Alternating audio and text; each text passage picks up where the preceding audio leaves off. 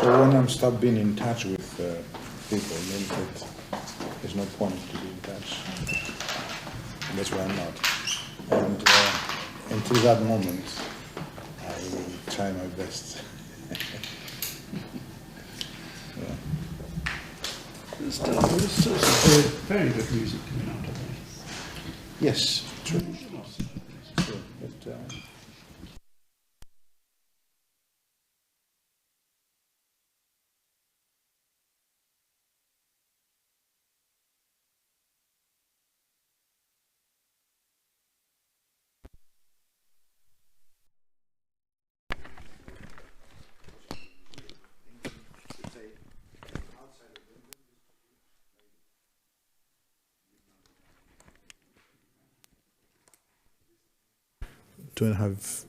two and a half years after I decided they produce success after the other. But, Whenever. Now, Whenever. Do you want to leave that monitor on? Because you'll keep looking at it. That's no, don't worry. It's okay. Really? Don't worry, I don't... If you look at it more than once, I'll turn it off. Sorry? I said I'll make a bet. If you look at it more than once, we'll turn it off. No, I don't look at it. It's finished. I look at you. But I have to... May I? Thank you. Okay, we'll leave it there. We'll put it there so smoke is rising. No. That's a Ridley Scott trick. Haze. Well, it's not just the haze. He has another wonderful trick. Felix, whenever you're ready. No, I think so. Yeah, exactly. Just in case. It's another wonderful rhythm trick that I've seen him do so many times. I mean, just watching the films. You have a scene, you and I are talking, and there's a couple of candles here.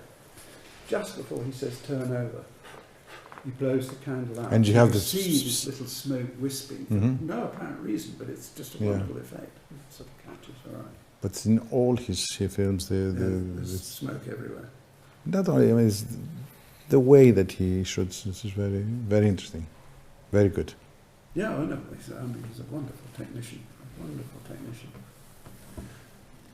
Yeah, and another mix. Yeah. And then you can go and sit down, Felix. Okay. Don't go far. Don't go far. No, I mean the writing music for films. I mean, it just seems to me very. I can't believe we talked about this before. I can't believe that, although I know it's true, that how quickly you wrote the music for example, for Blade Runner, and just seeing it, then away it went at your studio, which we're going to see. Well, I mean, quickly it was not so quickly. All depends, not only from the let's say inspiration point of the composer, but the material itself, because if we keep changing the scenes, and we have to adapt the music, that can take for ages. I mean, that's the Alexander, for example, which took 1.5 years. I normally film can be done in 1 month, 2 months, 3 months, if you want. But all depends. You can say it's the amount of music, the compatibility with the director, many factors. But it's better to go as fast as possible. Stays fresh. But I mean, I've seen you myself. I mean, I've seen you in your studio compose at extraordinary speed, and that's not with any images in front of you to inspire you. I mean, that does seem to be amazing, that you just sit at this desk and suddenly a whole symphony concert, a symphony appears, in fact. Yeah. So what do you want to say about that? Nothing. I mean, I'm not asking you a question. Oh, no, yeah. I do find the whole process of almost, if I say almost magical, I mean, if there is a kind of element of inspiration, of improvisation, of suddenness about it. Yeah. Well, it's. I always ask myself this question about speed. What is fast and what is slow? And everything is relevant. And one seems to be fast, maybe for the microcosm, could be very, very slow. And the contrary. And I think what is important to me actually is not to wait and to spend time from the moment of the, let's call it inspiration, or the signal, and to the point that you put it down. And because the shorter is the distance between these points, I think the most objective you can be. If you let the time and you let the thought take place and you start thinking and try to change it and try to put your how you call it, your point of view, then maybe you might end up with a result which is not as good as the immediate one. I always try to let the music first, to let the music speak. I don't want to interfere. Human interference always is second best. And as music, it's before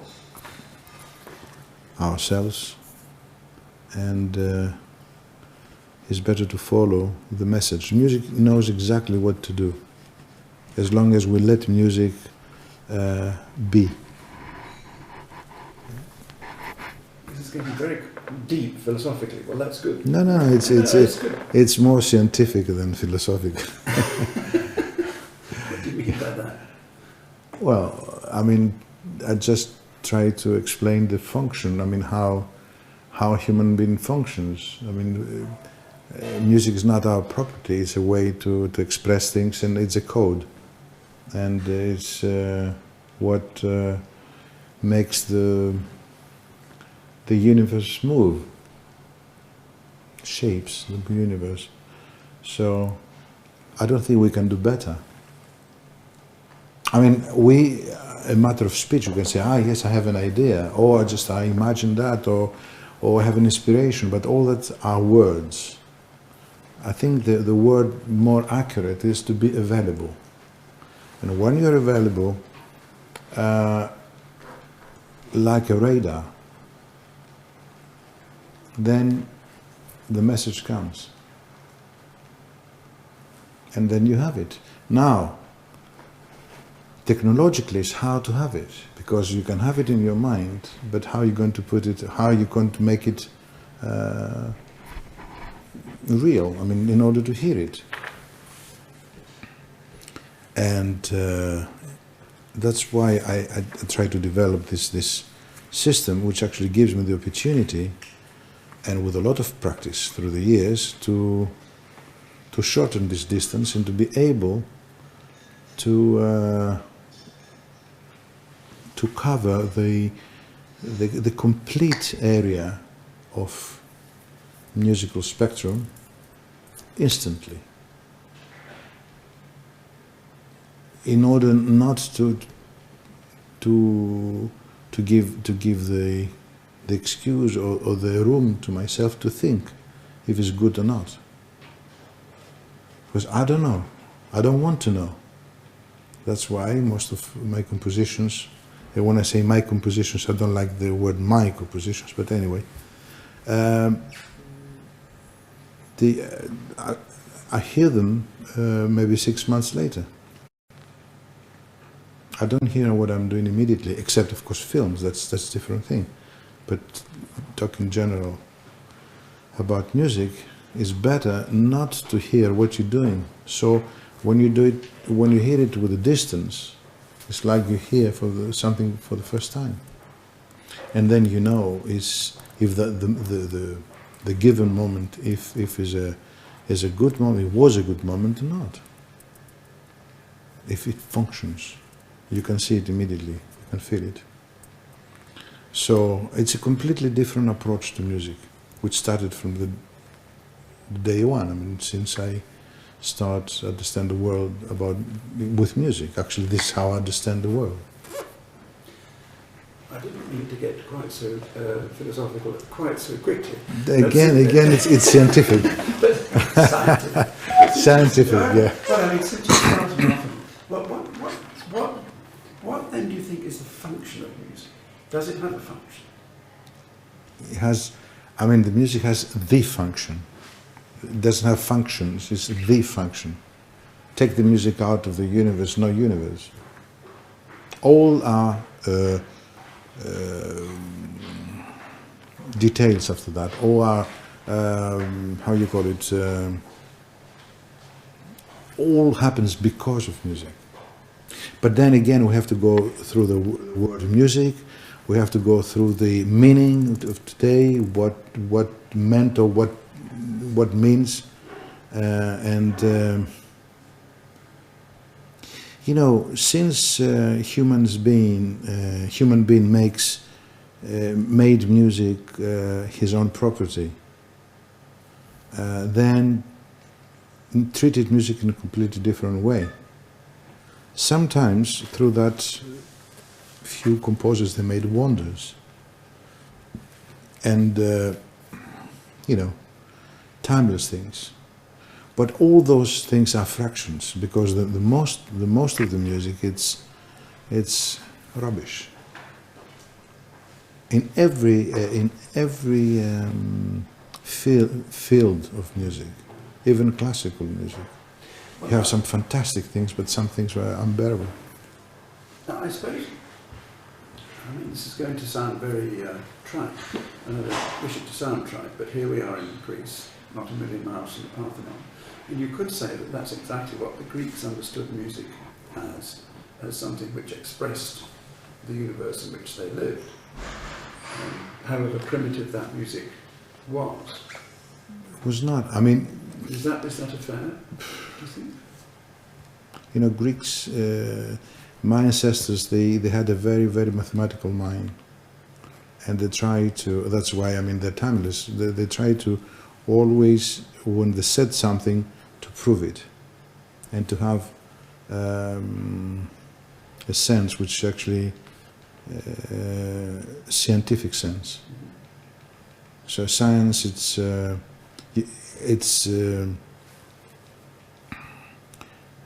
as much as objective you can be. And through that way of thinking and feeling the whole thing, they find out that they knew actually that music is the first thing in the world, which shapes and makes move the world, and it's completely tied to mathematics, but music gives life to mathematics. Without music, there's no life. All that maybe sounds a little bit crazy, but today, but they're not. And you see more and more and more and more. Even scientists they start to understand that in every field. And you can really learn the universe through music, because music is the code. But today, when you say music, immediately your mind goes through a piece of music, through a singer, through an opera, through anything. And all that, I mean, these are the results of branches, little things of music, but not really music itself, which is the whole thing. I mean, you can talk music before sound. Before sound is music. And if you go to even to Pythagoreans and all that, which actually they find and they work with a monochord, which we don't have to go through that now. With one only string, you can define everything, and you can define the, as we say, the logos between Now we have to answer to technology. And I won't answer to technology.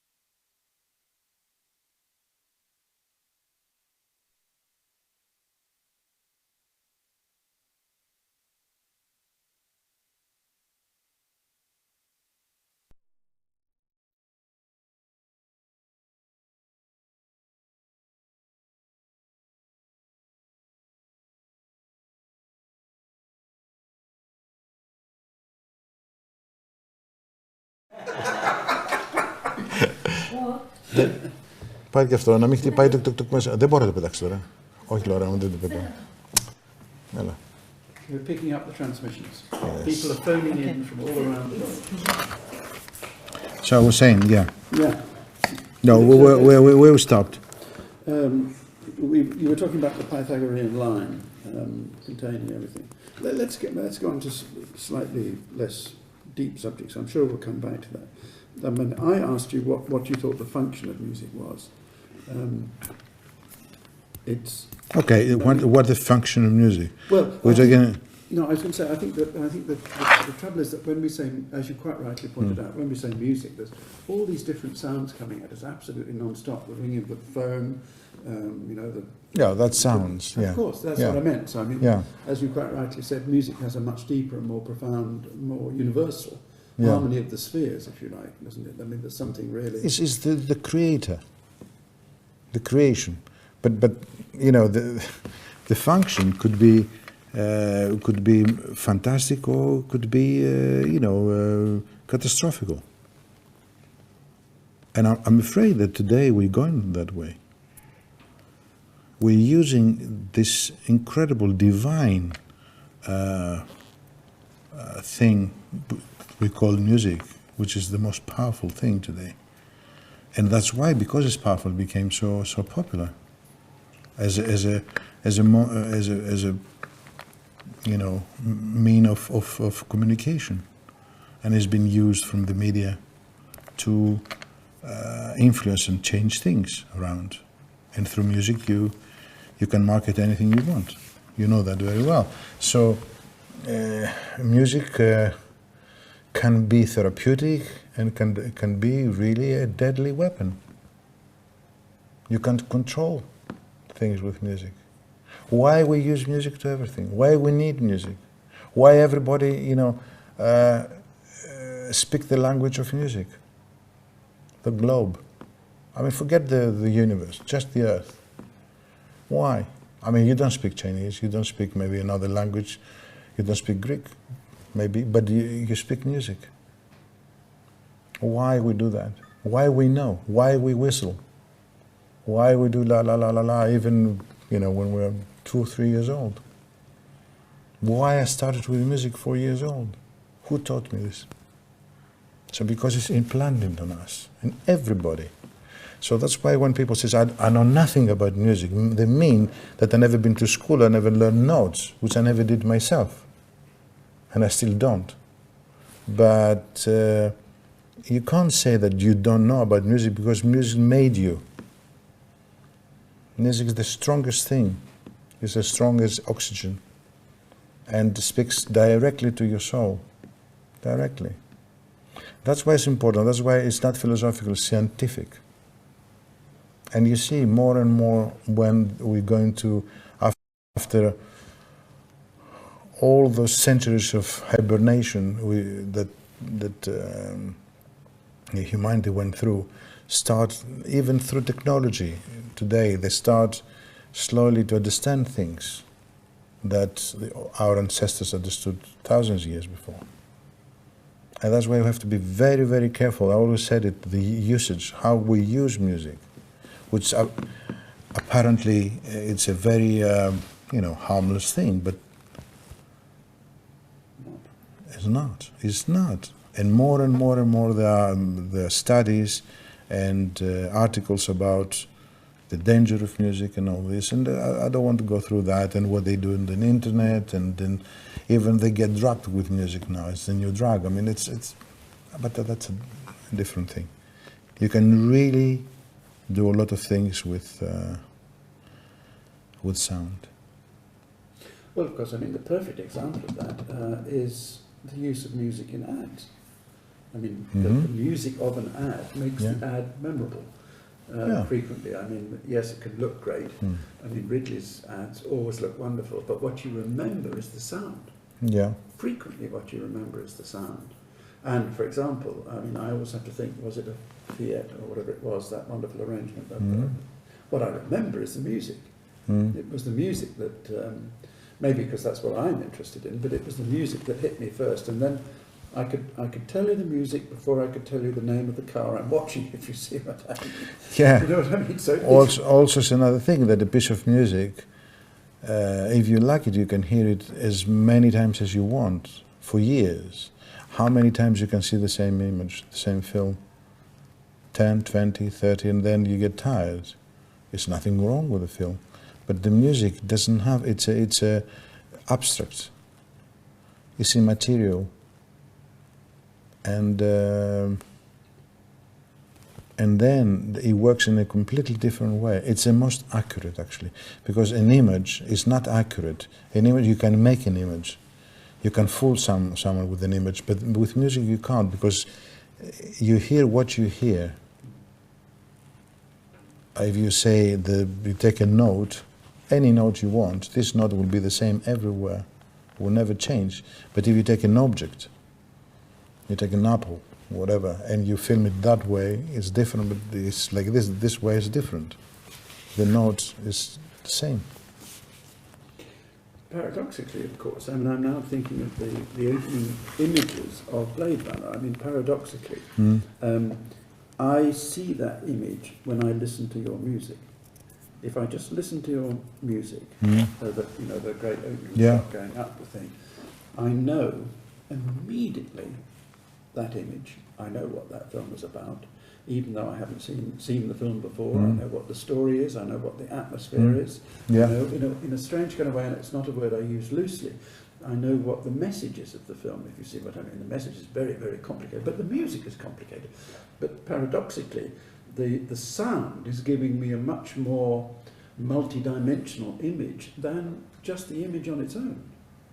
Do you see what I mean? Yeah. I mean, I do tribute to you and what you did, but well, I don't know, well, I don't expect you to say that. But the fact is that you can often, with a sound, give me a much more resonant image, if that's not mixing up the metaphors, than just the picture.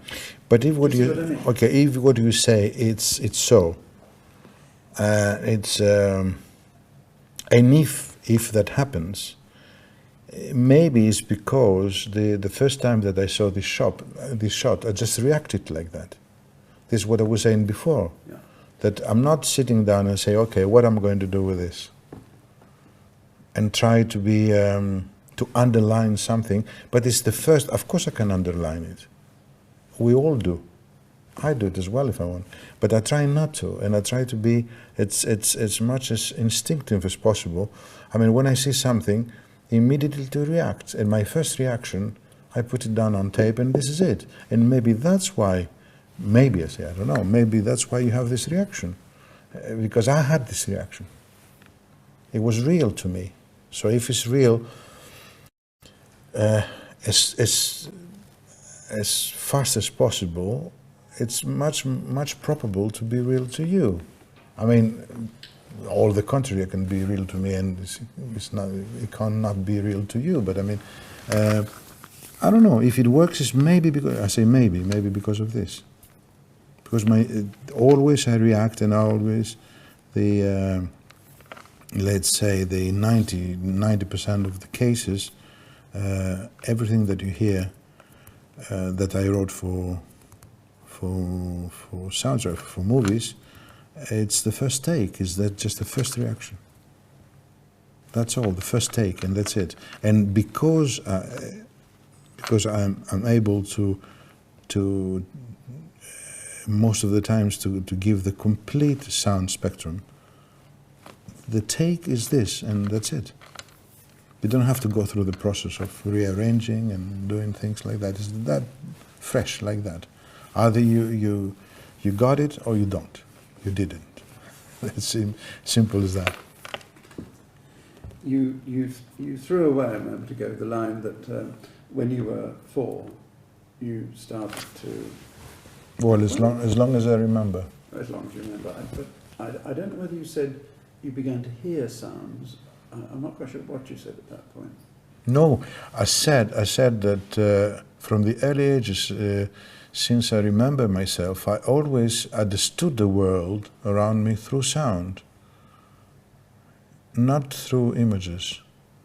All these objects at home. I mean, like any child, I had to hit them and to get the sound, if they had the sound.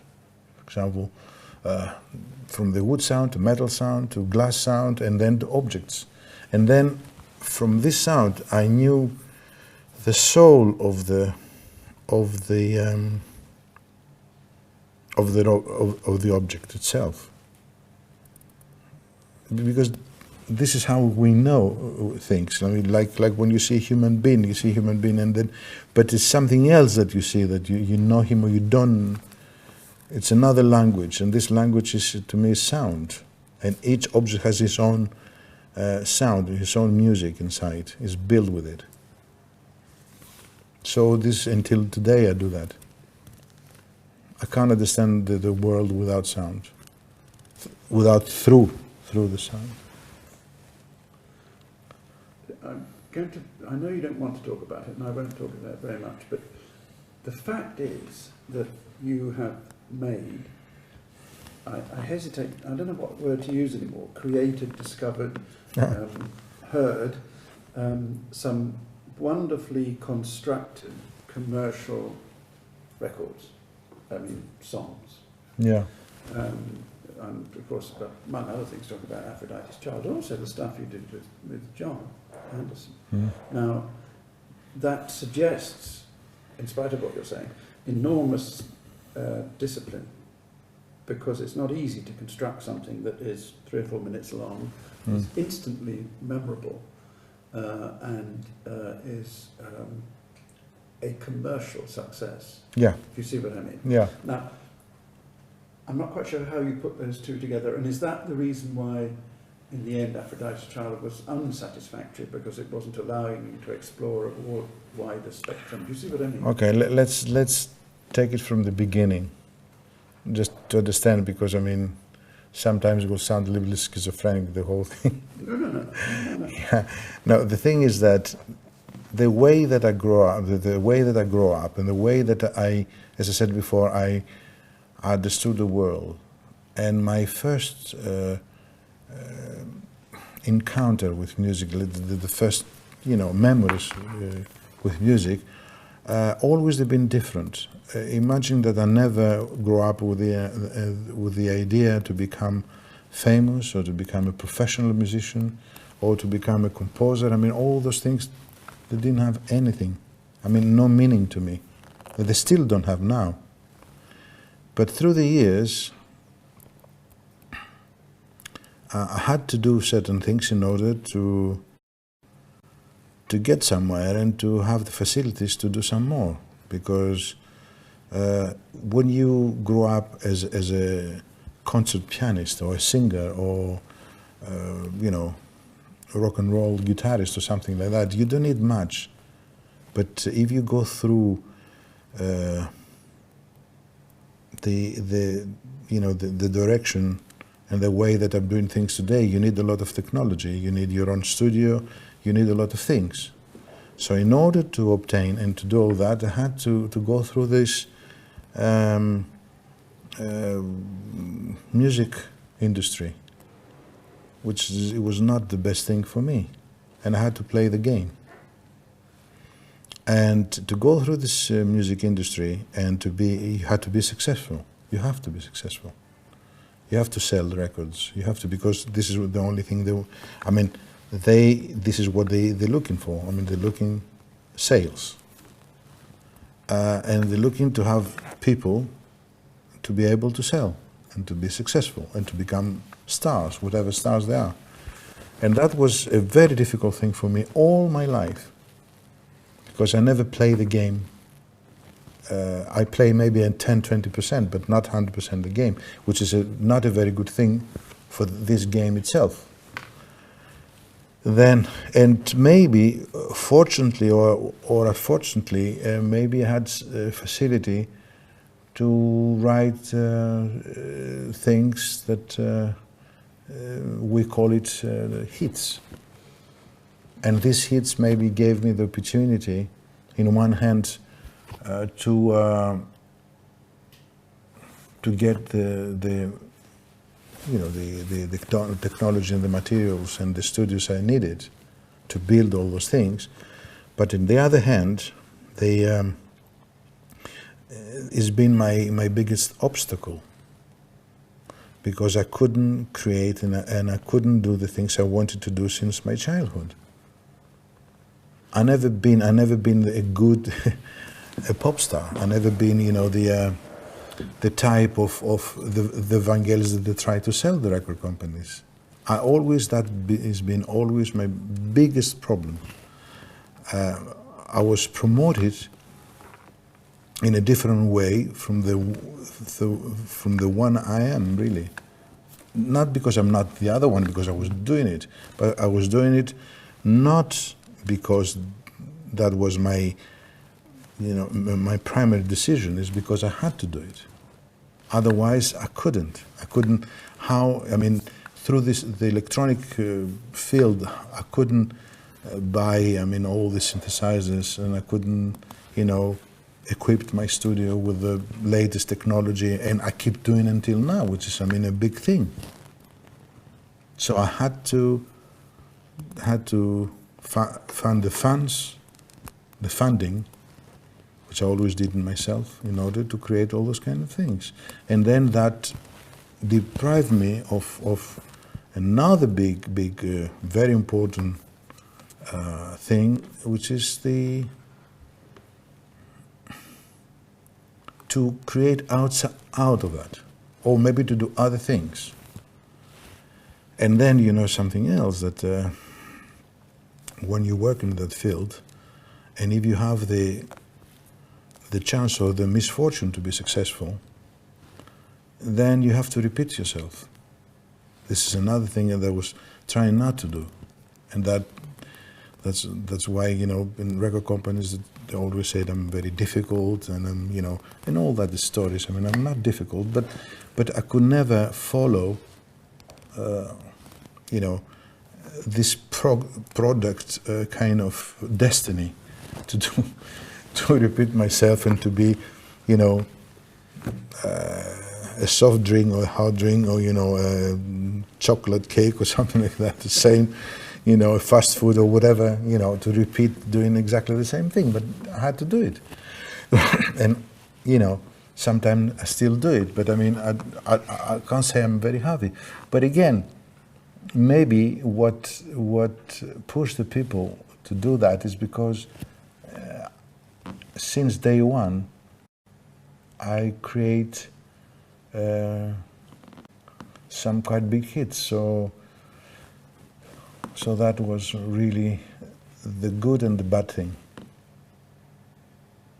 So really what you're telling me is that, since we're talking about Aphrodite's Child, that was something which you felt you had to do, but it was not something which fulfilled you in any real creative sense? Or no, because it was a fraction, and the fraction became my whole life. Imagine that today, if I'm going to give a concert anywhere in the world, what people would expect to hear from me? Chariots of Fire, 1492, some Johnny and Vangelis, some, maybe, I don't know, Albedo, Alpha, China, or things albums that they bought. But at that time, when I was doing those things, I was doing other things which are completely unknown. And if I give a concert by playing maybe my latest symphony, that will be a disaster. Nobody will want to know about it. So here you have someone that, he is doing things every day, but unfortunately, because of this successful, let's call it career, people, they stuck to this. So then you have, when you do concerts, you must have this relation. Otherwise, no point. Could be a dramatic situation, really. And, now, if I go on stage as a product, as a successful Vangelis, then I have to play, all those kind of things. And then it will be a great concert and everybody will love it. And there's nothing wrong about it. I'm not against that. But I will never have the same enjoyment to go on stage and to play something instant, something that happened now. It will be much more, satisfactory for me. And maybe for the people, but the people, they're not prepared for that. I must say, every time I've seen you play on concert or in film, or sometimes in the play, you never look happy when you suddenly come onto the stage, as if this is something, as you've said, which is part of what is expected of you. It's part of the product, as it were. But you never look as if because you're going to play Chariots of Fire or whatever it is, but you never look as if this is something which you are looking forward to doing.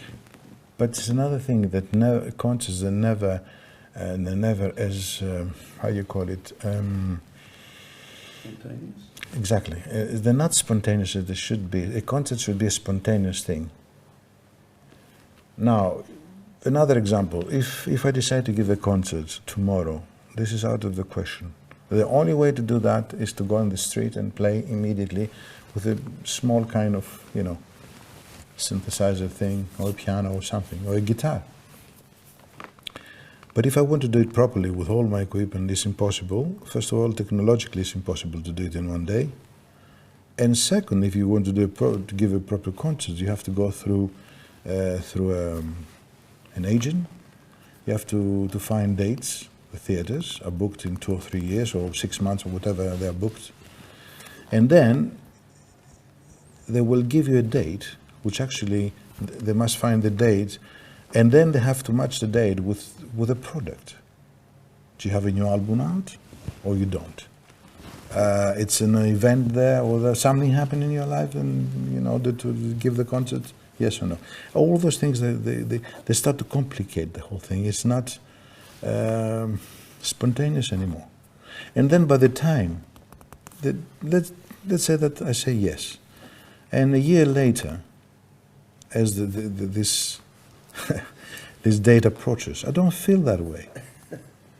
So I don't think I will be fair to the public to go there because I signed a contract to do it.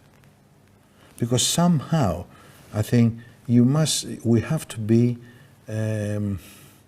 honest with ourselves and with the audience. And I think that in this, let's call it business, because this is how they call it, it's very difficult, because I don't think people, they're very, very happy. Although if you are so much egocentric that you have to be on stage all the time and to be applauded, then you don't care whatever happens. Or maybe you want to make so much money. Then you tour and you give maybe 150 concerts a year, so you can make a lot of money. Then you don't care about the rest, about all those kind of things I say. But if you imagine all these people that tour around, I don't think they're happy people. No matter what happens on stage, and they laugh and they they jump and they give a lot of energy and all that. I think it's a game which it doesn't contain too much honesty. Right. It's very uniform and very lenient and serious. For me, I like a little sparkle occasionally. It's fascinating. In 10 minutes we start the farting, don't worry. It's fascinating. It is very good, but you need a little bit the ups, the highs, and But it's a serious. humor. That'll come. It's a serious subject. It's a, It's a serious subject. Whenever you're on. Are you varying it a little? Are you staying at that angle? Are you varying a little? No. You're just staying exactly the same, because I can change it digitally. Well, I can say exactly the same things from that time. That's No. What I meant is we've discovered now with the new Wonder Digital that we'll fix the shot. I can do that. I can't do that. I can't make it what it wasn't, but I can change it. yeah. This is how wide you go, like we have here. Like this one, there. Okay. I think that type of conversation doesn't need a lot. Needs here, because what else? I mean, you can, maybe there are other moments we can do other things when I start dancing and all that. Exactly. But for the moment, yes. You know? Now, I was going to say we're getting dangerously close to, and it's leaping ahead to. I don't want to make it personal at all about Peter Gill, but I mean it's getting dangerously close to semi-classics in Methodia, which was a kind of commercial event, which is why one sensed all the time that this was something which had been a wonderful idea, but now was being straitjacketed almost into promotion, if you see what I mean. And I remember the hordes of journalists who were flown in from all over the world. I also remember everybody wanting to do the interview for the record company. And finally there was that press conference which I was at, which you looked incredibly unhappy at that, I must say, and justifiably so, because that didn't have anything to do with the wonderful thing which you'd created, which was now being packaged like a block of cheese almost. You see what I mean? I mean, that's in almost the perfect example of being torn into something that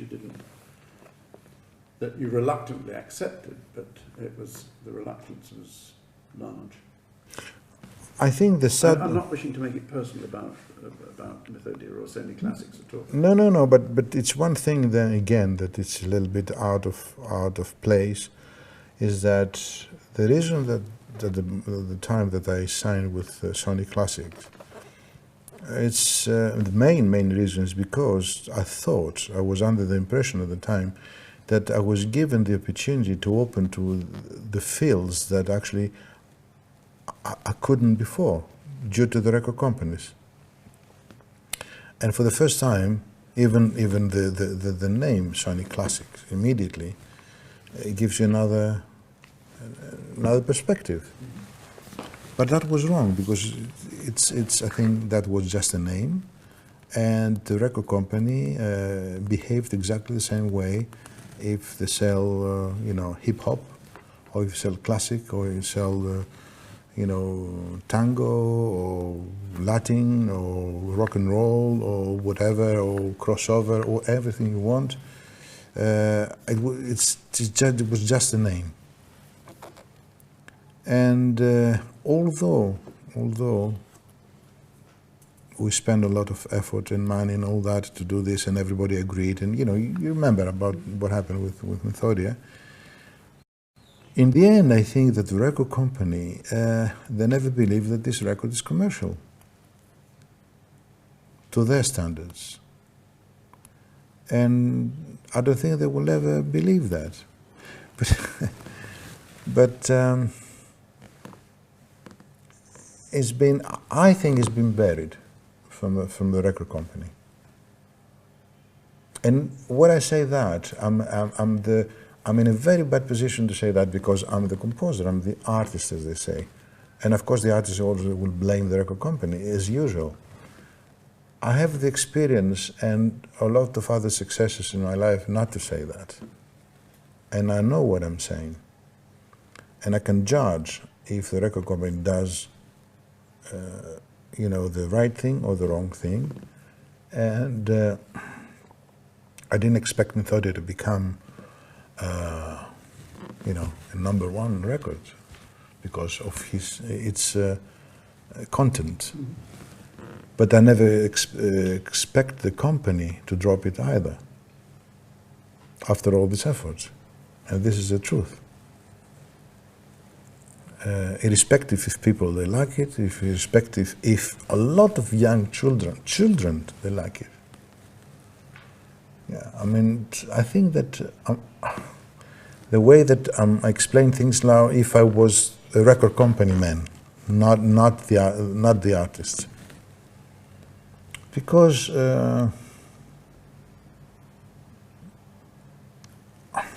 what I can say that record companies they lost it anyway, bit by bit, and they panic and they don't know what to do and all that, and they can mess up and they can bury their own product, and you know, I really don't know. But it's just a very strange game, all that thing. It's nothing to do with music. But the good thing was that I mean, working with those great singers. You know, they were. Yeah. Talk a bit about that. What do you remember of that? Well, you know, for works, for music like Methodia or symphonic things like that, when you use singers, it's good to have singers which the texture, the voice match when they sing together, and this was the case of Kathleen and Jesse. Marvelous singers, marvelous. But both together, they create another marvelous thing. And I think from what they say that they enjoyed it very, very much. And that's very, very important, because it's good when you work with people to enjoy what you give to them. Take me back to another great event, which was and you can sketch in as much of the background as you want, but the World Games. I mean, that was in every sense, your baby, wasn't it? I mean, staging it in that great stadium, putting up the false arches at one end, the lighting, which is amazing, the drums, the dances. Yeah. I mean, how long did it take you? I mean, it's an extraordinary. When you look at it, and the finished tape. It didn't take long. I was really brought to this thing. I didn't want to do it at the beginning, and then I've been asked from the minister of athleticism, culture, the same ministry, to create this kind of thing, and. Somehow, I just felt that after all, maybe I have to do it, and I did it. And by the time I've been proposed, that was around Christmas that year, it was not an easy thing, and we started working 2 months before August. That was 1st of August 1997. So I had 2 months to prepare all those things and to build all those things, and it was really very, very, very extremely difficult situation. And wasn't there some opposition to you putting the arches up at one end? Oh, I had I've been through hysterical times. Through a lot of problems and obstacles and political things, and that was really, really a battle more than anything else. And the fact that in the end it was so successful, made the difference. But, I don't think it's something that anybody wants to go a second time. But you almost did with the Olympic Games. I mean, that was also, as I understand it, a political infighting involved. Yes. Again, all that is because, going through this, we're going to open another Pandora's box. And first of all, I believe that we lost the Olympic Games. We don't have Olympic Games anymore, real Olympic Games. We have something else that we call it Olympic Games, but it's not what I believe. And what I think, and what the Olympic Games meant to be. So within this new concept, I can't say anything, or I have to say a lot of things, because I don't think that I would like anymore to do. I mean, I don't think that I would like to have anything to do with Olympic Games anymore. No, okay, now tell me what you mean by that. Because it's a commercial operation, and because I believe that the only point of reference left to humanity today, the gathering together every 4 years in a peaceful, in brackets, in peaceful way, is the Olympic Games. And it's maybe an opportunity every 4 years for every company and every, people that they build there or whatever, to make fortunes and to push the Olympic Games artists, like the athletes, like the record companies with the artists now, to push them to advertise their products. That's all it is, nothing else. And then, of course, it's a big discussion, because this is a big problem about doping and all that. But all this it was meant to be. How you expect today the athletes not to get drugs, the moment that the whole philosophy is to not only to get first, but to break the record and to advertise, products like shoes, like whatever, of record. Please do. Yeah, I mean, So it's big money behind. There's big money. So it's nothing to do. I mean, sometimes I'm not against money. We all need money, but there are some moments we have to function without this money need or philosophy, because we need points of reference, we need standards, we need something in order to be able to do all the maybe the negative, the bad, or the silly things. And then sometimes it's say, okay, stop now. We're fasting. We do money fasting for 15 days or for more, and we continue again. Because I mean, I don't. I can't say more than that. I mean, it's ridiculous. It's ridiculous. I mean, for me, it's a joke. The whole thing. How they started and how these things became. Well, let's take two examples. The Great Olympic Hymn. I'm going to refer to that. Whatever you think of it, I think it's a wonderful hymn. Is that what you were trying to express at that moment? This sense of people coming together and some sort of celebration of humanity? First of all, when we say Olympic Games, already we're wrong.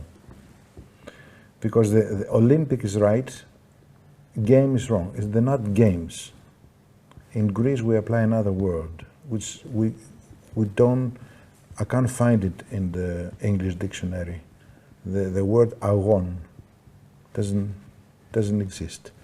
So already by name Olympic Games, the event, games are games for also, the gladiator games or any game. It's not the same thing.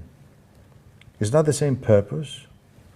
It's not the same behavior. It's not the same ideal. Although every time, when the beginning, it's the president and the other president, this, all presidents around, and they talk about these ideals and and all this bullshit, and it's nothing to do with that.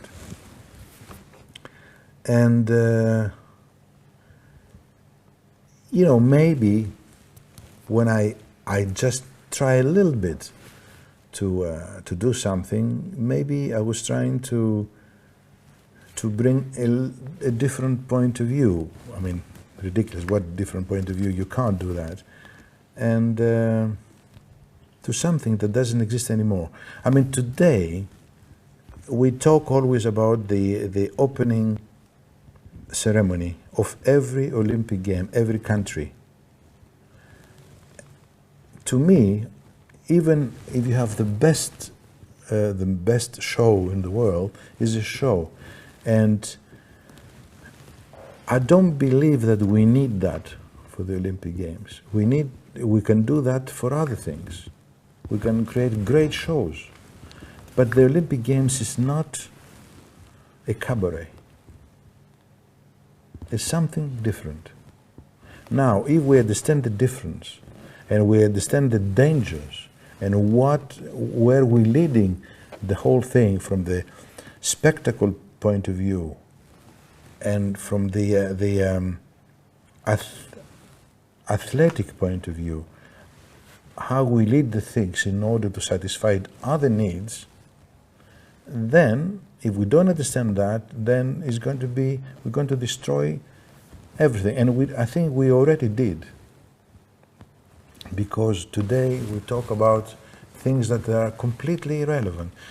As we said before, we said, do you like the opening ceremony of China, of Greece, of how you call it, Australia, all that? I can say yes or no, but this yes or no doesn't have anything to do with the Olympic Games. I can judge as a show, but completely outside of what the Olympic Games need. So that's why I think that I'm so totally a part of that I'm not maybe the right person to be asked this question. Because although I've been through, and I have to say something, that how I can say that the moment that I create this 97 ceremony. But this 97 ceremony was not the Olympic Games. As simple as that. Because for the Olympic Games, I would never do that. I would never have done that.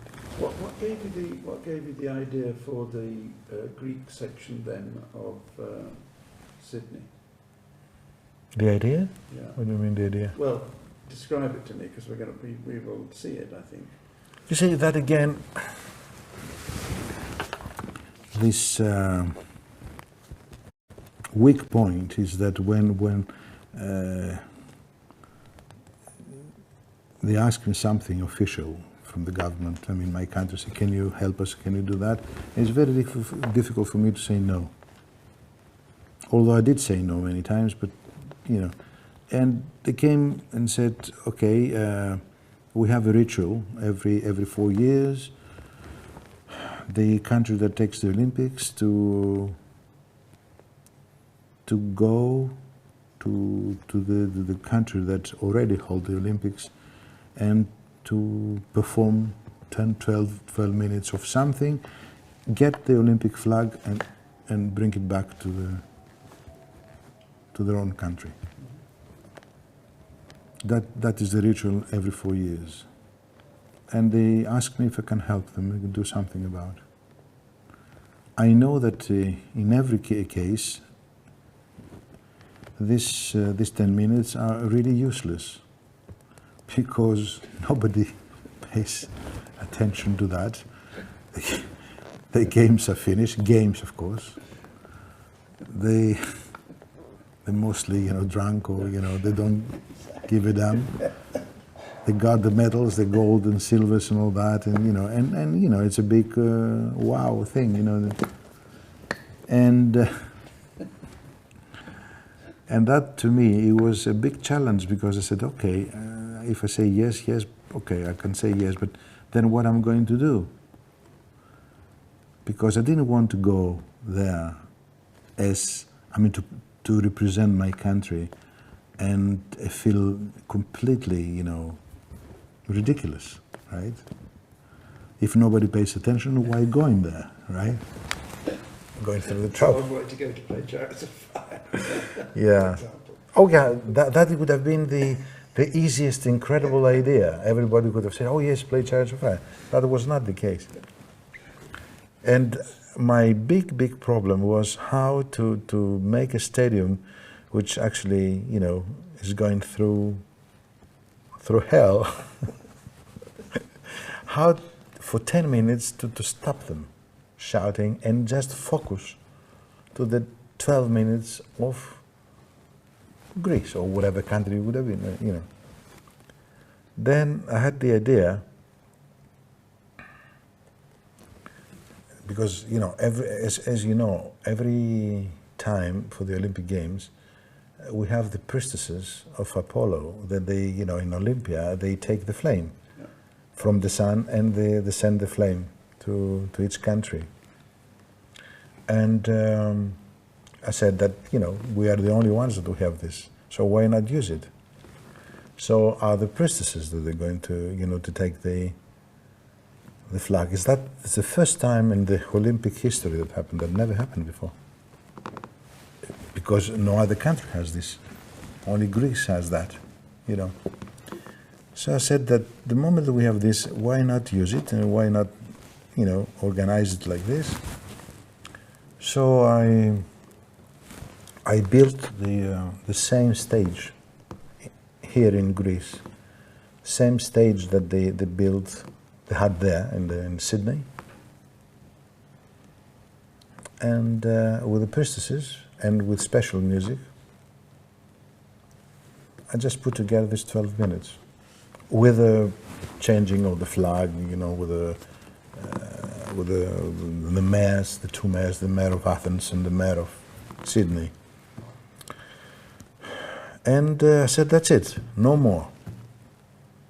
The most simple thing, you have the priestesses working in the stadium, they, you know, the mayor brings the flag, they take the flag and they go. You can't do it more simple than that. And I said to myself that, you know, with the priestesses and the music, either, you know, they're going to throw, you know, tomatoes and oranges and whatever objects, or they, you know, they stop shouting. And that day I sat on television. There was a, you know, I didn't go to Australia, and watched to see what's happening, if it was going to be a disaster or not. That was very hard for them actually, because, you know, you have all these, you know, young girls in the middle of 100,000 people shouting like crazy, and then you have the music starting, and then they start, you know, walking, and very, very slow, against the whole, you say in English, pandemonium? Yeah. Okay. And then suddenly, quiet, the whole stadium. And then they went up the stairs, and they did all they had to do, some, you know, some dancing, you know, ceremonial thing. They pay tribute to the flag, they throw some leaves and some holy things and laurel things to the flag. They took the flag and they left the stadium. For 10 minutes, you know, whatever, you know, was the whole thing, nothing. Incredible. And I had, you know, the mayor of Athens with tears, actually, because he couldn't believe it. And, you know, that's it. Sometimes it happens. Film directors are, as you know, a strange bunch of people. Yeah. I'm being polite. I include myself. They all have different ways of working. Yeah. You're sitting there with a film that somebody has believed in for, they will tell you, for 50 years. They've raised $100 million or whatever, Yeah. some ridiculous sum of money. It's finally all come down to this piece of celluloid. 9 times out of 10, and I know this, I remember talking to Olivier about Henry V. Yeah. He always believed that it was the music that Walton provided him with, William Walton provided him with, that saved the film. I mean, that's not true. But the music often gives an extra dimension. I mean, think of Bernard Herrmann and Hitchcock. Not including you because that's obvious. But the directors at that point are a pretty nervy bunch because they've spent the money, they've got the celluloid, they don't know. I mean, talking to Ridley about Blade Runner, I mean, they never knew, they never ever, and it wasn't of course a commercial success at the beginning, but they never knew, if now, I'm talking about the film as opposed to the soundtrack, but they never knew, the directors at that point don't know what's going to happen to their baby. I know. It's either going to be off that night and it's going to open and close the same day. It must be a very tense and difficult moment.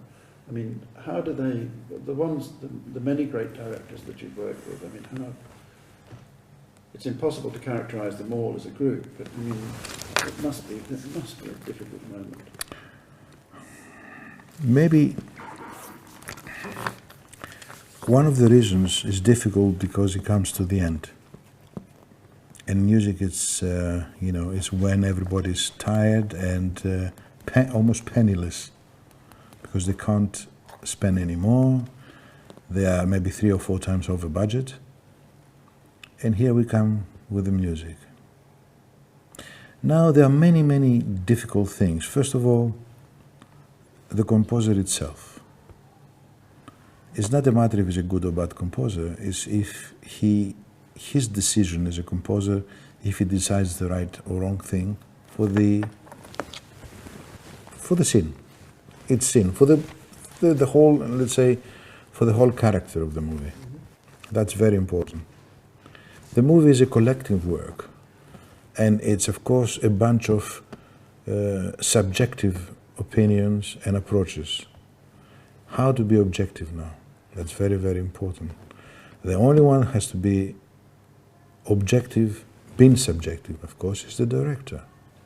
But the director, by the end of the film, is completely lost because he has to deal with politics, how to, you know, to keep good things with the studio and with the actors, with the, you know, the labs and all that, and it becomes, you know, almost impossible situation. And also, it's another thing which is very, very important. I found it very difficult for the final decision. Is that during the film, during the shooting of the film, and not only the shooting, but during the editing, for the right reasons, editors, they use music, not necessarily the composer's music. By doing that, you know, many, many times, over and over and again, because you have to cut this, change that, change the other, they get used to certain things, and then this is very bad, because if you bring another music, they feel uncomfortable. It's only human. I mean, if you cut a scene maybe 30, 40 times with the music that you already chosen in order to cut it, then how are you going to dress this scene with another music? That's another big problem. Then you have the opinion of the editor, which editor and director, they're not the best friends, because the editor is another director. So they, you know, yeah. At the end we go into the producer, and then you have the wife of the producer, the girlfriend, who says, you know, I don't think it's quite nice, and the producer with this, you guys say, okay, cut this down, you know, all this bullshit. So, in the end, there's a big mess. There's a big mess. And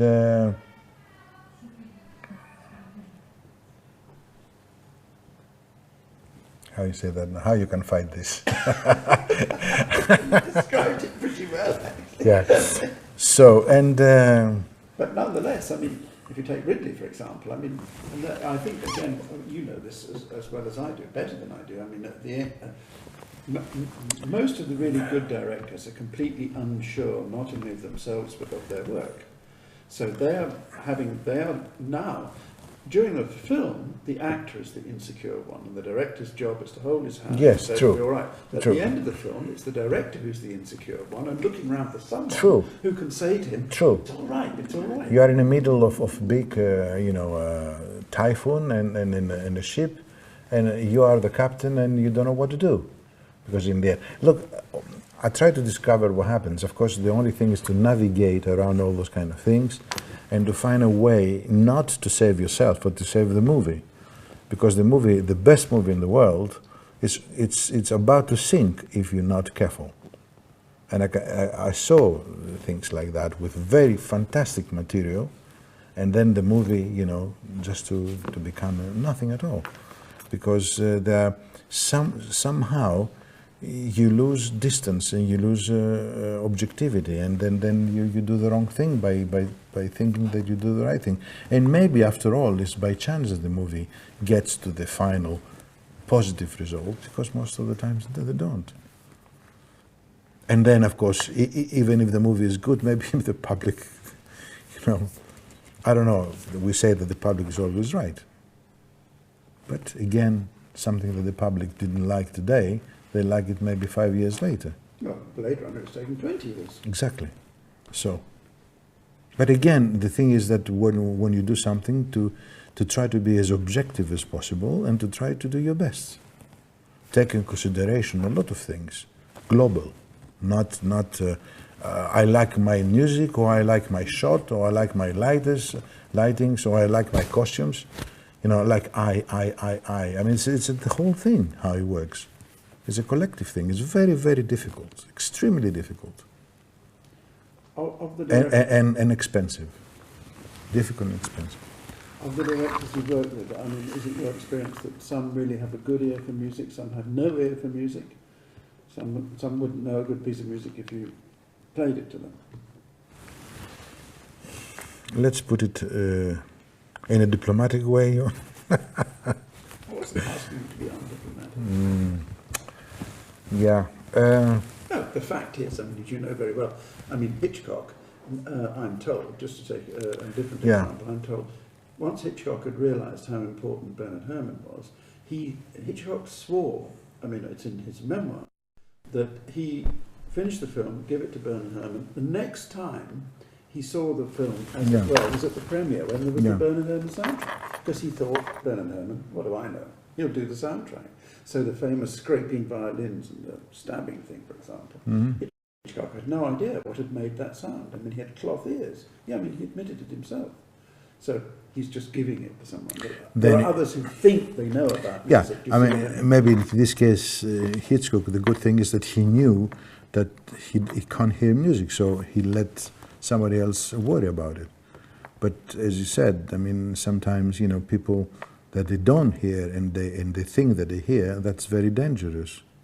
But with composers it's the same thing. Although I made few films, I don't believe that always music is necessary. And I don't try to place music. Sometimes I think in many movies, even really, or some people, they put more music than it's or louder than that this is necessary. And this comes maybe from insecurity, or comes because they don't feel that the scene it's strong enough and things like that. They just push the music in order to, and all that is because of the industry itself. The movie industry, the film industry, the music industry, the Olympic Games, it is all the same thing. Fashion, all the same. You have to deal with the industry more than what made the industry. You have to deal with the things around. I mean, like society. I mean, society, human being creates society in order to protect himself somehow, sometimes from nature or from loneliness or whatever. And now he has to deal with society as an enemy. His own creation becomes, the most negative thing around him. So the same thing with business, as we call it business, show business. Can you imagine even the word show business? Show business, it just destroys everything. What we get money out of that, definitely, but we don't get the best out of the effort that thousands of people try, right or wrong, because many people are involved which they shouldn't be involved. and has the right to say who has to be involved or not. But anyway, we know that there are more creators than necessary. Creators in brackets, anyway. There's the famous story about the first time Amadeus was shown to Sam Goldwyn Jr. They had no idea, I mean, he put up the money. They had no idea how he would react to this complicated film about Mozart. He'd never seen the play. And at the end, there was a silence while they waited for Goldwyn to speak. Nothing. He then asked for a telephone. And of course, it's before the days of mobile phones, so a telephone was brought in on a long wire, the old Hollywood long wire, and he's talking. And Milos Forman told me that he's desperately listening for any word of compliment from Sam Goldwyn. And finally, he worked out that Goldwyn was talking to a woman on the telephone about their date that evening, nothing to do with the film. But finally, the woman must have said to him, "Where are you?" "Oh," he said, "I'm in a screening room." "What have you seen?" "Well, I've just seen some film. I don't like the film, but my God, I'm going to sign up that composer." It's true story. It's a true story. Well, Milos Forman swears it's true. I mean, I assume it's true. But being as diplomatic as possible, going back to what we said before, I mean, there are some who clearly respond to music and some who don't, that you've worked with. True. Yeah, I mean, the thing that Stanley Kubrick did, respond to music in a beautiful way. Ridley, in a very strange way, he's very, I can explain, he takes the risk for some things. And he likes the unusual, not the conventional thing. I mean, according to my rapport with Ridley, with these 2 movies I made with him. But the question is that how much time the director, can spend for things like that, the moment that he has to spend for thousands of other things. I mean, it's very difficult, very, very difficult. And now you have another fashion. Did you have the musical advisor, which actually is the link between himself and the record companies in order to plug music, because films today became the vehicle to sell records, because record companies that don't sell anymore. So we have the film, so we have the musical advisors, which they're shipping around in order to, to get, I mean, come on. We know all those kind of things. Which is nothing wrong again, but doesn't help the end situation, because always is an interest, a personal interest behind. Since we can see your painting up behind you, tell me how and when did the painting begin? Same time as music began. The only difference is I kept it, let's call it secret, outside of the known, let's call it career. I didn't want to mix everything, because I wanted a field to be completely, isolated and alone to work without having to do things for certain reason. And I still, I did it all my life like that, in a very serious way, quite serious. I mean, the way, the painting is something that I can't speak, But I have enormous fulfillment and pleasure when I paint. Enormous. I mean, I could have been a painter, only a painter, not a musician, maybe, I don't know if. But, it happens to be both. But it's something that I can't explain when I'm in front of a canvas. And then it's an enormous moment. It's a responsibility, what I'm going to do. And if I do it like this, maybe I won't do nothing. It's just like, boom, I go in and like the way I'm doing music, I don't know what I'm going to do. And Like this painting that you mentioned, you saw, it happens, boom, like that. And that's it. But I don't want to impose to anybody, because that's a very quite personal thing. Music is not personal. If you approach it the way that I mentioned before, it's not personal. But painting is personal. Very personal. So I didn't want to impose anything. It's a pleasure. I could have made it a commercial thing, a job, something. But I didn't, and I think it was very good that I didn't. Until maybe a few years ago, that rightly or wrongly, I decided to give the permission for an exhibition. That's all. But I don't know if I did it the right thing or the wrong thing. You want something? No, I'm fine. Thank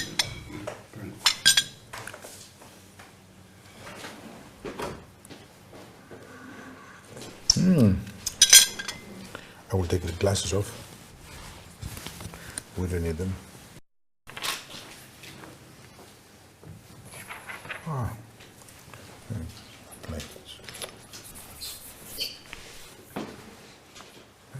You want to see it? Oh, it's a top. I wonder what it was. How you call it? Top. Yeah. Top. Spinning top. Spinning top. Spinning top. And this is the spinning topic. Topic comes from top? Yeah. No, but it's an interesting pun. No, but it's an interesting pun. See? Perfect. I spend hours like that. I spend hours and I spin hours. Spin hours. Not a pun. I try to improve my English. Your English is impeccable. Oh, no. Terrible. I have a big problem. Big trouble. I tell you. Because the things, I have to say, they're very difficult. And I can't find the right words. And it's a big pain.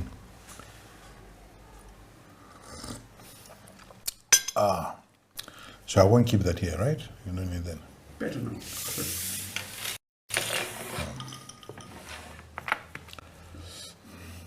Can you zoom a little bit to see me without glasses? Yeah, zoom in. Zoom, make a...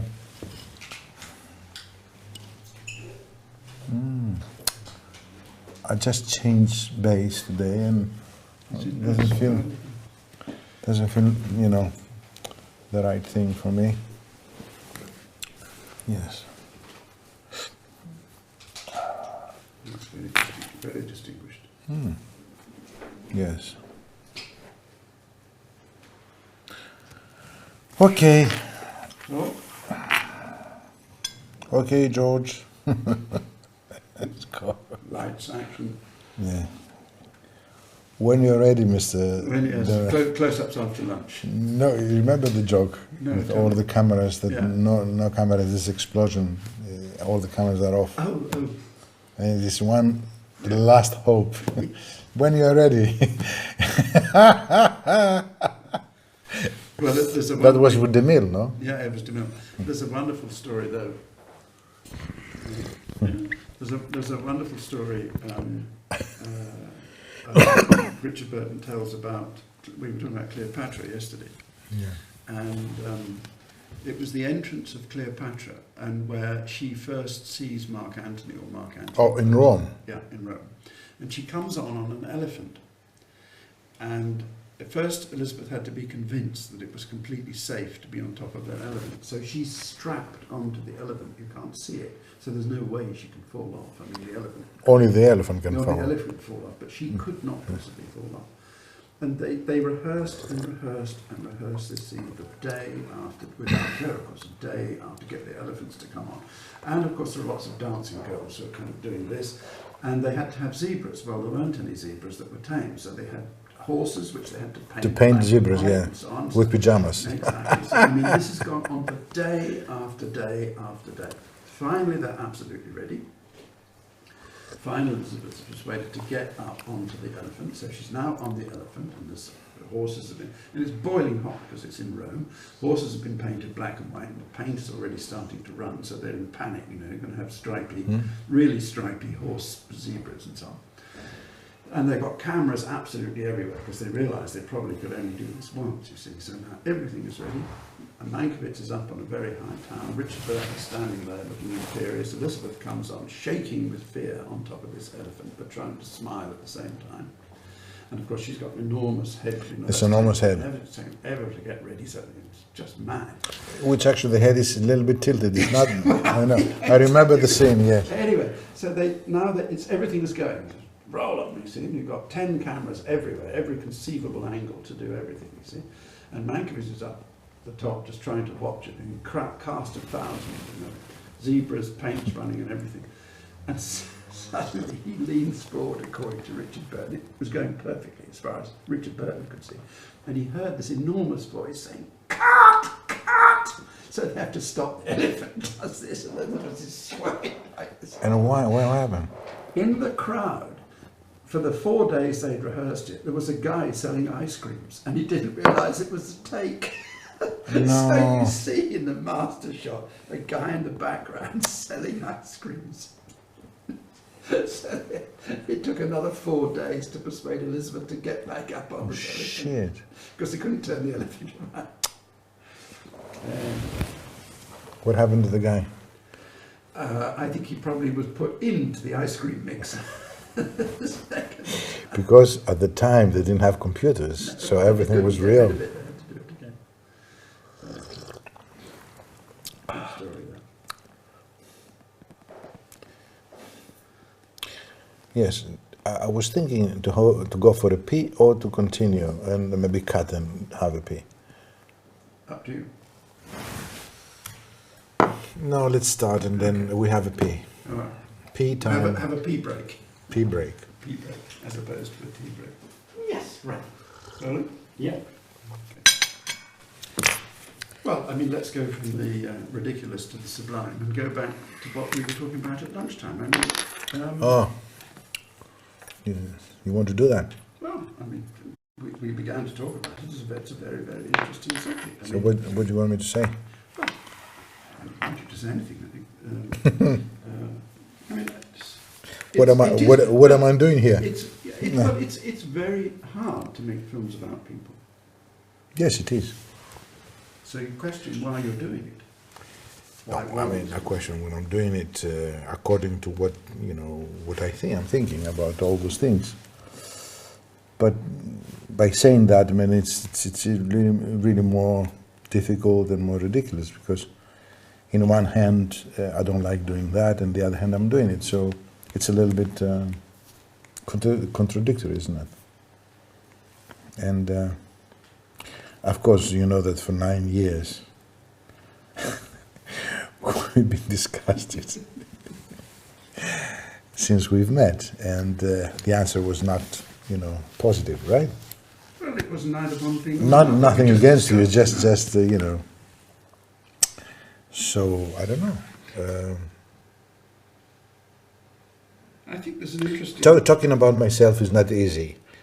Talking about other things, it's easier, but then you have to go into heavy stuff, serious stuff and all that, and because otherwise, we do a pleasant blah blah without interest. And you see, I don't want to. I don't like to criticize anybody, but I won't accept, to be thrown at me all this garbage, all this trash, right, deliberately, and I can't accept that. I mean, I can't say not to me, to you, to everybody. I mean, I'm not judging, but I don't accept taking as well everything that's going on around, which is not very pleasant. I mean, we're talking about real stuff, not talking about light conversation, So, and talking about the real stuff, then you become boring or negative because people don't want to hear things like this. So, I was thinking that if I'm doing this to promote myself, then it's useless because I don't want to promote anything. If you want to do that because I have to say a few things, then those things are not so pleasant. So, as we said before, it's to be or not to be. This is the question, you know, it's to say or not to say things. In that sense. But anyway, maybe we shouldn't get into that. It's just I have to make this remark because I just felt it like that. You know. That's it. Let's come back to it. One thing we began to talk about last night, just as I was going, Yeah. we started to talk about in relation to the drums and the reeds that I saw. Yeah. Where's the microphone? Oh.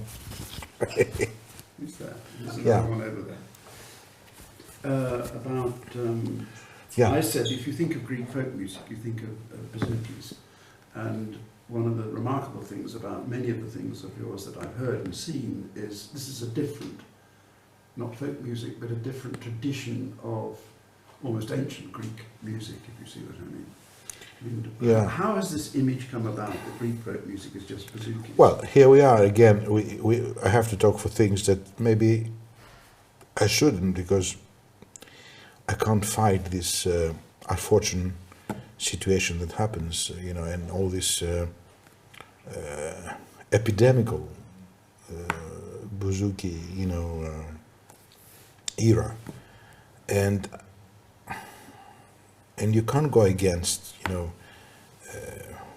let's say 10 million people that they listen to the bouzouki, you know, all day today. You know. But and it's better not to go through it because it won't be a very pleasant discussion. But anyway, I don't believe that you know, whatever happens, this music. It's the ethnic music of Greece. Definitely, it's one areas and periods music. But maybe it became a little bit more,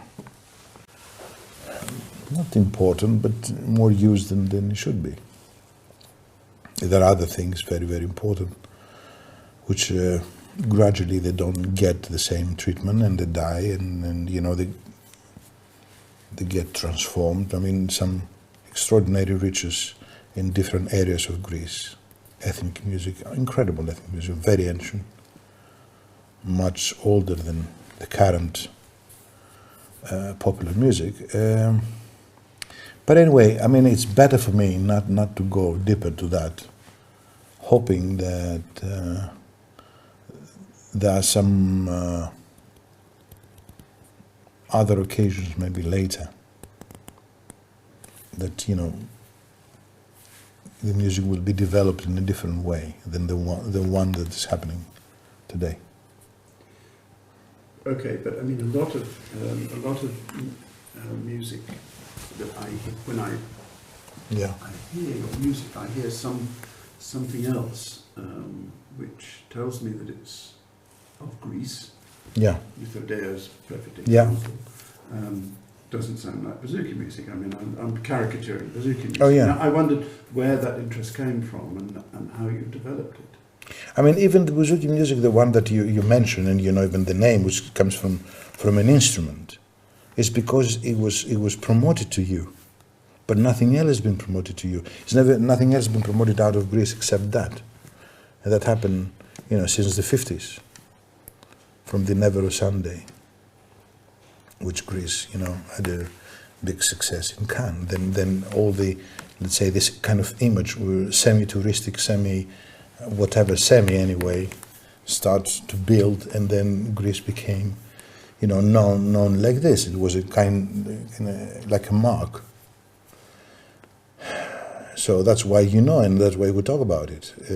But there are other things, very, very important, very noble, which they never had the same chance. And still today they don't have the same chance.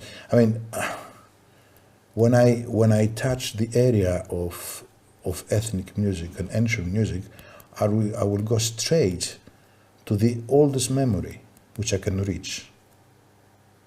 And I'm very, very, very concerned about, not only about my country, but about every country.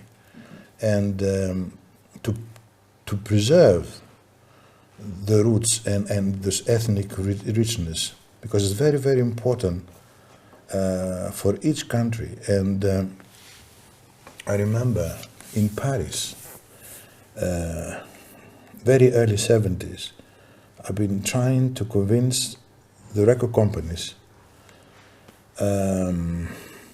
to invest and to be interested in that type of, that area of music, the ethnic, what we call ethnic today. That was early 70s, maybe 71, 72, something like that. And of course nobody was interested, especially, you know, in talking about ethnic music in France, because of the colonies, like you have in England. They had a lot of colonies in Africa. Mm-hmm. Therefore, you know, they had access to the African folklore, which is really superb, very, very rich and extraordinary, great quality. And I've met a lot of African people, which actually they sang, you know, in an extraordinary way, something that became very, very known and create big hits during the, you know, the late 80s to the 90s. But all this period, nothing, because nobody was interested in ethnic music. I remember one of the things that I like when I work with Ridley and Blade Runner is because Ridley it wasn't against to use ethnic perfume, ethnic you know, sound to Blade Runner, and I was quite very, very happy, which I did, but nothing happened again. Until late 80s, which actually the ethnic thing started, and now sometimes the ethnic became also sometimes not serious, because, you know, whatever happens every time, you know, becomes a little bit, he loses his strength, and they overdo it, and, you know, some things happen without the proper quality. But to go back to the first thing we said, I believe that the strongest thing for each country is the roots and the ethnic memory, the ancient. I do it by instinct. I never sat down and say what is the most important to do this or do that. Came naturally to me, and when I perform and when I do those kind of things, the reaction of the people is extraordinary, because it hits, you know, to some very hidden places in their souls, maybe, and you have this extraordinary reaction. I mean, I'm talking, maybe, you know, I gave an example for my country, but I mean, every country is exactly the same thing, and they should treasure that, instead of copying, you know, the current fashion. And this current fashion also carries a lot of unnecessary, between brackets, goods. I mean, it comes back down, it comes again to the subject we talked about a lot yesterday, and very interestingly, about commercialization is too simple. But every tourist that gets off a plane at the airport here, they think Greek music, they think bouzouki. All right. For reasons that we... Yeah, Parisians accordion, and Scotland the pipes, and, you know, okay, yeah, I know. But that, what you're saying is, if I understand it correctly, is in a very real sense that does damage to the ancient roots, if you like. For some reason, they don't. To me, they don't match. And hearing the music that's happening here in Greece, and looking through the whole, I mean, the whole civilization, they don't match those kind of things. I don't know. But again, you know, I'm trying not to say things instead of saying things, and then we go in the middle way again, because if I go all the way, maybe I shouldn't, because, you know, then we open really the Pandora's box. Well, And maybe how we about shouldn't, a peek inside the lid if we don't open it completely? Yeah. It's always a reason why, because things happen. Things that don't happen because they happen. They happen because it's a reason. Sometimes because they've been prepared years ago, or because for many natural reasons. And I mean, even when I say natural reasons, not from nature, from reasons that it's like a chain, one comes after the other. And I don't know if that subject anyway interests anybody to talk about, why in Greece that happens today and what in Spain or what in France. I mean, maybe there's subjects which maybe we have to make a special talk about the issue and then start to analyze thoroughly each every point, you know, to be understood, because like this, again, I will sound like I'm criticizing things. I'm not. I'm just analyzing. It doesn't sound like criticism. Well, I think you worry about that too much. It really doesn't sound like criticism.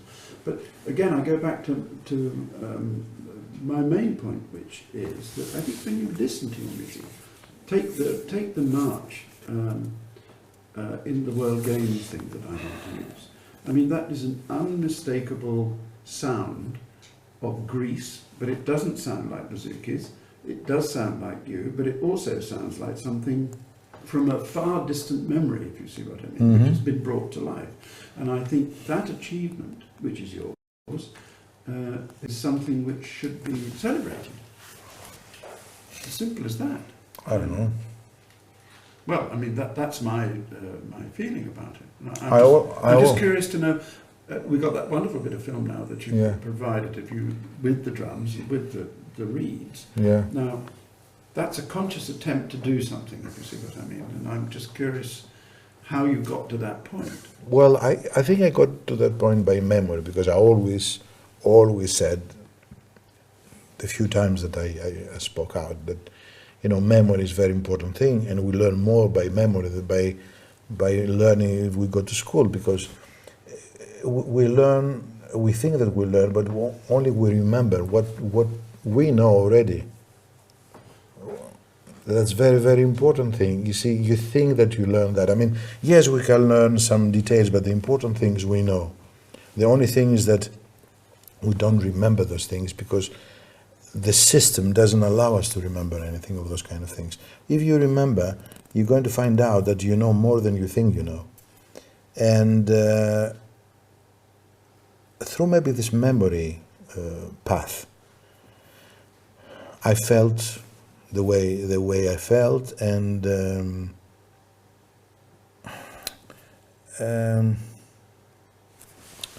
how can I put it? Also, you know, as I said before, the moment that happens, it's like everybody agrees that something is moving there, and it's normal because it's ancient, and it's extremely important. Not because it's ancient, because the more ancient something is, the more yours is. What is ours? Ours is something that lasts forever. I mean, forever, but, you know, the ever in this case, when the moment is now, the ever is the past, where we come from. And that's very, very important. Something that deliberately today the system tried to cut us off. So that's extremely important, very, very important. But anyway, you know, what else I can say? Let's change tack and keep that in the memory bank. In the memory bank, yes. Okay. Can I be very personal and ask you about your father? It seems to me, from what I know, from little you've told me, and what I read. My father. Well, then we're going to the personal area now that I don't think interests anybody. Well, it interests. Well, simple. Your father was. You tell me. Well, the only thing I can say about my parents is that I had the chance to have wonderful parents. People that, very, very noble and very, very honest and very nice people. And, both they liked very much the arts. My father was not an artist, but my father loved, the music, and we used to go to concerts and things like that together. My mother, she was playing the piano. That's why, I found the piano, this piano at home, and then she was a mezzo soprano, which she never, of course, became professional, because at the time it was not seen very well to be an artist. This society rules, right? And that's it. And they never stopped me by doing things that I would like to do. Partly because they've been very sensitive, and partly because I started so early and I never gave them a chance for something else. So that was obvious when they see, a child, just start to play its own compositions at the age of 3 to 4, I can't remember. It was, it was very difficult to say to this child, don't do that. And also because partly they've been music lovers and art lovers and all that. I think this is what I have to say, which is the essence of my parents, and I'm very glad and grateful to have parents like this. Of course, I don't have them anymore, but But it's interesting your father wasn't a musician. No, he was not a musician, but he was really very, very front to the to music and all that. What did he do? He was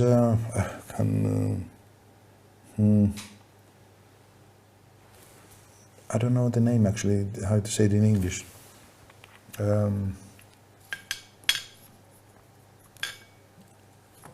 We'll do a playback to this. Will we find the name?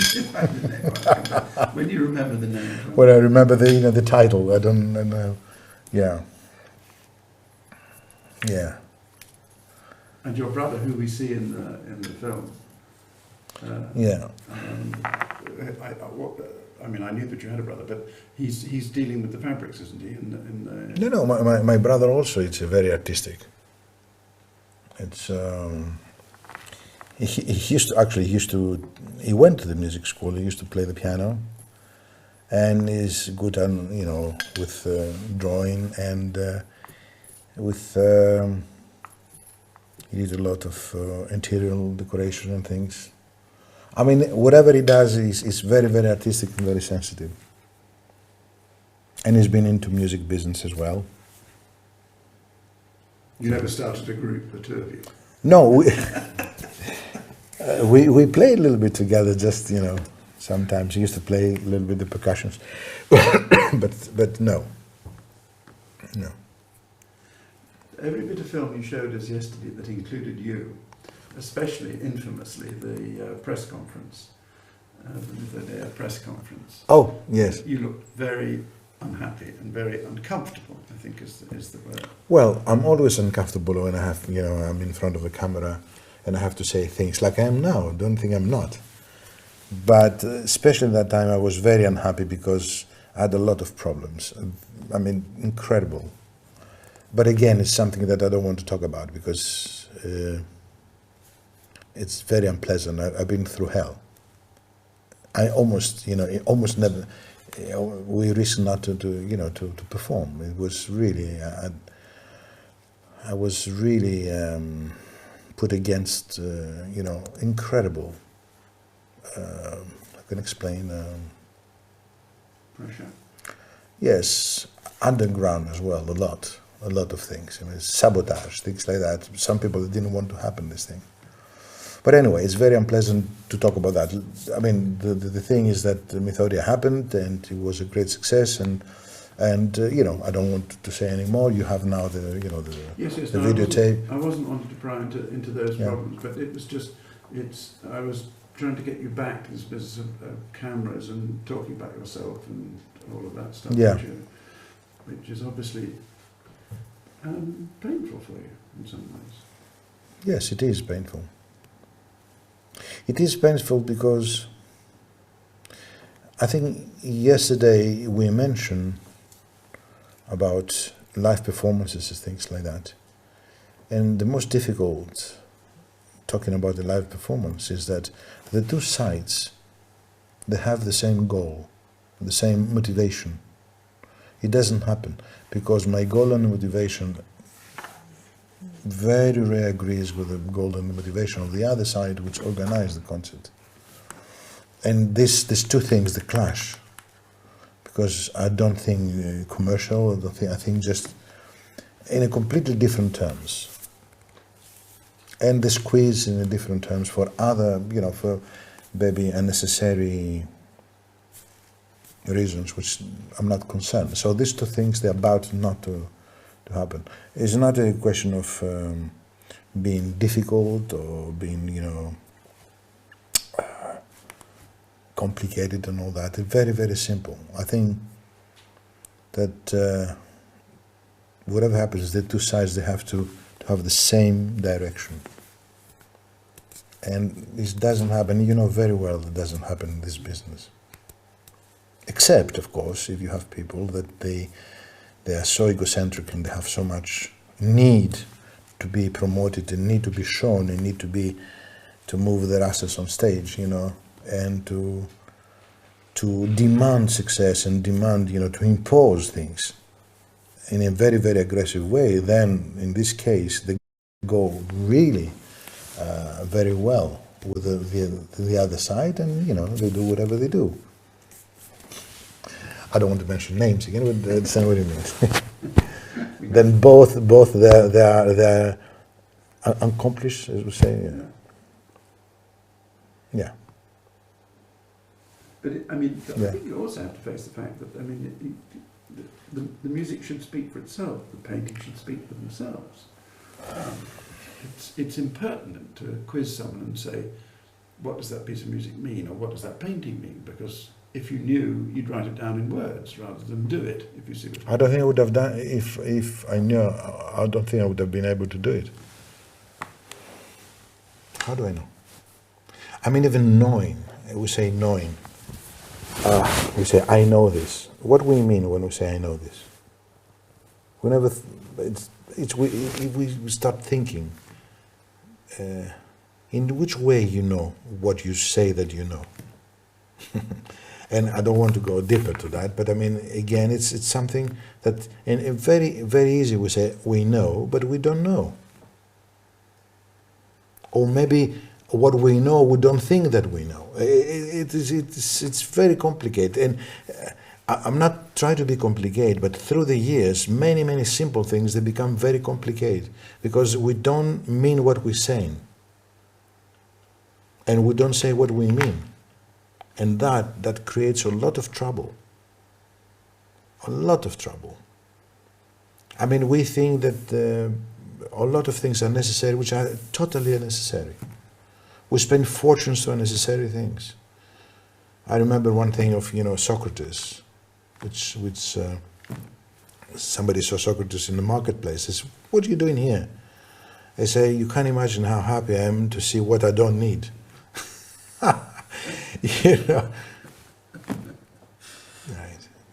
Okay, you see what I mean? But I mean, even you don't have to go as far as that, but I mean, 80% of the things that we've been asked to buy every day, those things are unnecessary. And if we don't buy, we feel insecure because we don't have. You see, it's crazy to feel insecure because you don't have the unnecessary. That's crazy, you think. Once you possess the unnecessary, then you feel secure with unnecessary things. Schizophrenia, isn't it? I mean, that sometimes I do it myself, it's I'm not criticizing anything. I just, Anyway. I mean, it's what's fascinating both yesterday and today is to actually talk about music but you started it off yesterday. I was going to say talking about music in a philosophical way. Mm. But you quite rightly said, you know, that I'm caricaturing it now, you said it much more eloquently, but there is a music about us, there's a music about our being, there's a music about our souls, as it were. Mm. So we're trying to find a way to communicate that. But it is very unusual to talk about music in purely philosophical terms. I think it's important. It is unusual because when you have so many centuries that the music became what it became, for the right or the wrong reasons, the music became what it became because the music has been treated like that, and it's been treated because the human beings, through the years, they've been brought up in that way. At least I'm talking about the Western civilization, if you want. You know, there are other countries that they still keep a different approach to music, like India, for example, that they play different music, you know, in the morning, you know, different in the evening, different in the night, and for us that it's you know, it sounds quite crazy. I mean, quite unusual. But if deeper we go into the music and the whole mechanism and how it works, we're going to find out that it's something extremely important and quite different from the one that we think it is. Do we want it or not? We are surrounded and covered by music. We're made by music. Now, what we do with music it's the mirror of our present state. The way that we treat in music, if we know how to read that, immediately we know the state of the human being, the moment that you know that this event happens. For example, today we have this music, we put the music down, we don't have to see the people. And by reading this, analyzing this, we know in what situation these people are. The music, it's just, you know, a code. Not a code by itself, but it's another code the moment that the people manufacture music. Because we manufacture music as well. It's not only we made by music, but we manufacture. But we manufacture music in a different way.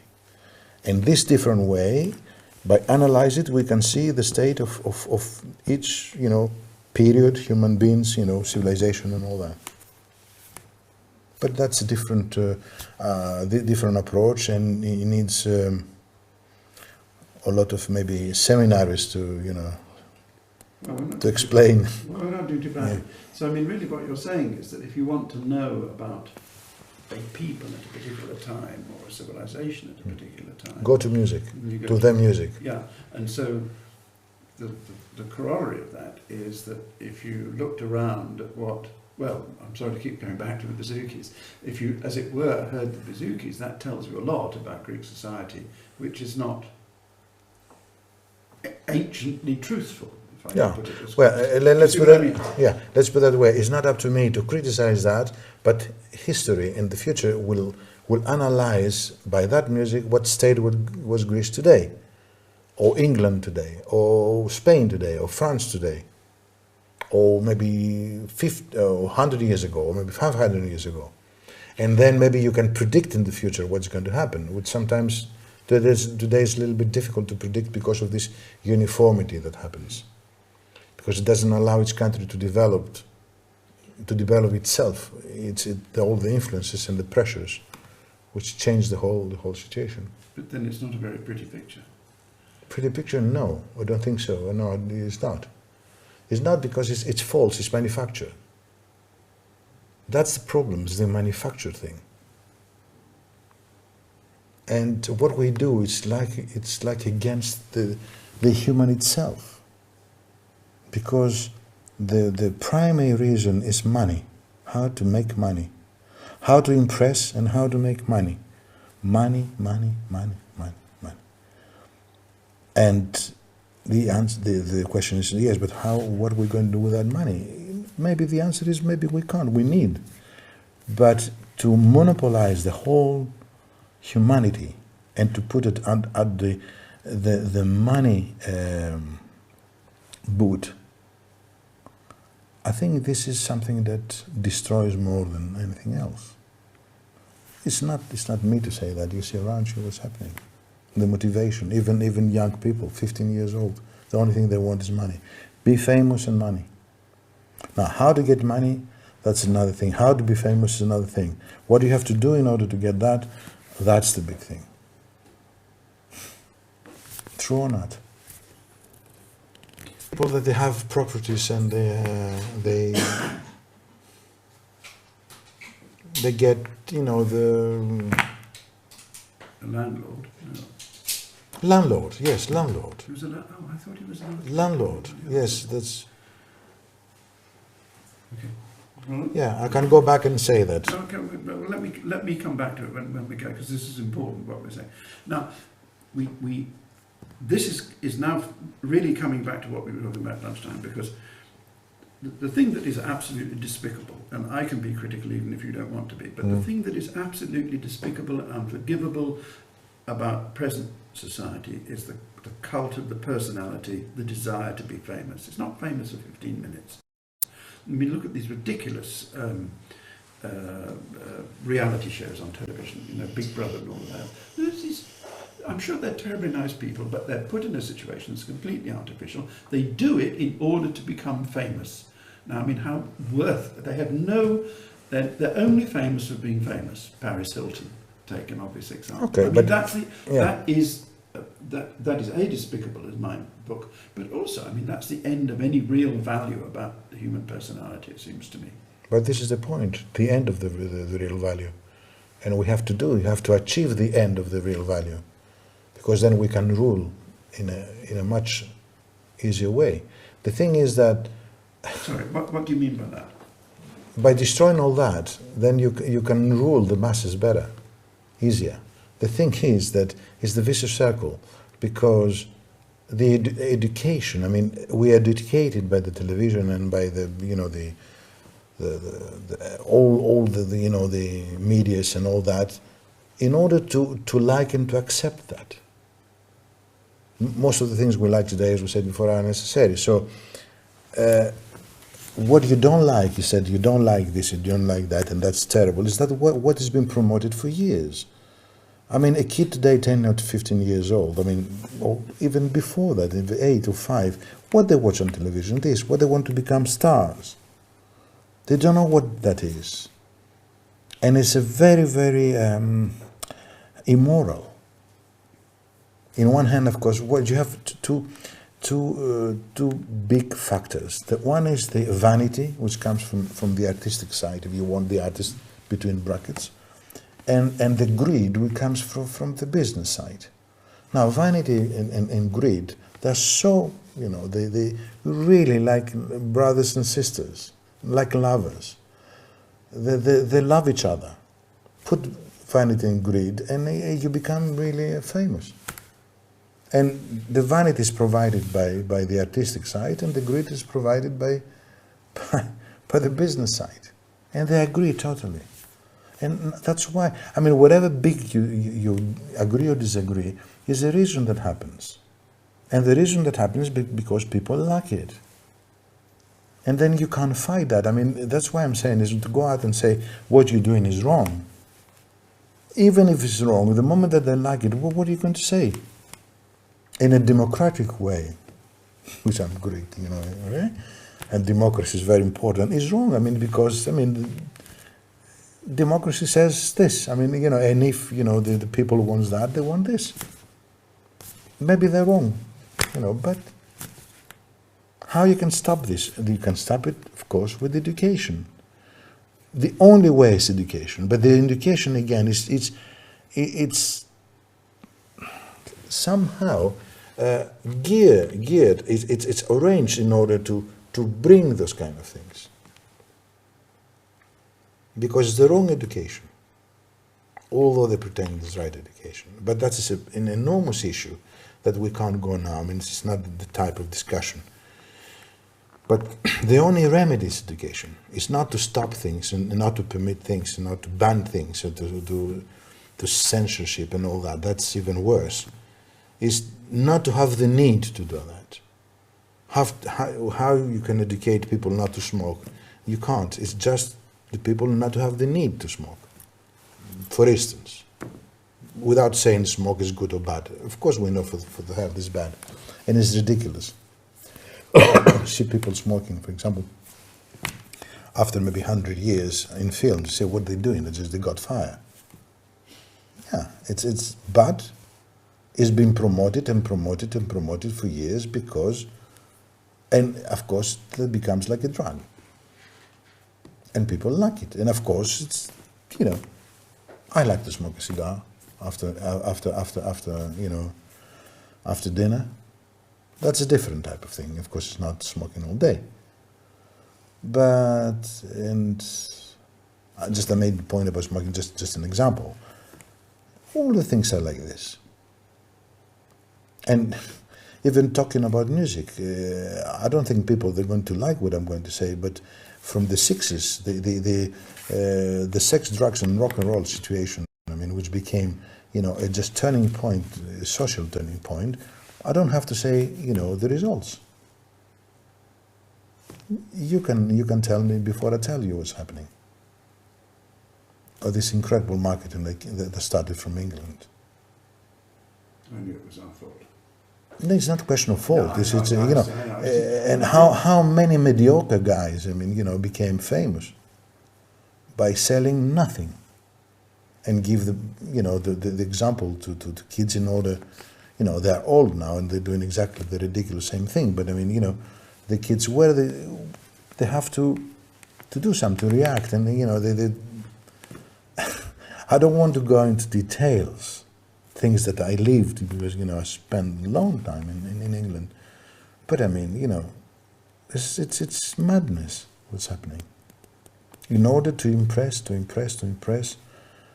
influence, to impose, and to make money. And most of these guys in these groups that don't have money, I mean, some other people that have the money, you know that as well. And through that is drugs, it's the way of the behavior, everything. And I'm saying, I'm not judging anything, but we're complaining, everybody does, that things don't go the way that they should go. And I'm asking, I mean, why they don't go? Maybe this is one of the reasons that they don't go, because there you see a kind of, through the music, with this behavior, it's a kind of education as well. You educate the kids when you go to a concert. You educate the kids when you make a film. You educate when you make a television program. And you semi-educate anymore the kids when you go to school. The families are already contaminated. So you see, we're going through the unpleasant stuff again. And No, I don't think, I mean, I know you feel that, and I don't feel this at all, because, I mean, the world of television has the same problem, which it cannot seem to want to resolve. When you were talking about music, I mean, the arts on television have certainly diminished to the extent that, as it were, personality shows have increased. So that all television, I mean, the people who run the television, who make money from the ads, all they are interested in is, oh, let's have these meaningless, vacuous, pointless personality exercises, so that television no longer occupies the position of helping towards an understanding or helping towards an education that it did certainly when I started. It's now an uphill struggle to get that kind of material onto television, because it prefers, as it were, Big Brother. I'm just using Big Brother as an example. So, I mean, it isn't only the music world which is forced. no, it's everything. Yeah. But it's another, you know, it's one phrase that I totally disagree, because it's so easy to come out. Because when we say things and we complain or criticize, you know, certain things, on television and music or any kind of area. They say, but we give people what they want. And I think it's totally immoral and wrong to say that, because we push people and we educate people to give them what we want. But it appears that this is what people want, which actually in the end maybe this is what they want, but in order to get there, to want this, they didn't get there alone.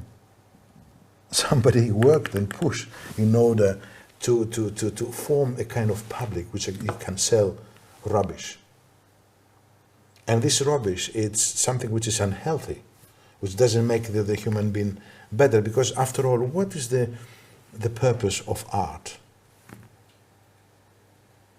To make people better, not some another silly phrase that people say, I represent, or I'm inspired by my the current situation, the problems of things. I mean, what's better to express that? The television and the newspapers, better than any artist in the world. The art is there to give something which is timeless, and to make you feel better, and to cure all the, to clean you like a filter from all the bad things, and let the other stuff to do to be, let's say to talk about the current things. I'm expressing, my time. So if, you have people killing, then you kill. No, I tell you, it's one thing that I will never forget, and I'll never forget especially what happened a few days ago. Back in England, in London, I had a discussion with some friends, and that was mid-70s. And I think something, it was exhibited at the National Gallery that was totally, stupid, and, things in order to create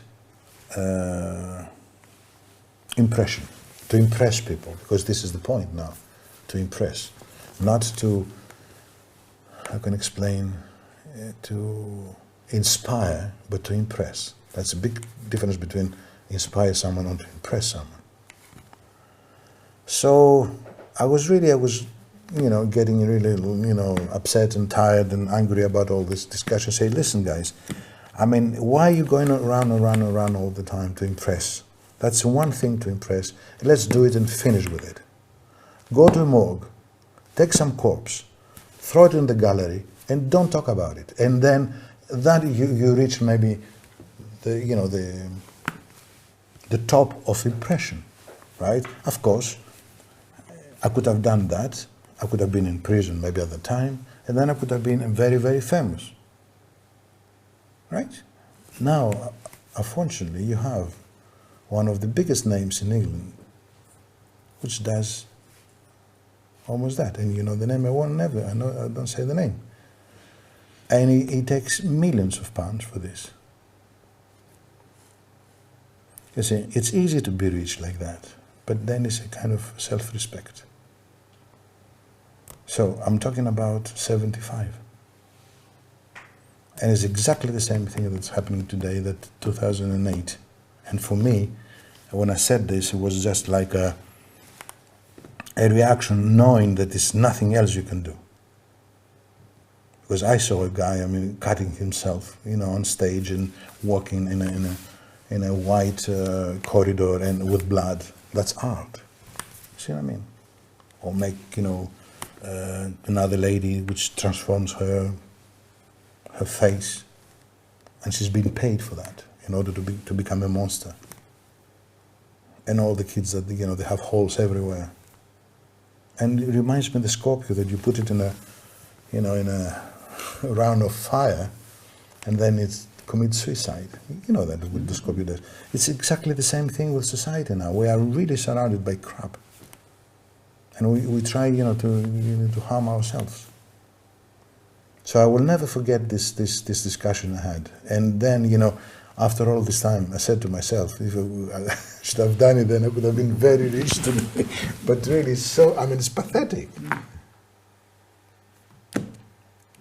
I mean, I think the key phrase there was self-respect. I mean, it's the sort of denial of self-respect almost, isn't it? To pursue that. Why to impress? Why try to impress? You go to art galleries today and you see crap. And that's one thing, because let's say that everybody is allowed, I don't know if he's allowed, but let's say he's allowed to do whatever he likes. The other guy that promotes that, then that's, that the difficult thing starts, and something that you can criticize, not the guy that does it, but the guy that tries to sell it, and the whole organization around this crap, to sell that, to impose this like the new art. And if you don't like that, then you are the stupid one, because you are very conservative. You see. And in order not to be conservative, you have to, to go to this far, which doesn't serve anything except an impression, and except the guy that will going to put the money in his pocket. Now, you could say, I mean, you hinted at it there, or you didn't use the phrase. I mean, you could say that the whole ethos of plastic surgery is doing exactly that, isn't it? I mean, it's deforming something. But again, you do it to yourself. And this is another thing, that 90% of the operations in every hospital all over the world are this type of operations. Suddenly, okay, we know that women, they carry this insecurity of beauty and all that, but to that extent, it's incredible. There's been a lot of promotion. There have been films on television, and serials like that. So that's whatever way we can make money, let's make the money. The costs, I mean, the human cost doesn't matter. And this is actually the big irony and hypocrisy. Because on the other hand, we say we care about the people.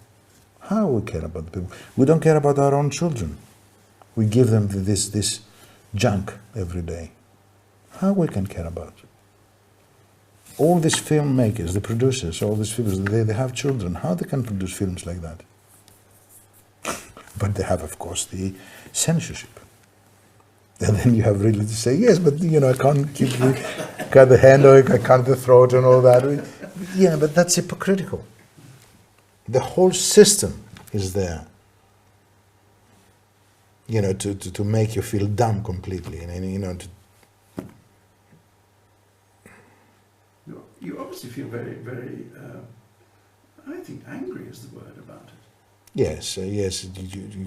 Sometimes I feel angry because of the hypocrisy, and because of with these unnecessary discussions after dinner. Sometimes, and people trying to be clever and to go into the center of the problem, and all this bullshit, and nobody does nothing, because there's nothing you can do. There's nothing you can do. The more we go deeper, there's nothing you can do. So I want to relate that back to you mentioned it yesterday, and then you shied away from it slightly. That, as you said, making films is a kind of collective art. mm-hmm. No, you didn't use the word art. It's a collective enterprise, making a film. And it would not be true to say, I don't think, that a film that works more by luck than judgment. But a film that really works, there's one imagination which is driving it forward, and hopefully, in spite of this sort of collectiveness, gets there in the end, however inadequately in terms of their vision. Now, just thinking about that as a general idea, I mean, tell me anything that you want, really, about any of the experiences that you've had in making films that seems to work against that, and the problems that, I mean, you mentioned. I think you can talk about Oliver and I'll tell you. That's a perfect example. I'll tell you a general impression. I don't dislike working on films, although it's a very, very painful situation. And it's painful because of all these kind of things, because it's not simple. It's also contains all the things around, all the pressures, because everybody is under pressure. And the film is a very, very, very difficult business, because first of all, it costs a lot of money, and many things are there on stake. So already the people that are working for a film, they're really in a great pressure. This is what I feel. And through the whole films, I mean, every film I've done is the same situation, more and less. All the rest, it's irrelevant. If, for example, this director is more sympathetic than the other one, or a little bit more aggressive, or the other softer, or maybe, you know, things like this are not important. What is important is once you enter in that area of being part of a film, then you enter into a ring, and you can, you know, you have to take all this, you know, punches that happens every day, and you have to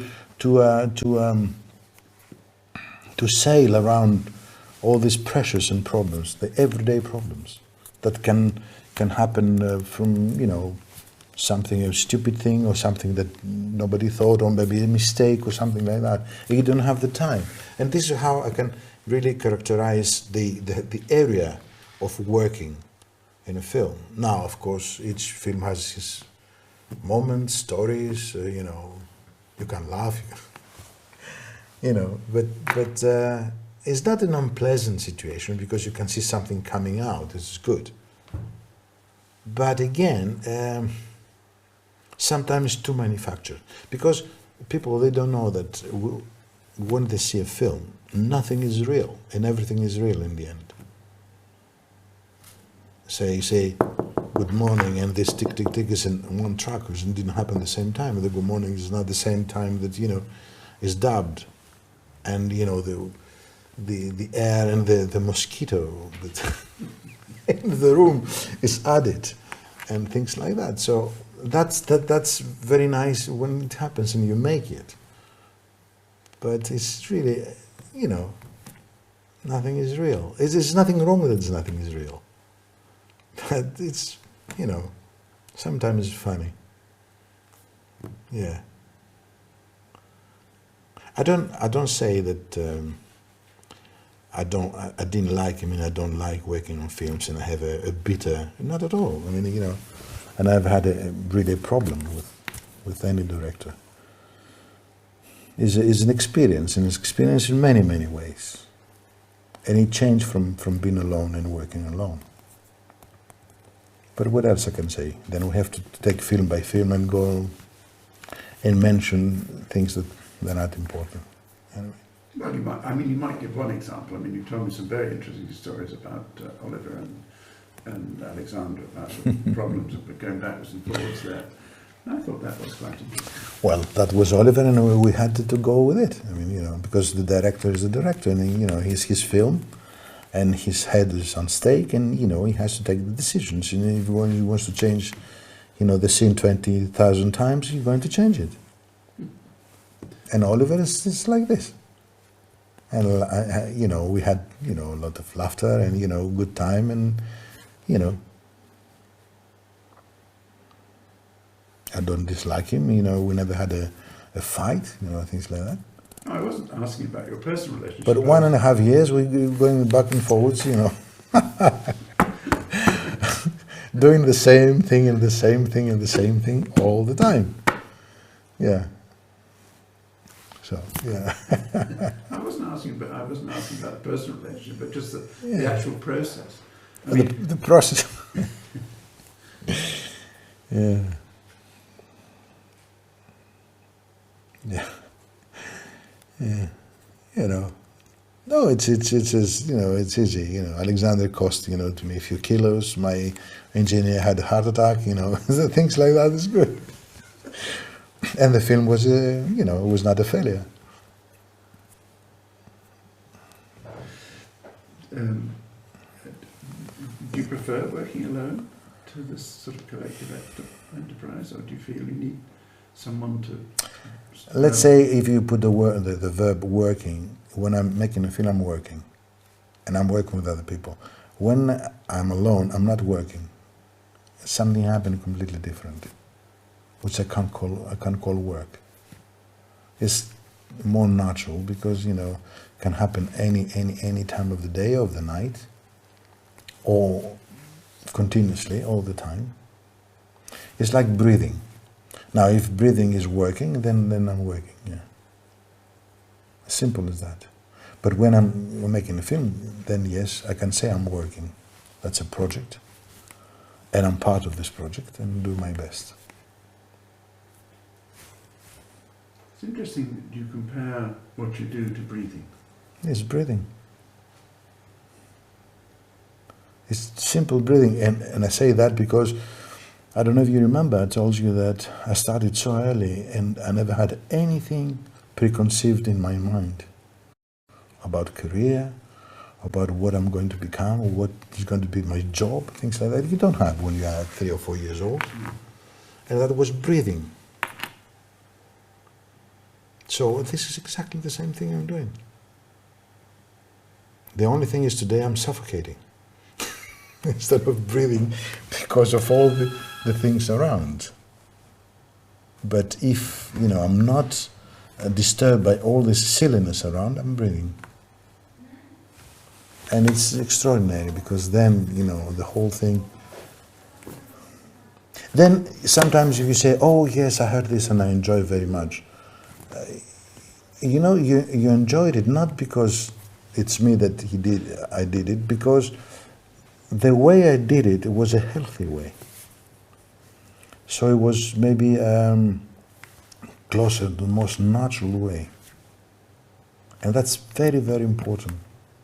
The natural birth. Something that the baby doesn't suffer. Doesn't get, mistreated. It's something like that. The most natural something happens, the most natural, natural function can have. And then again here we have another thing which has been promoted, that artists have to suffer. And many times artists, especially dancers and things, they've been applauded when they suffer. More you perspire, how you call it? Perspire on stage, more you get the applause. More the artists suffer, more the work is going to be incredible. You do something in 5 minutes, doesn't worth anything. The same thing, you spend maybe a week to do it or a month, becomes a masterpiece. Because this is how the values they've been promoted to society. And I saw it many times. I believe that, because I've been through that the calmer you are, the less disturbed you are, the better you can function. And you can function in a very harmonious way. Is this why I don't know quite how to put it, but I mean, is this why you turned your back on the success of Aphrodite's Child, for example, because of all the pressures that were building up, or this wasn't? No, I turned back. I turned back myself to things like that only for one reason, not because I don't like what I'm doing, because what I'm doing, I know why I'm doing it. When I'm talking, inside this record business. It's because I don't like the monopoly of things. As I said to you, when you have the fortune and the misfortune to be successful, then it works both ways. And for me, it's very, very difficult. I can't, due to the success, because the success is not the most important thing for me, to become a prisoner to the success and being obliged to produce the same thing all the time. And that's why I'm turning my back to things like that. So say I have to move to something, I've done it, but I don't want to be obliged to do it. And in this case, I've done it for 2.5 years, and we've been #1, record after record. That's okay. But then you have to move to something else, and you have all the system says, no, it's not possible. And this is my big question, that when I decided to leave my country and to go to England, and then at the same time we've been stopped in France for the political reasons, May '68. I always, until today, ask myself if the right decision was to start like this. Of course, in 2 months, the first records became, huge, #1. I mean, all over Europe. But that was the goal. It was not the essence. That was the, if you want, the mean, the way to do things. And then, after that, I find myself obliged to deliver the second #1. Big problem there. And I did second #1. And then after second #1, I was obliged to deliver the third #1, which is even more difficult. And I delivered the third #1. Then, it was more difficult to deliver the fourth #1, which I did again. And I say, look, I'm not here to deliver #1s, because that's a different job, and maybe there are other people that are starving for this. I'm not. So, and that's it. I'm nothing against the #1s, of course. It's the way and the system that push you to do that. Rain and Tears is a wonderful song, for example. Okay. You might not think I didn't left my country in order to go and become a slave to Rain and Tears. That was one thing, among many other things, Why did you leave? Because at that time, I couldn't function in Greece technologically. It was very, very difficult. And I had to move. I felt that I had to move, outside of Greece, which actually, for the moment, London was booming. The whole technological thing was much, much better, studios and instruments and all that. And I ended up in France because, you can't calculate those kind of things. So we've been stopped there and we couldn't move. And we started the career from there. And then after that, at 74, I just moved to London, which I built my first studio. And that was my goal, to have my own studio, in order to, in one hand, to collaborate with the record companies, and in the other hand, to be free to, to function without asking permission and, the money in order to go to a studio and record. And of course, at the time, the technology was different.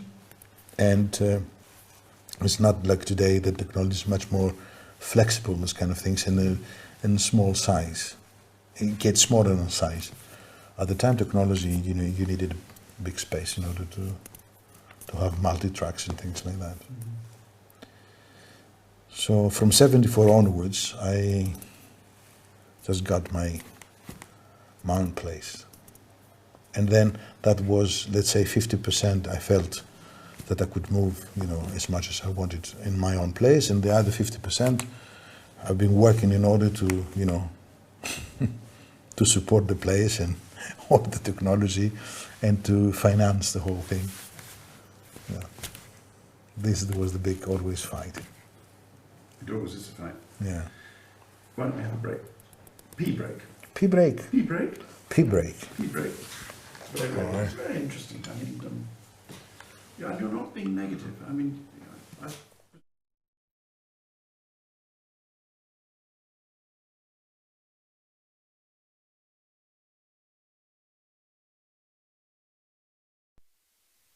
My eyes are raining, or you are swimming, or so I have to. Do you want the thought about money? Yeah. That makes the fucking difference, isn't it? Yeah, no, I appreciate that. That's all. This one of them I got. Focus on me. You see what I mean? Just checking. Now we. See? Because of the light. Okay.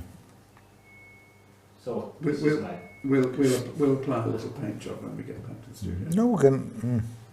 We fix it in post. We'll fix it. We'll No, you fix can't. it. You can't fix Yeah. that. Oh, you can. You can do anything. Fix, yeah, You can do no, but now you see me. Now that we fix the monitor, look. If you just hold your hand still. Hold your hand still. Look, you see that I couldn't see before. Not Yeah. that we were in that close. So we have to throw away the other thing. No. We can salvage it. Hmm.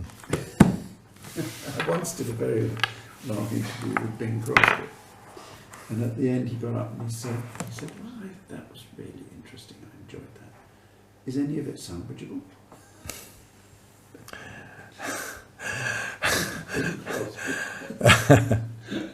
Yeah.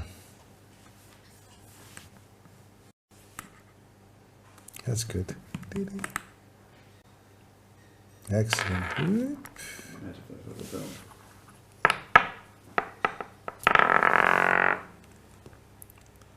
Very good.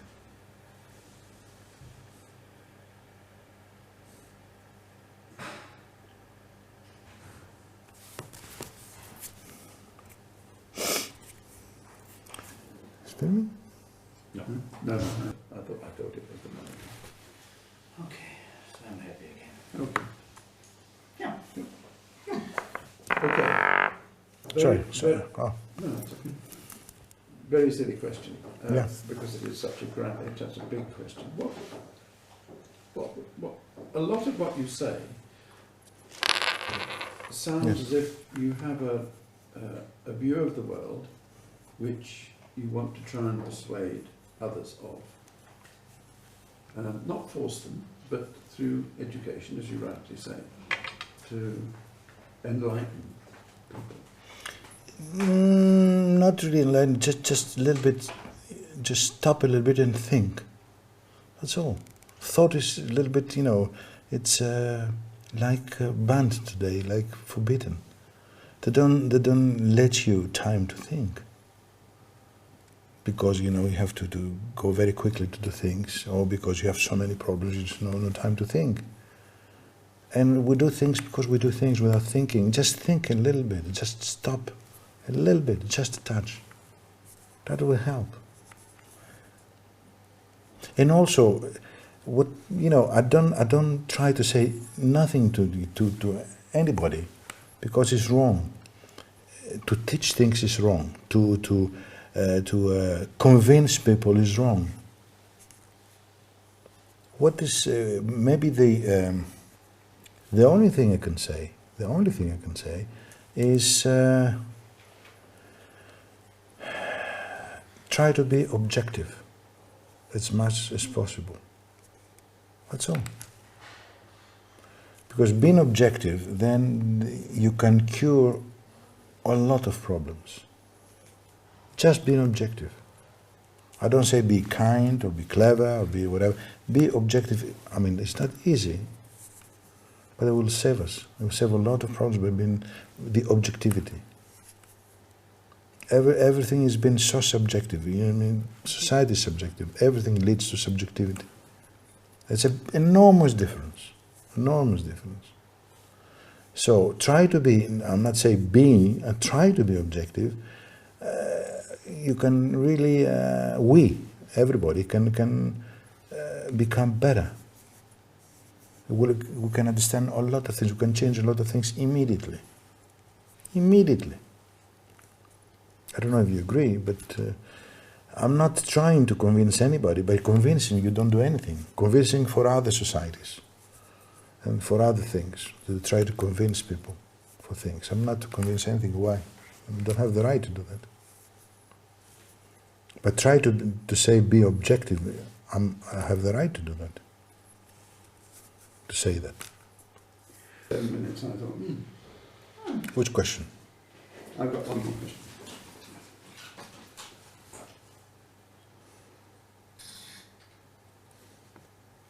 Now the monitor is sorted out.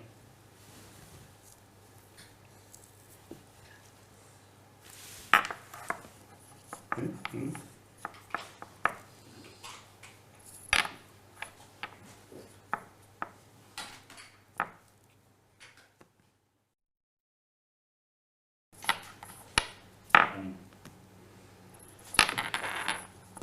what I was going to say before Sorry. we were so rudely interrupted. I know you won't think of it in these terms, but what would you say your job was?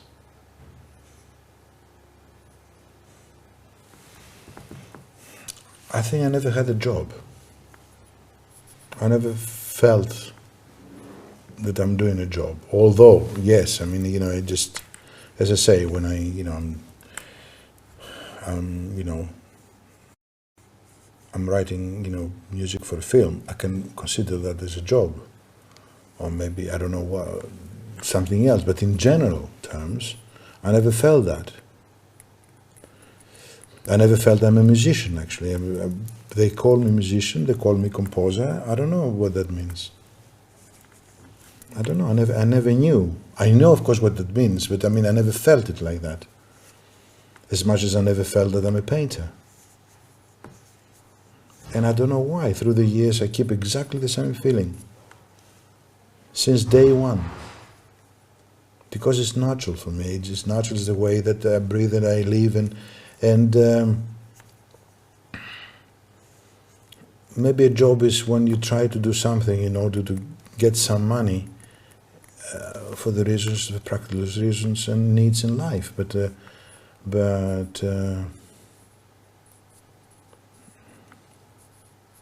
you know, for me, music it was not something separate, or painting. It was just the whole thing like that. And at the same time, I was always, and I am interested in research and science. And always ask myself, why this, why that, why that, why that? And I, you know, the most answers, I took them from memory or from nature itself. If you know how to read those kind of things, and if you have the ability to remember. All the rest are, you know, external information. Something to happen today, that happens today more and more. Young people, they have every information they need. But do they have the knowledge? Information is one thing, knowledge is another. And information doesn't come, knowledge doesn't come out of information automatically. Something else has to work there, which is your brain. So I thought you were going to say, which would reflect absolutely what you said earlier, that, as you said, young people through the internet and other things have all the information at their disposal. More than they need. But no memory. No, of course they don't need. Yeah, because everything is there. I mean, memory works in different ways. To memorize things and to remember things, what you've done 10 years ago, or maybe to have the memory of maybe 20,000 books that you wrote. That's one kind of memory. But there's another memory, is the biological memory, which actually contains all the codes and the secrets of the universe itself, all the mechanisms of the system, which actually is too far away from us now, because we've been through this hypnosis, through this, how you call it, like a hibernation. We don't work. I mean, people say we use 10% of our brain. Conditioning. And no more. And the question is, we're using 10% is going to be 20, or it's been 100 and now it's 10%. Somebody has to answer that question. He went down to 20%, he's going from 10% up to whatever it's going to be. Maybe the contrary, maybe we end up using maybe 1% of the brain now. And the momentum of this, you know, losing our ability to think properly, it's promoted. It's not the most dangerous thing today. It's that you have this explosion, enormous explosion of technology, and the enormous, momentum of, dumbing down situation. I mean, you have uncivilized people, you have uneducated people more and more in general, but at the same time they have access to the most dangerous technology every day more and more. So what do you have with this? You have something unbelievable. And this is, to me, is enormous, enormous danger. Enormous. I don't want to think what can happen. Because instead of those kind of things, to get together, they go apart. How we can manage humans to always to end up like that, I don't know. It's crazy. It's crazy. And again, that's not a very nice thing to say, but we said it. You don't sound very optimistic about the human condition. I'm optimistic because whatever happens, I keep doing what I'm doing, irrespective of what I'm saying. But being objective and as accurate as I can be, I can say no. I mean, things are not very.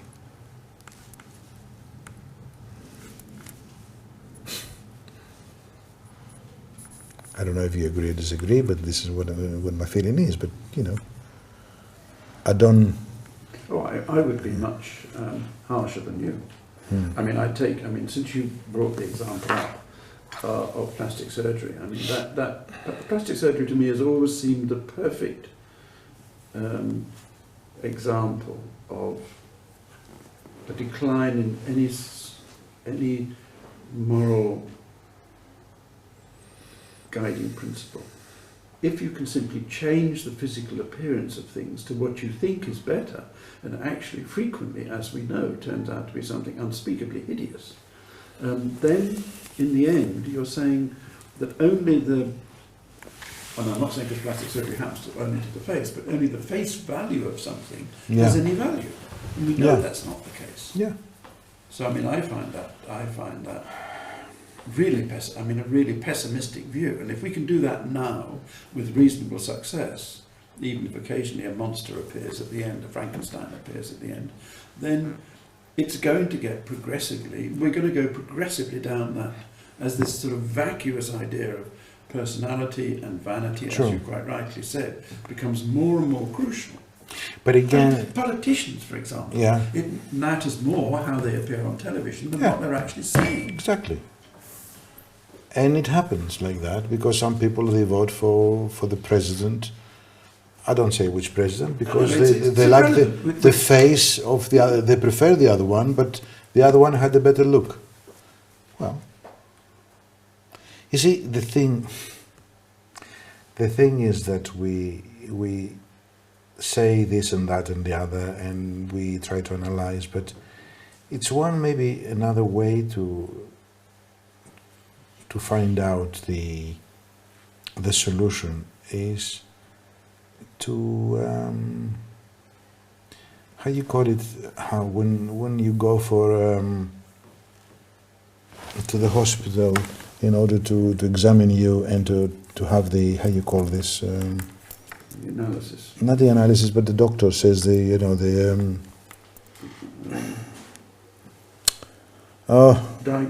diagnosis. Right, that's a Greek word. Was a Greek word, and I lost it because when the diagnosis. Now the diagnosis is so important as much as is the what I said before, to be as much as possible objective. Now the thing that we don't do is the diagnosis. We don't do the right diagnosis for what's happening. And if you don't do the right diagnosis, we can't treat the symptom. Because what we do here, we're talking about symptoms all the time. This symptom is not good, this symptom doesn't happen like that, this symptom, it's like this, all symptoms.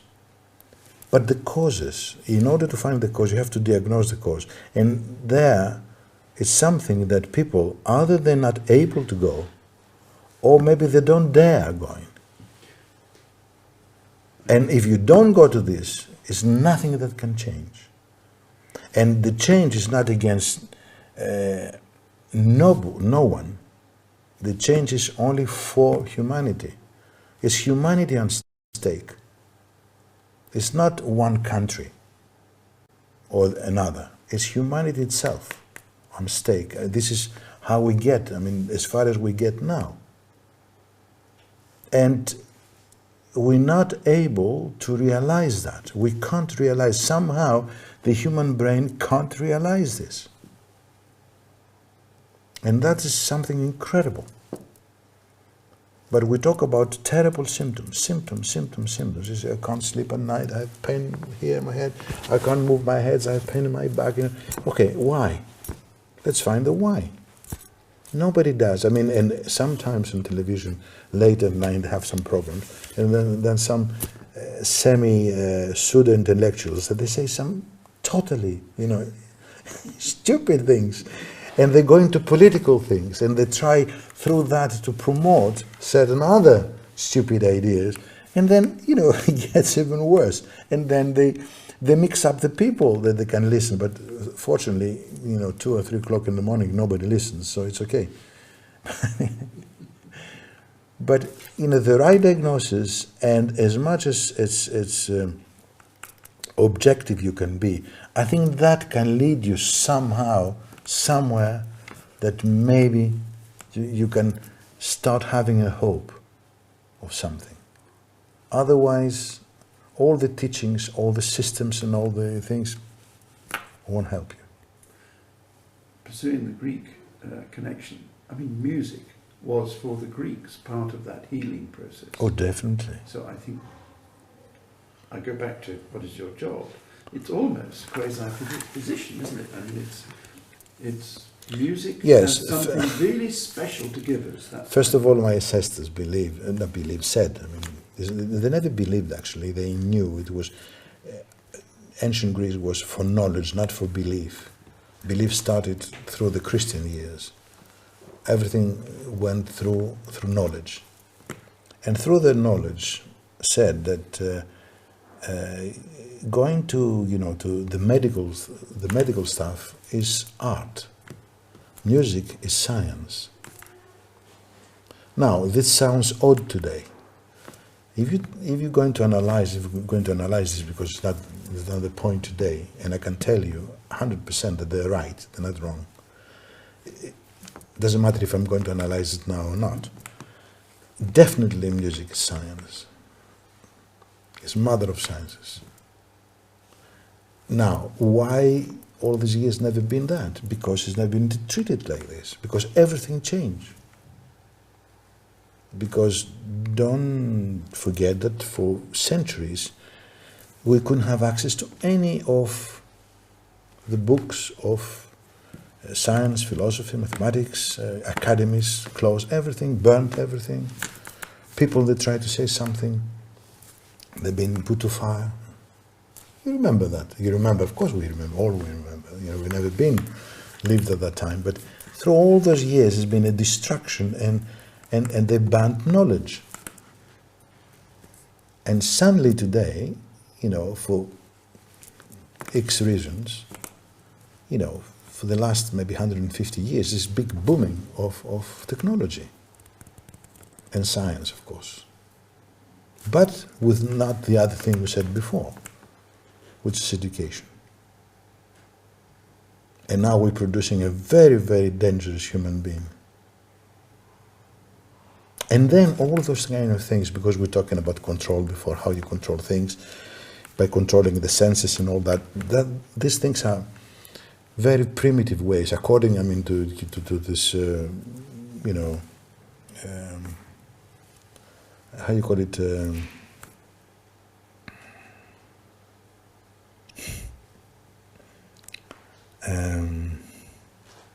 somebody's name? No. It's a medical thing. Not back to diagnosis. No, the engineering, genetic engineering. The genetic engineering, all that they're going according, you know, it sounds like less science fiction, but it's going to be done in advance. Why you try, to educate people, or, to people don't have to go to school and things like that? You can prepare all those things before. What people do you want? There are companies that can produce people like this or like that, and then everything is fine. Blade Runner. It's Blade Runner. Although it sounds still science fiction. But we see it every day more and more and more and more. Right? There's no point for the Olympics. You want to have people to jump maybe 10 meters, or maybe, I don't know, to run 100 meters in 3 seconds is possible. We made them. We can make them. Everything is possible to make. Everything is possible to control. Because if the problem is controlling, and if we have new means to control people, why not use them? The thing is that, do we want to control? We shouldn't start reacting once we've been controlled. We have to be reacted if we should or we shouldn't control. Once we do it, we are controlled, then it's too late. So within that within that scenario, Yeah, what is the Blade Runner scenario. What is the function of music then? The function of music always has been biological. It was the best language to reach the soul, and to get, and to definitely not to harm people, to make you a better person, and that is the music, the contact of the music to the people. And also the function of music for the scientific side is through that to understand the universe, the mechanism of the universe and the laws of the universe, because it's exactly the same thing. So the universe never harms anybody. We harm ourselves. We are destructive. The universe changing. We cause destruction every day by imposing things, by interfering all the time. It's completely different. But this, for me, music has these two functions, and none of these functions happen today. Music has always been a vehicle in order to create artists, some great, to create, to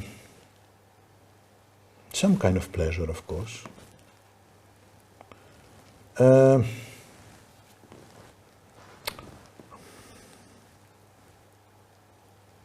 In Greek we have two words. I don't know if you have them in English. They're completely different. We say διασκέδαση και ψυχαγωγία. The first one means when you get something and you feel okay and you laugh and all that, you have a good time. And the other one has to do with your soul, which is much deeper and more serious, which doesn't happen today. The first one happens really everywhere. But the second thing, no. But I can't find the words in English right now, although they might exist in order to, to say it. That it's very hard for me to go into deep waters like this with a few English that I'm using. Very difficult, because you need really to use the language in a proper way and much more efficient way than I do it. And I'm doing it. You're not doing too badly. You're not doing too badly. Let's stop then. We stop here immediately. Excuse me. It's a fascinating conversation to come up from this side of the table. I'm happy to talk all night, but I don't want to tire you out. This is a proof of harmony. Look at that. Yeah. Now, if it's not harmonious, it will fall. True or not? Yeah. See, look at that. No disturbance is going around. If I disturb it, finish. And this is what we're doing every day. See, look. Perfect. And scientifically, of course, you can explain what that happens, why that happens. Felix, go right into a big close-up of the spinning top. As long as I don't disturb it, it will turn as much as the first. Do it once more. Yeah. Ooh, it's coming this way now. You want to do it again? No, keep it a bit closer to you than the focus is.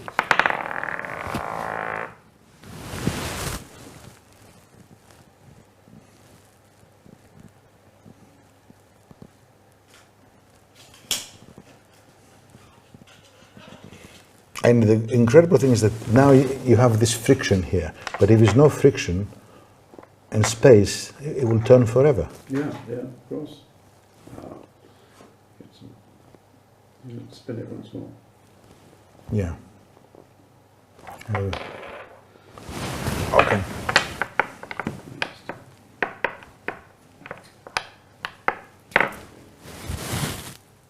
There we go. That's close enough. It's close enough. Fantastic, isn't it? Yeah.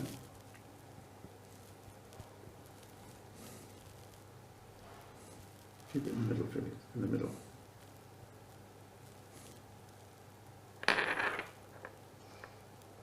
Keep it in the middle. Keep it in the middle. Don't touch it. Leave it until it dies. Yeah.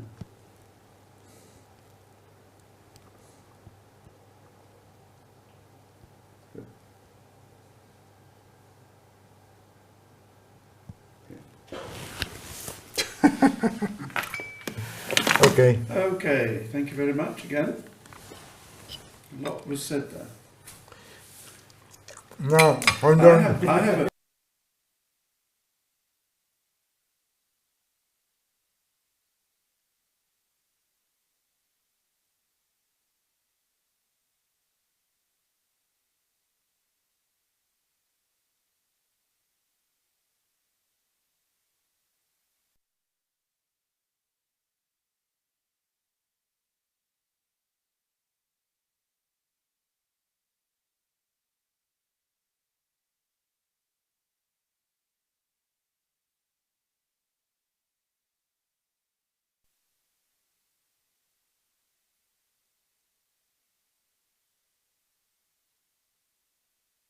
hold on. Make it close, just to see. A close up. Yeah. Good. I've never been so beautiful in my life. My entire life. It's a bit closer than we would. From now on, you're going to be my hairdresser, Felix. You can definitely go. You can up to here when you. Yeah, but the wide angle is very nice. Okay, there you go. George, you all right? What is wrong? What is here? What do I have here? Glasses. Excuse me. Can I put this? Can I put it here?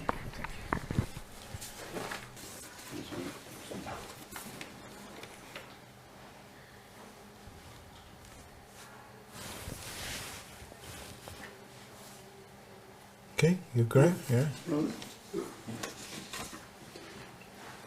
you, All right. Yeah.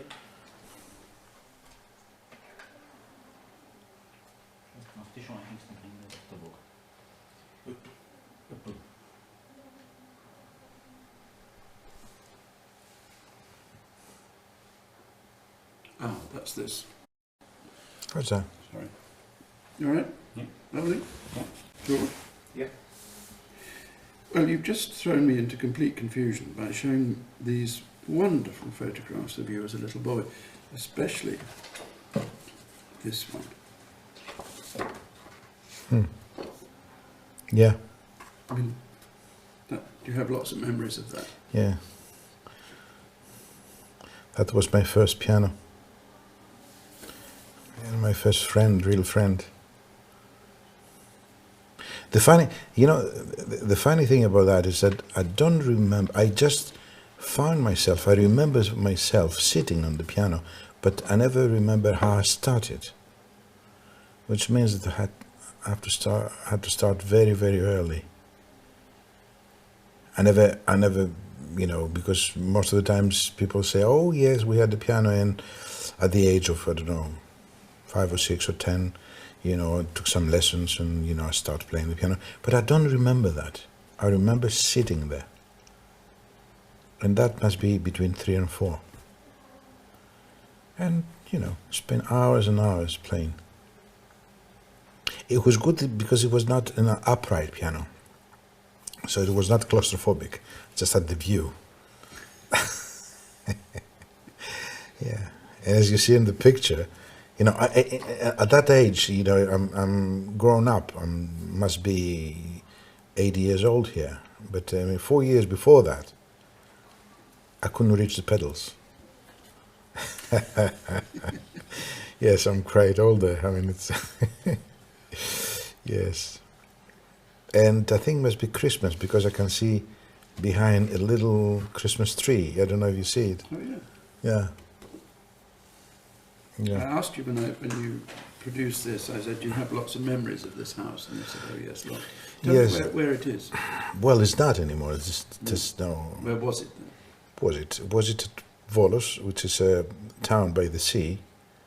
Marvelous at the time, beautiful town with a lot of houses like that, and a lot of gardens and flowers. Because this place, it's at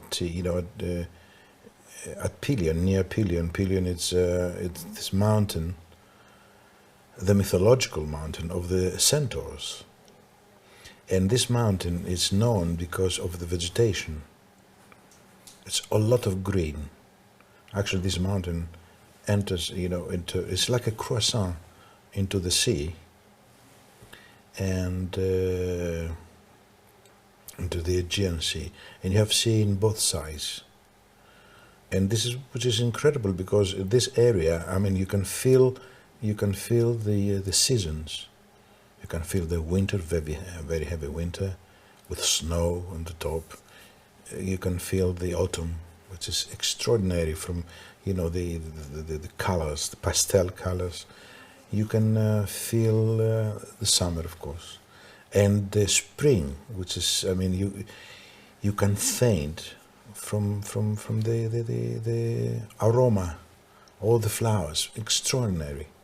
And I had, this chance to grow up in the middle of this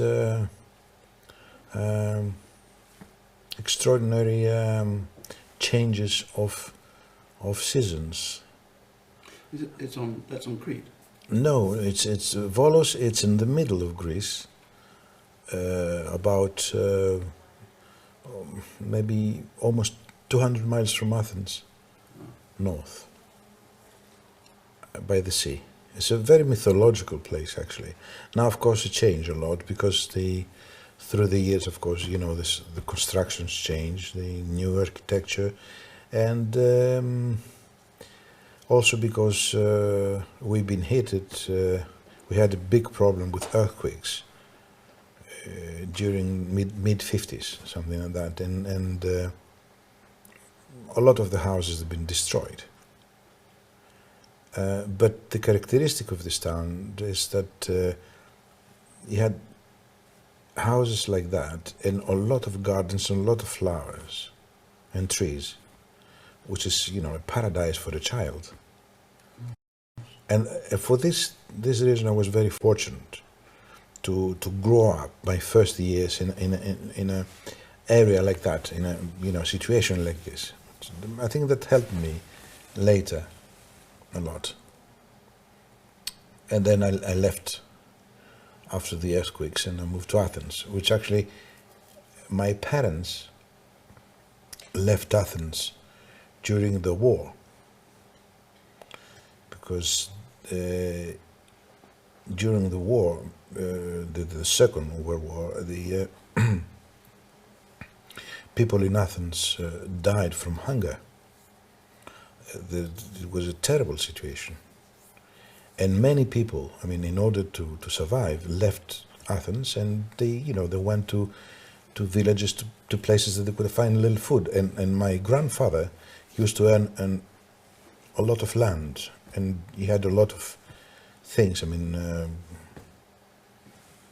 bread, fruits, oil, olives, things that could survive. I mean, that's why my family survived. My mother, my father survived like this because of my grandfather.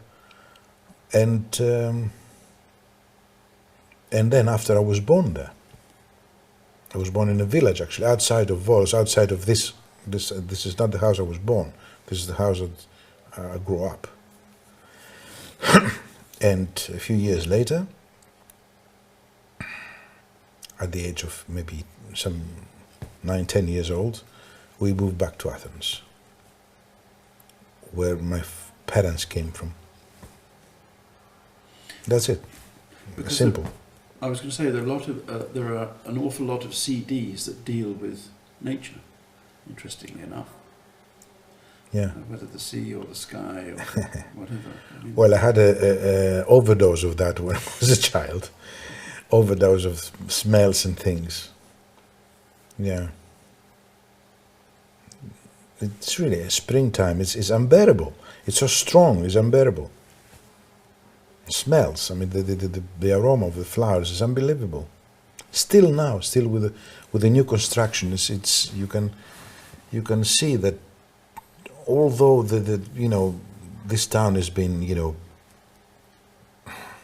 somehow not the same change, although there've been all these changes, the town kept somehow the same character. Not exactly the same, but you can see that it's a very special place. Sometimes I go. I visit. I mean, 2 years ago I started going back since my childhood. Because I mean, most of the times I just I travel, I've been away, and so. But of course, now the place of that house is a big 6-7 store building. Completely changed. why did you say that you felt the piano was your friend?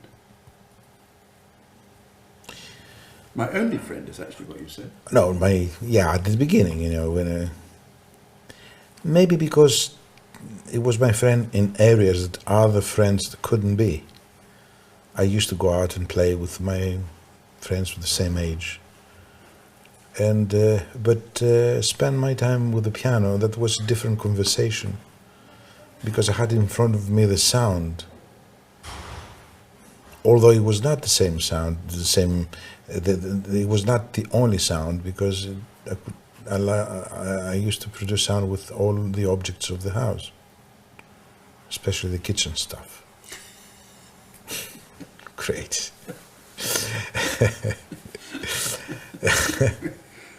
Concerto for saucepan. Yeah, I used to do. Yeah. I used to, use the glasses and water and change the pitch and all the pans of my mother, and all the time like that. I think that, my mother, she was quite good.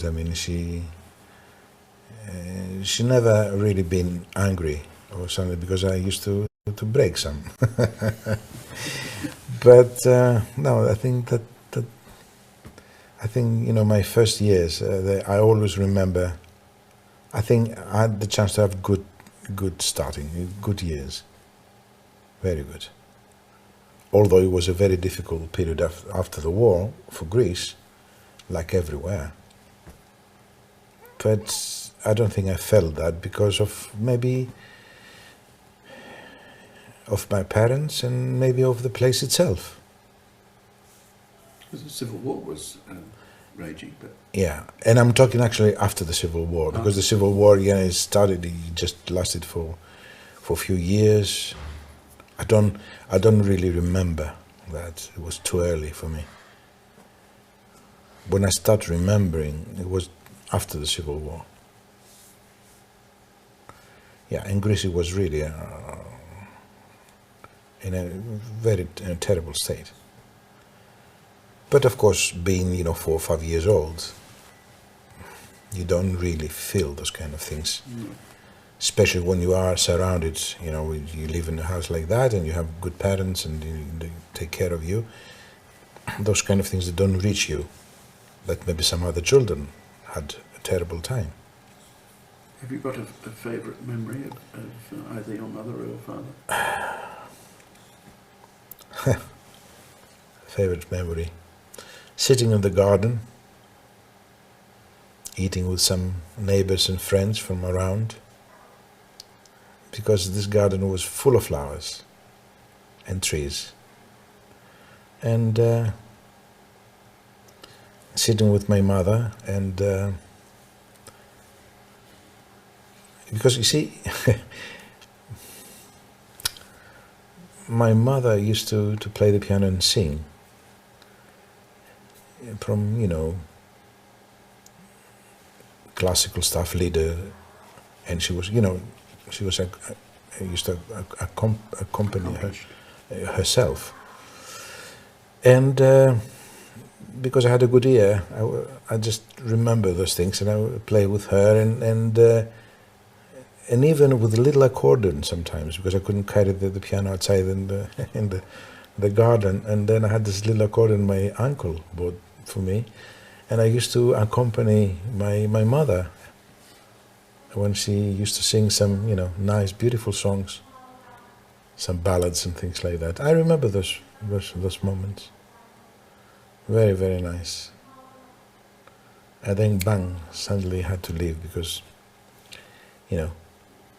after the earthquakes, I left immediately. I had a shock, and I couldn't stay there anymore. And we moved to Athens, and then, They're obviously a very powerful influence on you, your parents. The influence I had from my parents is that they never interfered. They just leave me alone, leave me to be.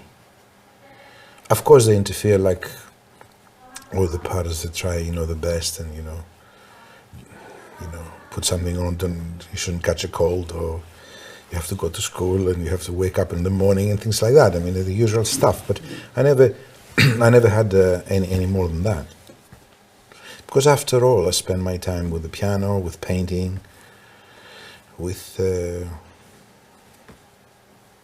doing all sorts of things with my hands, constructing things, always. I remember I used to make my own bows and arrows. Yeah, and I still have a great collection of bows and arrows even now. I mean, I love archery since, my childhood. And then there I had a lot of room to do that. Yeah, I don't know why I'm saying to you all those things. As archery is very physical, and I'm not talking about hunting.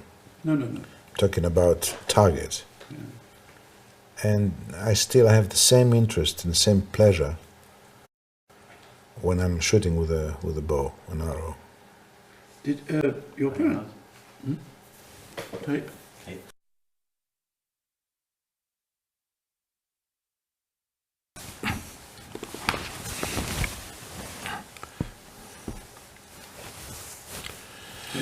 Oh God. Memory lane. Vangelis? I was going to say, your parents must have lived long enough to see your success. My father, yes, not my mother.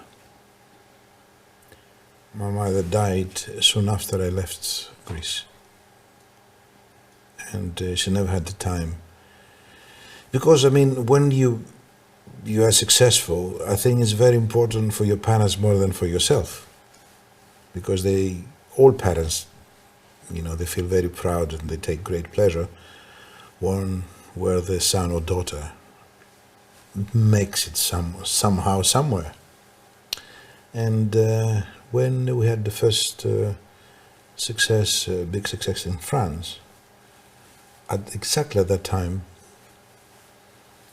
I've been waiting for her to visit me in Cannes, in France, south of France, and suddenly she died. And that was, a terrible thing, because I know that parents die sometime, but I think she died at the wrong time, wrong moment. It was a really terrible blow for me.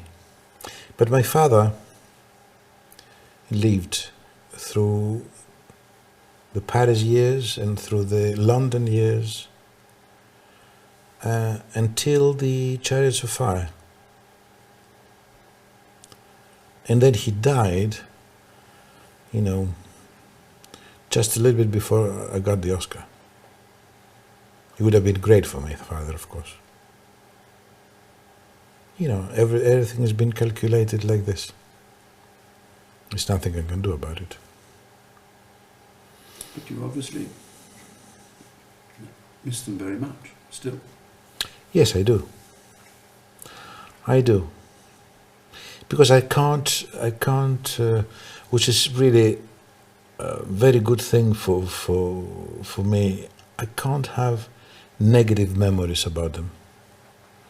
Some other friends of mine or children, they had terrible memories about their parents, which happens all the time. But I never had that. I had a very nice, very good childhood and great people. I'm really very, very lucky to have parents like that. Objectively, I'm talking about. Well, you can't talk about your parents objectively. Oh no, Yes. no, because I could have said yes. I love them, but they've been like this or like that, but I can't find something negative to say about them. Even if I try very hard, I can't find anything. Yeah. Now we're talking about very personal things. Nobody wants to know about those kind of things. You're wrong. Depends. Yeah. Depends. No, the child is father of the man in every sense, I think. Excuse me? The child is father of the man in every sense. Yeah. We are what our parents made us, good, bad and indifferent. Yeah. Well, this part of my life has been a very nice part, very, harmonious. Well, and later, the real stuff started, yeah. But I sense about you that in spite of your understandable is unhappiness the right word? Unhappiness about some of the things which you've had to encounter and you've had to deal with, that your instinct always seems to me, ever since I've known your instinct, is to try and find the goodness in the situation rather than automatically think of the badness of the situation, if you see what I mean. Mm-hmm. That has to have come from somewhere, and this idyllic childhood which you're describing clearly is the fountain of that, I think. Possibly because I never heard my parents, criticize and talk bad about other people. They've been very generous. We had our house was a very open house to everybody. Very generous people. No misery. No. How can I explain? No negativity. I don't know. I don't remember. Negative things in the house. which is a very rare situation. I mean, you don't have that. And they've been through difficult times, as I said, because, I mean, although I didn't understand at the time, later I understood that they've been through, through hell. I mean, there's been a war and a civil war. But they made it such a way that nothing of those things touch anybody of us, my brother and myself. Yeah. Yeah. What else? I don't know what else to say. I mean,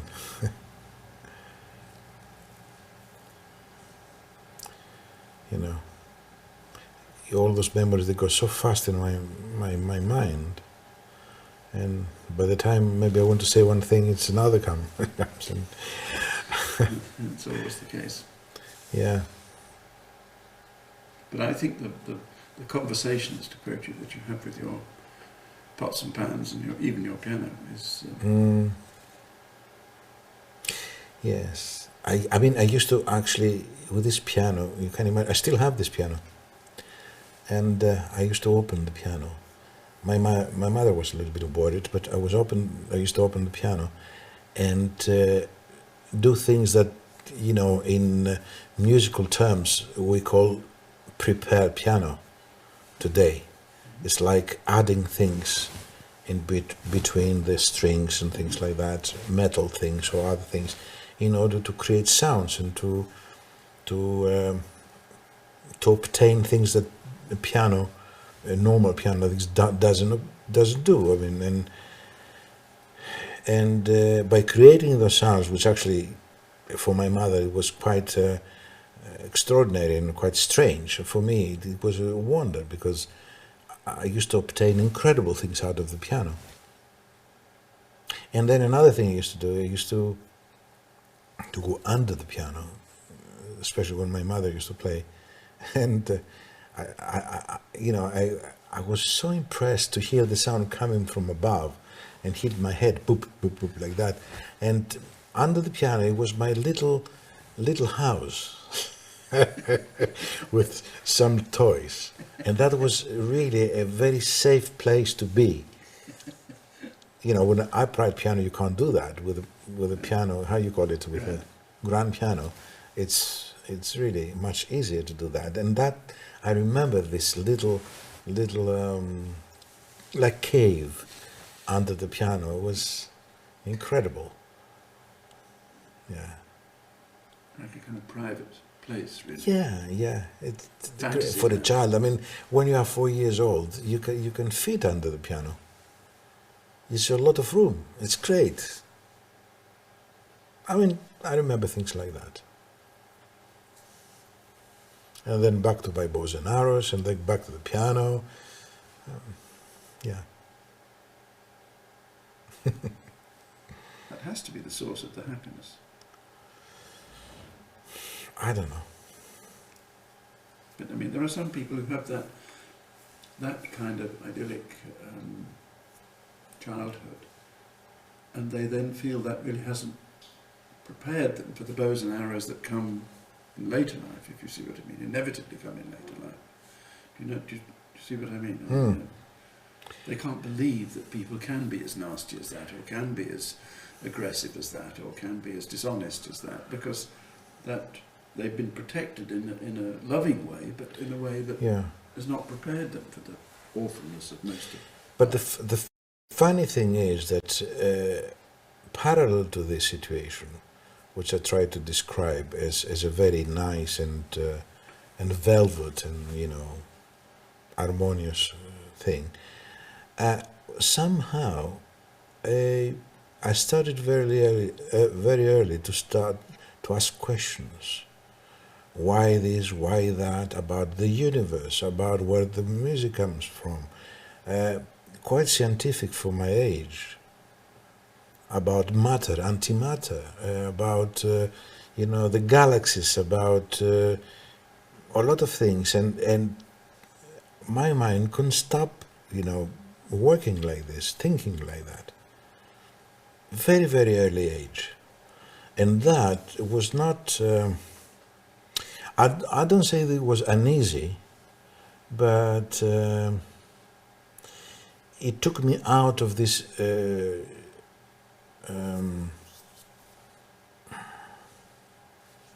child way of thinking very early, very, very early. And I was doing that, especially not when I was playing the piano, but when I was hitting a ball in one of the walls in the garden walls of the house, and having, like a squash, having the ball coming at me, and hitting the ball, and have the ball coming back, and hitting the ball, and all this time, all my brain used to go, through space, through the planets, through the system, through the music, of the spheres. Because I remember the time they used to ask me, where the music comes from. So I would say from above. Already I was, now I'm saying that I understand now. At the time, I remember what I was saying, and maybe it's that because from the early days I was, somehow geared to think like that until today.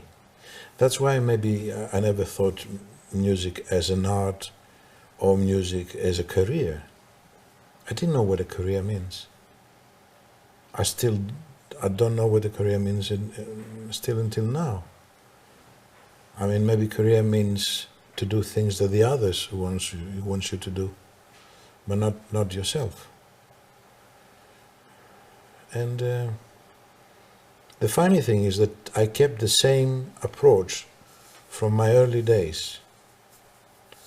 And maybe this is the most important thing that I have to say, more than I grew up in a garden and, the flowers and all that. That's all good. But as I'm talking now, I realize that, nothing changed from those days. It's exactly the same. Exactly the same. Same approach, same questions. Some answered, some unanswered, And the most important thing is that I keep the same track, same interests, always the why. I ask a question, I have the answer, I say why, and then that produces another answer, and I say why again, and that's another answer. This is what I'm doing now with my friends from NASA. We talk and talk, and we have boards, and we write things, and we talk about the universe and all the systems, and this is why this, and why that, and why this, and why, and same thing. 4 or 5 years old, I was doing the same. Which means that when a child does that, means that he's interested in that. Because nobody told me, nobody said to me, do the music or think about the universe or think. Never. That was, and I think by analyzing that this is due to the memory. This is what I call memory. Memory all the time.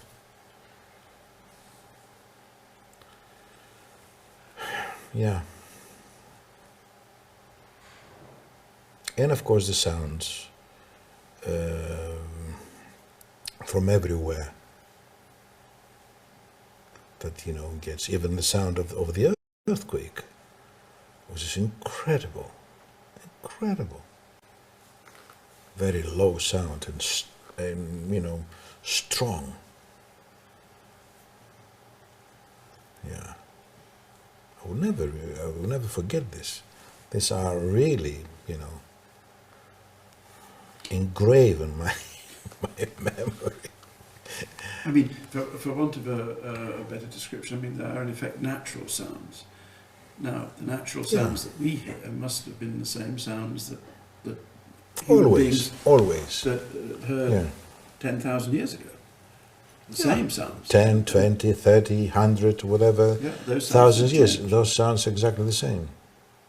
But finally enough, talking about sounds, something that I said it in the few interviews that I gave in my life, is that although the natural sounds are these sounds, and then even we included all the instruments that the human being produced, like, you know,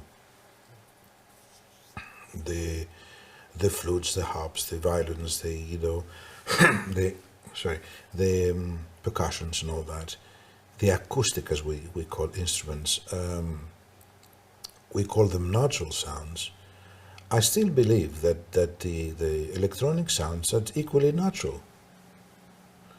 The only thing that's changed is the source.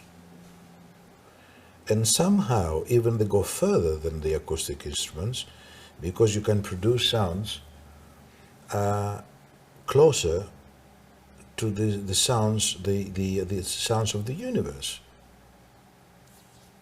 I mean, human beings express themselves through the acoustic instruments that we know today. But these instruments, they have limitations as well. They don't have limitations of the expression of feeling, but they have limitations of sound. And I guess that's why we produce the symphony orchestra, because it's like the first synthesizer. It's something that we put together the different areas of sound together, and then we create colors and situations between those different families of sound. And then you have the symphony orchestra. Otherwise, why having a symphony orchestra?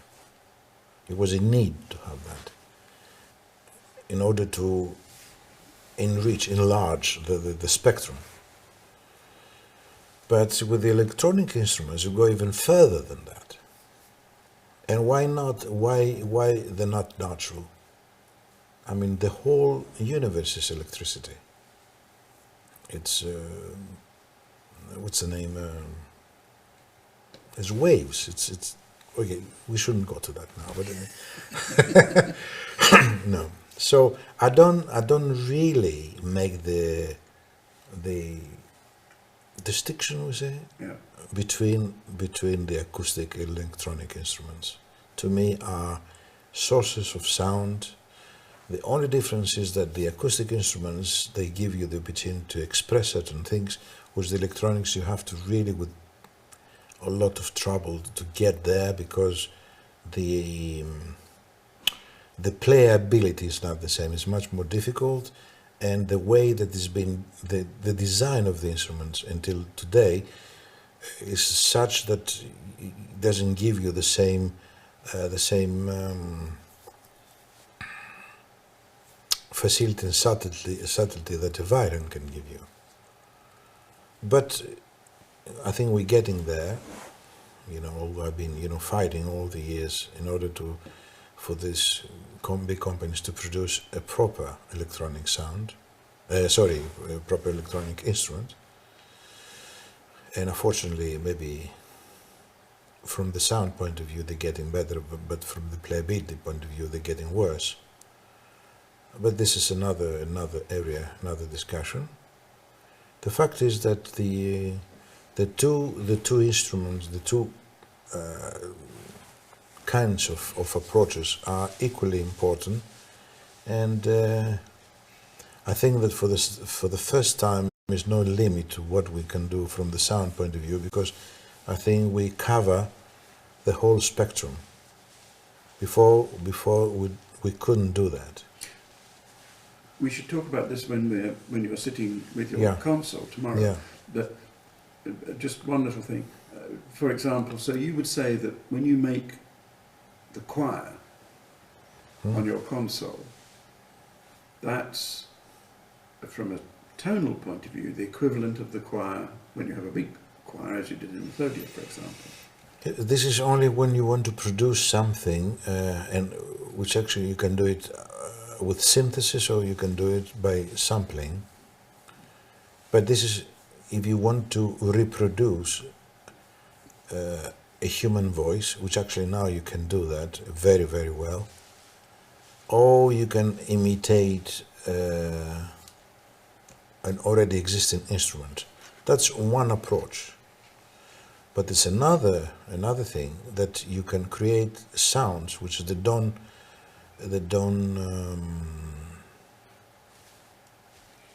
you know, they have no connection to any of the existing instruments.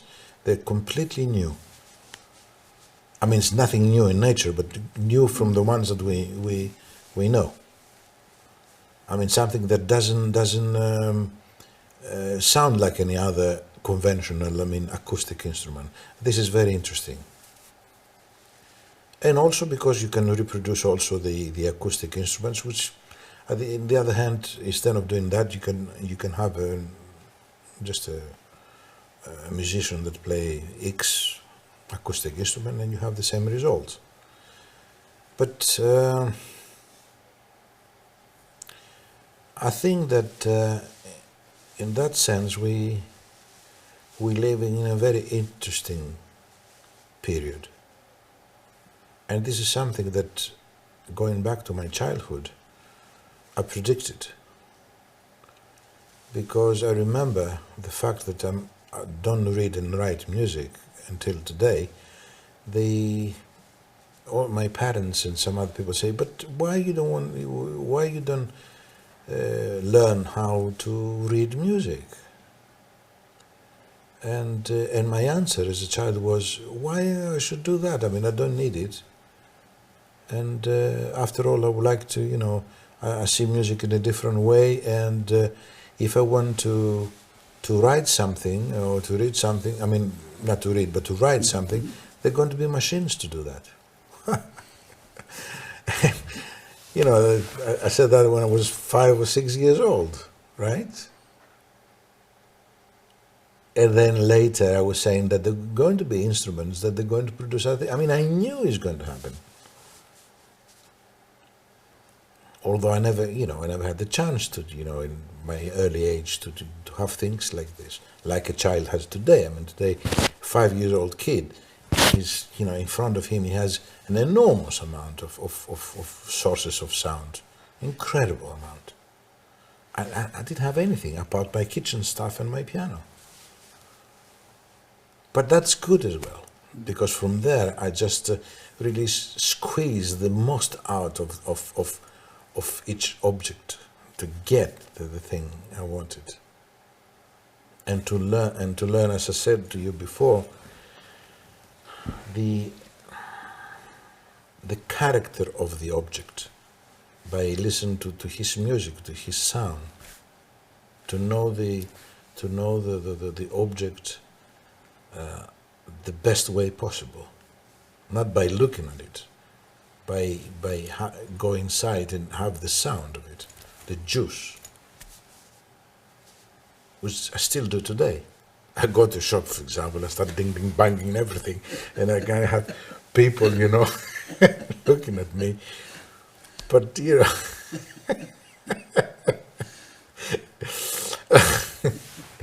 that will never change, because this is the only way I know. I can imagine shopping with you is fun. But it is. And I do it many times. When I'm interested in something, I go to ding. Yeah, sometimes I try to see, if nobody look at me and, just hit it. And I know immediately what I can't say, I can't describe it because that's a different language. But I know inside me, I know exactly with what object I'm dealing with. Maybe sounds crazy, but it's true, I'm doing it. Going back to the childhood, I mean, yes. I know it's a sort of cliche, but how would you? Yes. How would you want someone to think of you?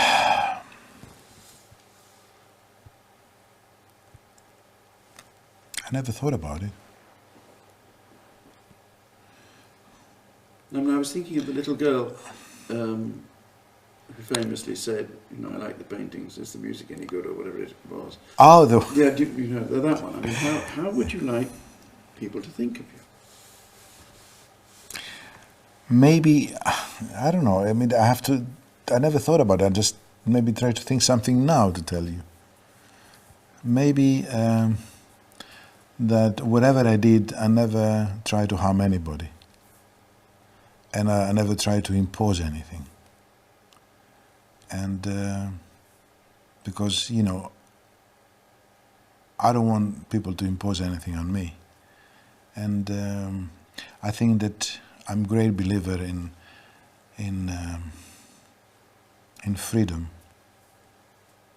And to be, I mean, in a real sense, to be free, not I mean, there are many different ways to say that, but not to harm anybody, not to harm people, that's all. I mean, I don't like, I would like to say, okay, I mean, you know, I know Vangelis, he never did something bad for me. No more than that. I think that's more important than, because really, and if I did, and if it would, maybe it happened without me knowing or understand. I mean, just not because I never tried to harm anybody. I think that's extremely important, very, very important. Other than that, I don't know what else I can say, because I never. Since, as I said, since the beginning, I never had a plan of careers and things like that, you know, to be famous or to be successful, you know. Maybe these are tools for other things, but they should never be tools to, you know, to change your soul. Be successful is a good tool for communication, but then once you communicate, you have to know what to say to people. Very, very responsible job. But really, I never thought about it. Now you ask the question, and this is the only answer I can think of. Good place to start. Yeah. Hello. Do you have pictures of your parents? Yes, I do. Can you make some copies of those? Definitely. We've now talked about them. We should be Definitely, yeah. Oh, you can give you an album with different things. Okay. You make the choice. Felix? I think we have enough for today, chaps. Yeah? Yep. How was it, this one? For you? How was it for you? I don't know. No, talking about things like that, I really don't know. Because that's quite personal.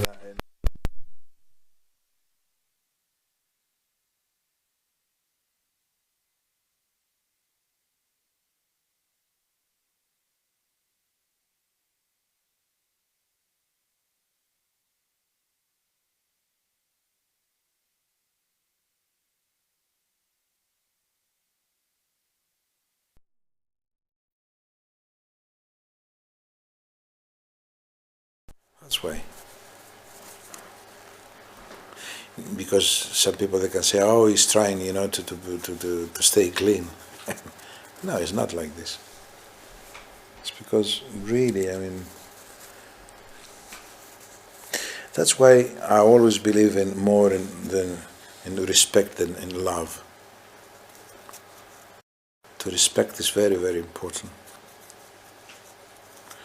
See, if you start by respect and by being objective and things like that, you make a better society. Love, you start passion, you start things, you express yourself in a different way because each one loves in a different way, and it's a chaos, right? But objectivity and respect, they're much more accurate things for survival. Do you agree? I was just thinking you were getting very dangerously into Christian territory here. Because I talk about against love. No, you didn't talk against love. I mean, that was a very interesting distinction between the two, I think. Yeah, because, I mean, love became a marketing thing, which I don't think anybody means anything. Oh, I did this because I love you, or I did this because of love, and things like that, and it's disastrous. Out of respect, nobody harm anybody. Out of love, they kill people. True or not? Yeah. But it sounds good when you say love. It sounds interesting. It's selling. It's a hit. Respect sounds a little bit too serious, too cold, And to respect, you must have many, many reasons. To love, It's a quite personal thing. I'm not against that. And we all love. We've all been in love. We all, I mean, nothing against this. But you don't build a society with love. It's easier you build with respect. And this is something that we can put on how you call it, an experiment. To have a town with respect and town with love, and see what's going to happen. It's an interesting idea. Interesting idea, yeah. Well, you could say, as you said, we were talking earlier, I mean, if you have a society that loves in a Christian sense, you finish up burning the books and burning people Exactly. and so on. But if you respect, you don't. Yeah. Yeah. I mean, that's Columbus, isn't it? I mean, Columbus and the priests he took. Oh, yes, we love all the natives, etc., etc. Oh, yes, we do. Respect is different. Of course. If they respected the people they came across. Yeah. which They never respected. They at the contrary. Yeah, that's my point. Yeah. At the contrary, they just completely destroy them, in every sense. Destruction and destruction. And then it's another thing which comes. It's incredible. It's the what? You taking it? No, he's eating. I was wondering. I'm eating all the time. He's eating, and it's terrible. Is the pardon? Sorry, is The pardon. Well, when because that gives you the opportunity to be an asshole, and then because you go and you give absolution, things like that, you think you are okay, and you continue to be an asshole. That's great. It's a very good device for manipulating people. And you have to pay something, of course. It's nothing for nothing, of course. But how is it possible? I mean, to be an asshole and say, I'm sorry, I've been really terrible, what I can do, and I will do this and I will do that, and then say, okay, I pardon you. Okay, you have to sign here, and you pay something, and you are okay. I mean, even a monkey will understand that this is ridiculous. I'm not against the monkeys, actually. They're great creatures, but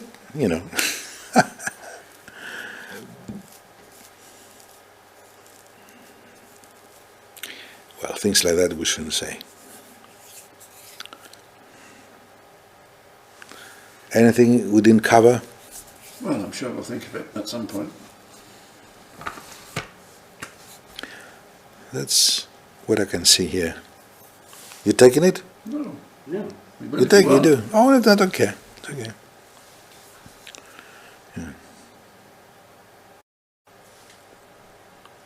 Look what the light can do. It's a beautiful picture, actually. Yes.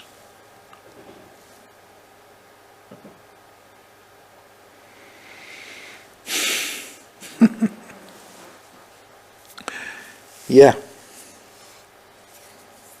You want a candy? No, I don't need a candy. Yeah.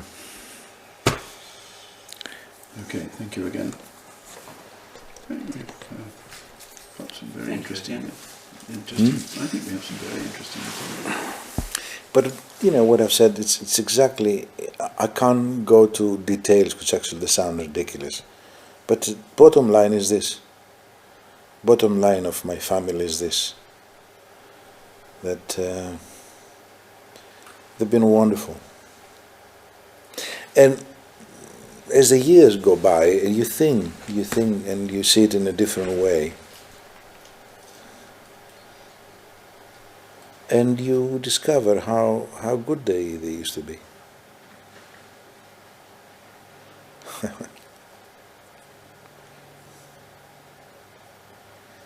Yeah. Now you put me in a memory situation. Now I remember all the time my childhood. Yeah. Incredible. But you weren't surprised then when later in life people did, and I'm thinking one thing in particular, which I mean there's no point in discussing it, but I mean, there's one occasion, as you well know, where something really terrible happened to you professionally and financially.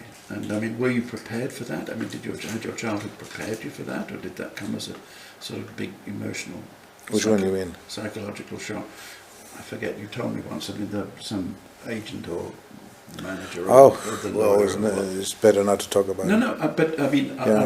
I only remember it because you had told me about it. But my point is a rather more fundamental. I mean, was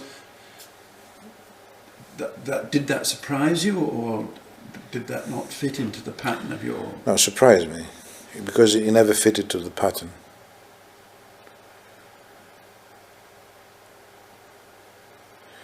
Well, always surprised me when at the beginning. Now I'm not surprised anymore. Although I never happy when things like this happen. Something, unjust thing happen. But the first one that really got me, and I was really very, very, very sad about it, is when at school later, I was about around 15, 16 years of age, and every year we used to organize, the school of course organize art exhibition, paintings. And of course, for me, it was obvious that, I was exhibit a few of my paintings at the time. And at the previous years I got the first prize in school, of course. I mean, I exhibit there as a pupil. I mean, later I didn't want to exhibit, but there it was different. And I remember that year something extraordinary happened. I went to the room, to this place that everybody exhibits, all the the school, pupils, how you call it, yeah. Mm-hmm. They exhibit their own things, and mine as well, and mine disappeared. Somebody stolen my paintings. I never found one who, but I was devastated, and I couldn't believe that someone is able to do such a thing. I mean, even now I'm saying that, and I can't believe that someone he did that at the age of not more than 16, maybe 15, 16 years, I can't remember. Gone. Empty places. You could see the nail, but not the picture. And a part of you that had been stolen. Hmm? And a part of you that had been stolen, in effect. Me, only me. Yeah, but a part of you, your painting being a part of you, was that had been taken. Yes, the only paintings that missing. I never found who did it. I never. But really, that really, I mean, marked my life. I mean, I couldn't believe that somebody is able actually to do such a thing. Now, I said that because you said about things, how I take it when something happened. Well, something very, very important happened there, which I will never forget.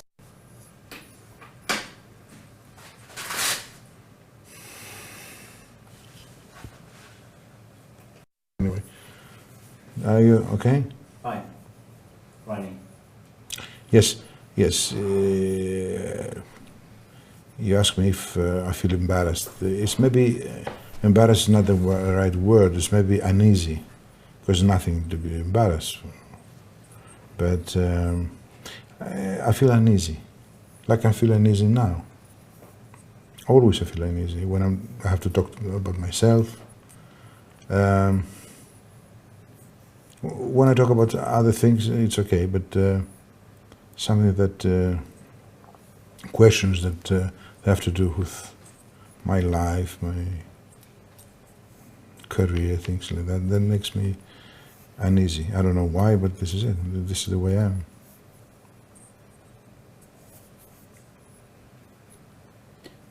Again, picking up with what you said earlier, Yeah. do talk about it, because I think it is very interesting. I mean, we live in a celebrity age, for better or worse. I would want to say for worse. I think you think for worse too. Nonetheless, this is what people expect. Record companies, television companies demand. One tries to steer a very narrow line to avoid it becoming a kind of self-promotional exercise, if you see what I mean. Yeah. Nonetheless, I mean, I can see the dangers and I can see the hesitancy about it. It's not an easy balance to find. Yeah. Well, the celebrity age, you said, what serves? Serves maybe the media, the papers, the television, and maybe the person that is the celebrity. But in this case, when it comes to me, I don't feel I feel uneasy. And then you might ask me why I'm doing what I'm doing. Well,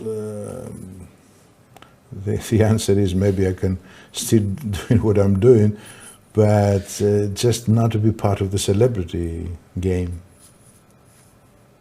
I mean, it works very well with me to be out of that circle.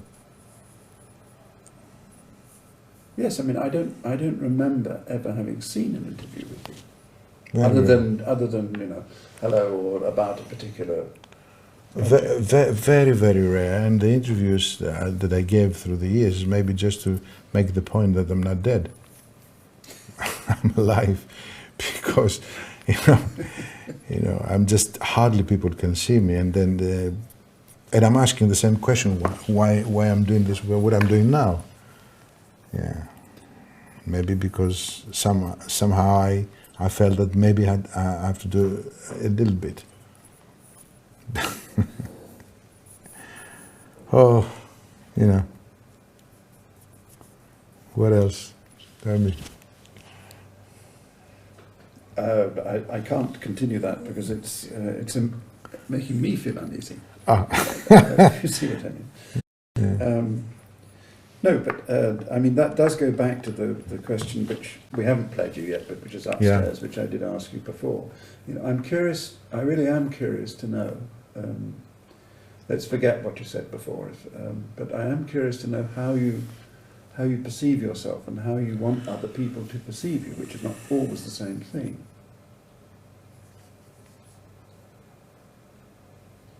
Well, I perceive myself, you know, as I always did. Nothing changed since day one.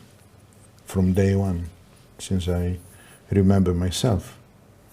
And as I told you before, I never knew that you know, I'm going to go through all this, you know, let's say musical career success and all that. Something that, you know, I wasn't aware at the time. So nothing changed. I mean, basically nothing changed for me. Now, for the others, you know, I found out that when a success comes and when, you know, an award comes, I feel that people around me, they are much more happy than me. Nothing changed for me. You see, it's more important for me to be useful and to have things to do than to become famous. Awards you can have sometimes, you know, for the right or the wrong reasons. Always you have to question why you are famous. I don't think people question themselves why they're famous. And sometimes the reasons are not the right reasons why. But today, as long as you're famous, that's very, very important. It's you know, the goal, if you want. For me, not. It's never been that. So, but I see the happiness around me and the joy and the people, you know, my friends and my, you know, the people that they, you know, they're close to me. And, you know, they always enjoy and they're very happy. Oh, yes, great, and you've done that. And basically, nothing changed. I mean, for me, nothing changed. I never became better because I've been awarded. I'm better because I've done something maybe better than before, or just I went deeper to solve a problem, or maybe to create something, whatever it is. But you never become better because you've been awarded and decorated. The deep inside, nothing changed. Your relations with the people around you change, but not you. Or if it's any change for that reason, because you've been awarded, then I think the change won't be a good one.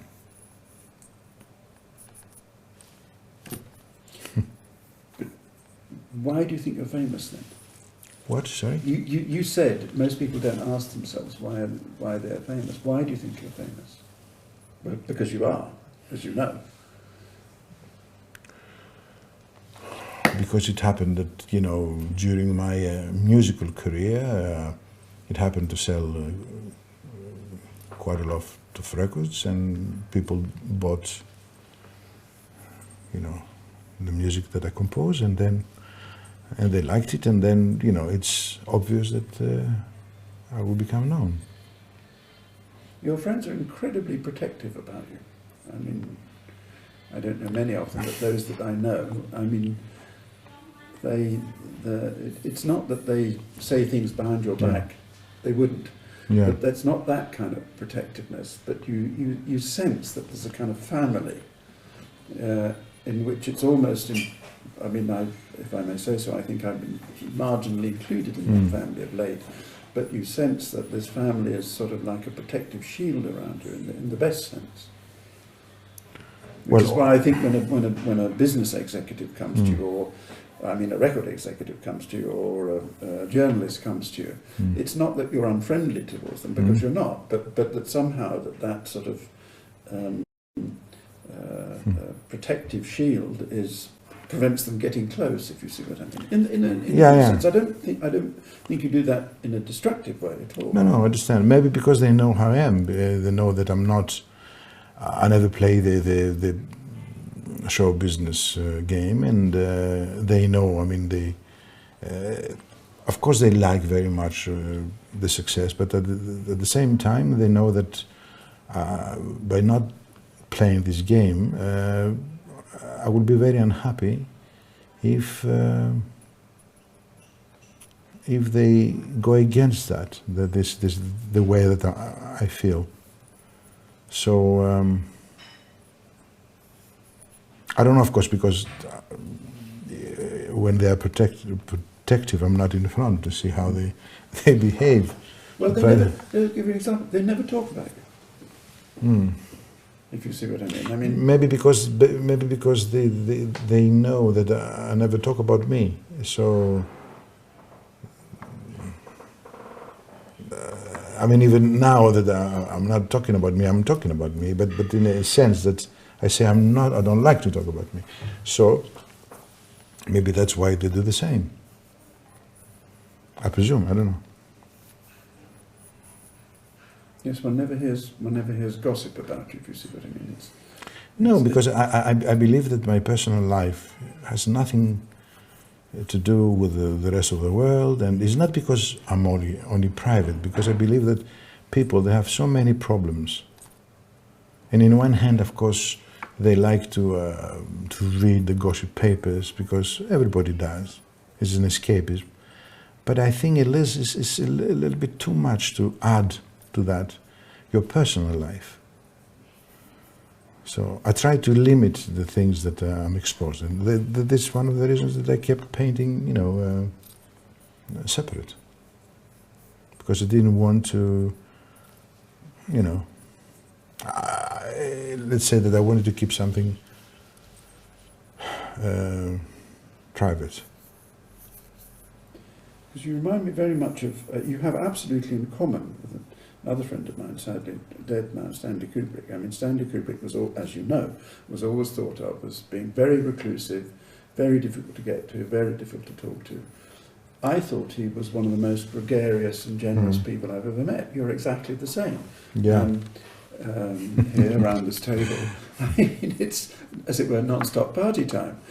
Your reputation, however, insofar as it can be defined, is of someone who's very reclusive and doesn't speak. Do you see what I mean? Yeah, but this is the easy way to say things. I mean, what I'm trying to say is that I'm not the person that, you know, it's moody and I don't want to talk to anybody, very difficult and very tempered. Not at all, on the contrary. But this is something that doesn't concern anybody else. Concerns myself and the people around me, who wants to be around. I mean, I don't want to impose my life to anybody. It's a job to impose your life to, you know, to people, because this is the way that the whole business has been run for years, for the right or wrong reasons. I don't know, but I'm not part of that, and I'm not against anybody that wants to do this, but I don't feel like doing it. I don't have the time to do that. Whoop. Disaster strikes. You see? That's it. I would like to keep my balance like this thing here. As long as you do that, you see? Balance, speed, look, harmony. That's it. Beautiful. Go on. Longevity. It's great. Look at it.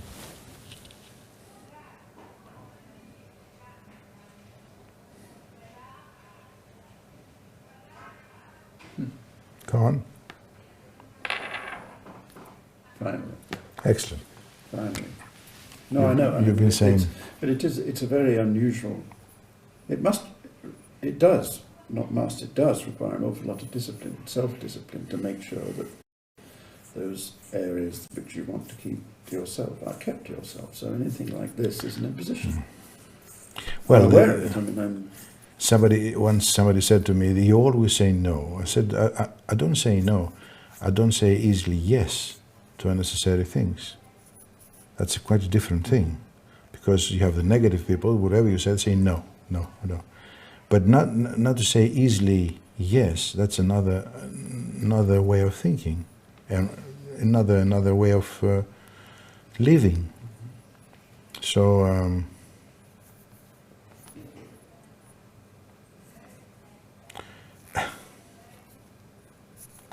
You know, for years people have been saying that I don't like to fly, for example. You know, it's been in every paper, and I have so many bits of films myself in a plane, in a cockpit, you know, laughing and you know, and joking and all that. So,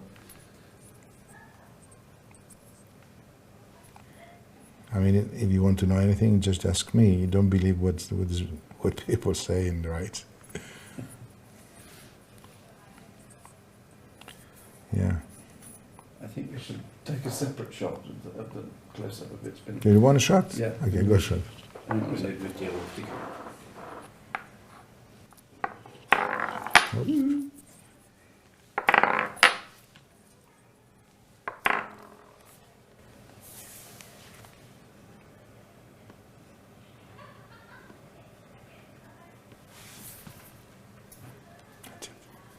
That's the one.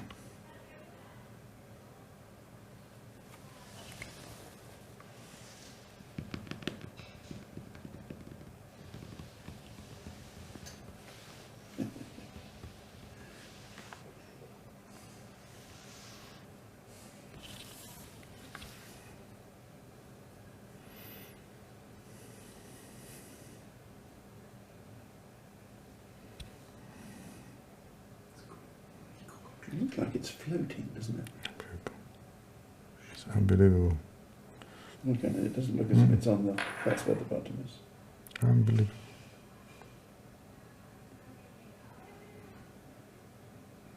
It's good for the end titles of the film going up here.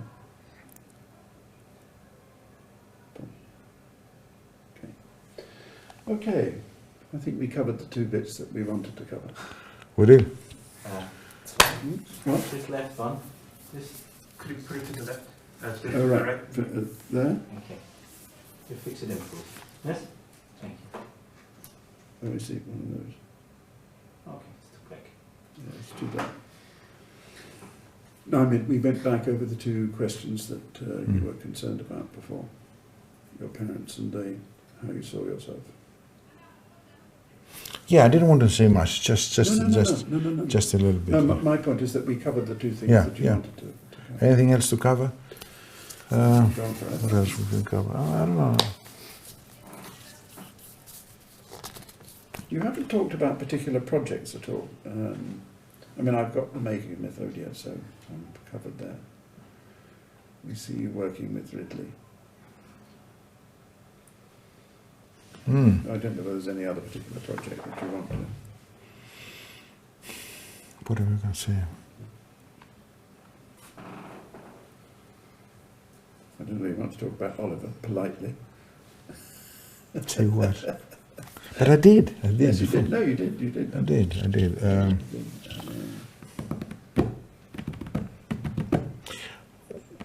Well, ask the question and I see. Not particularly about projects. You know. About Okay. I mean, for us from the outside, or for me from the outside, you have a completely spontaneous way of approaching of answering a project, of dealing with a project. I mean, it seems to be absolutely instinctive and absolutely spontaneous, and I'm sure that's what gives it its special quality. That must be a nightmare for you know what film producers. I mean, producers are like the David Putnams of this world. They're not good at dealing with spontaneity. Look, to me, you have to define what we call a project. I mean, to me, everything that I'm doing is a project. A project is not only when we frame something with, and we call it, you know, an album, as we call it, or we call it, you know, a soundtrack, or ballet, or music for a play. This we call projects. For me, everything I do is a project. And I don't need a record company's contracts in order to record something, and I don't need a film in order to create music or a piece of music. I do it anyway, and I find out that the periods that I was out of a contract, I worked really in a much better way. Now, as I do that, you know, since day one again, it's not something strange or unusual for me to work every day or almost every day without thinking that this is for that particular project or another project. Same thing with painting. I paint all my years and never thought to exhibit. Normally people, they prepare the exhibition, or singer prepares his new album, or you know, it happens like that in this business. With me, no, it happens every day.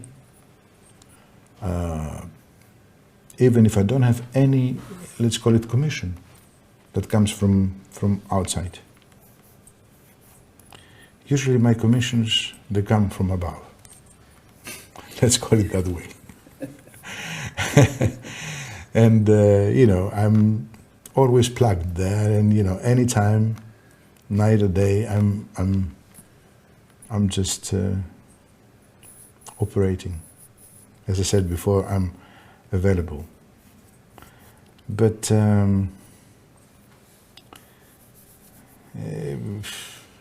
at the other hand, when I'm committed to something, when I say yes,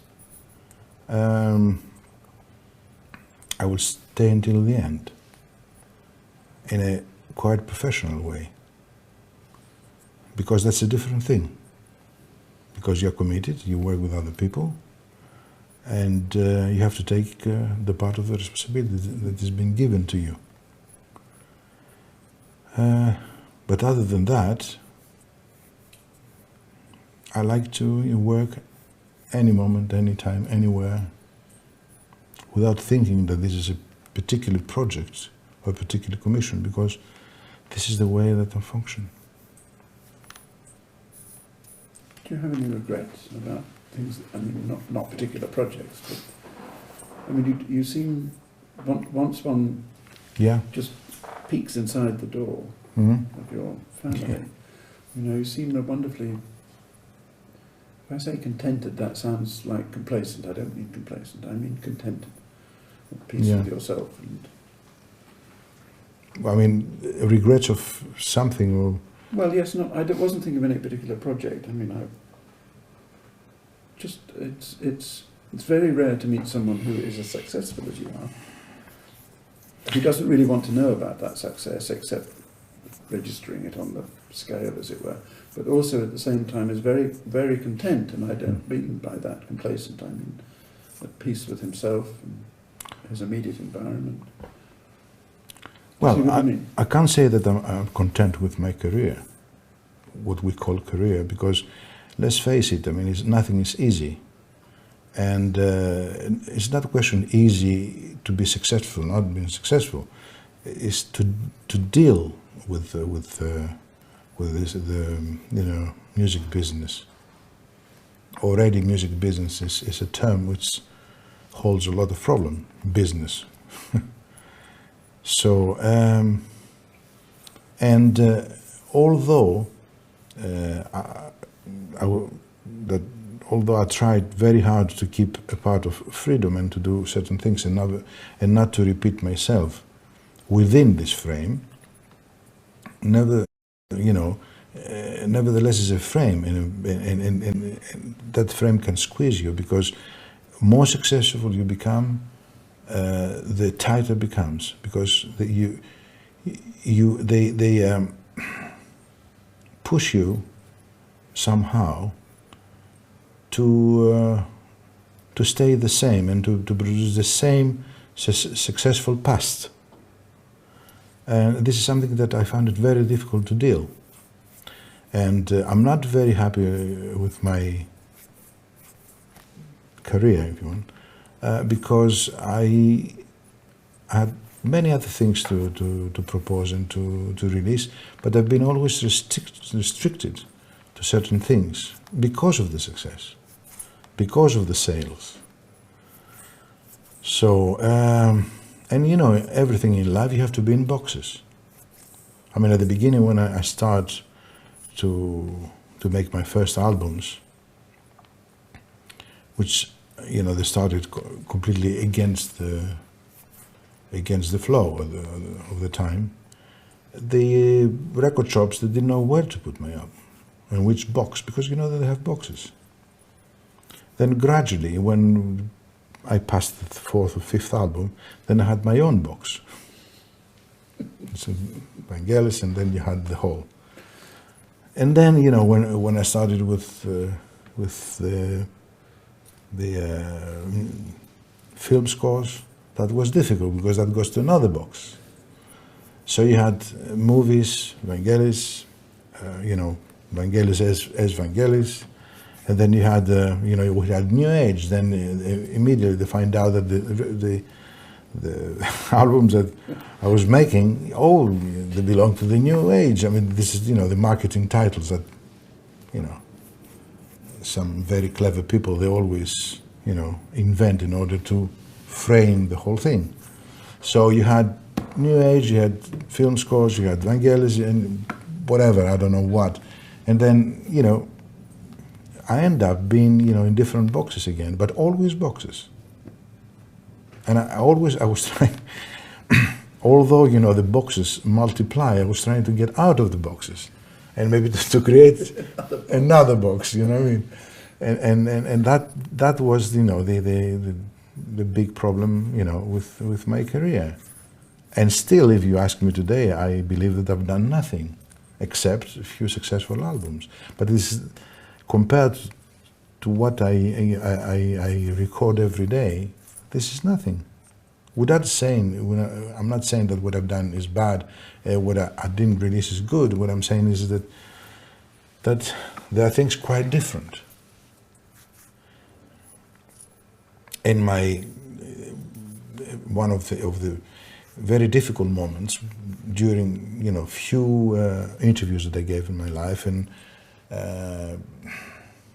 some people that they ask me, what is your latest work? Or when I release an album, say, oh, I love your latest work.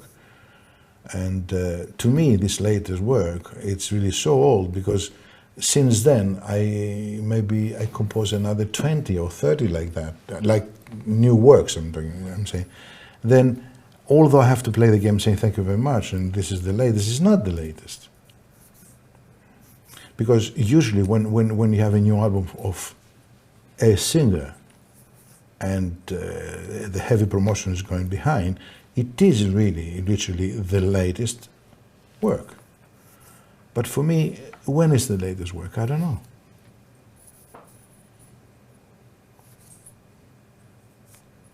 Before this conversation, I compose something, and after this conversation, I will compose something else. What is my latest?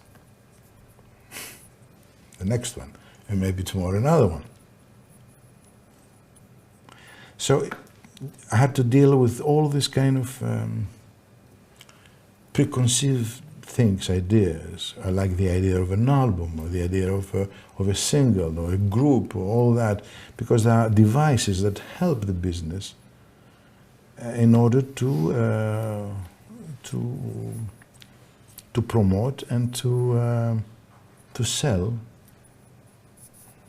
what they call the product. And it's very, very difficult to get used to this idea the moment that you start in a completely different way.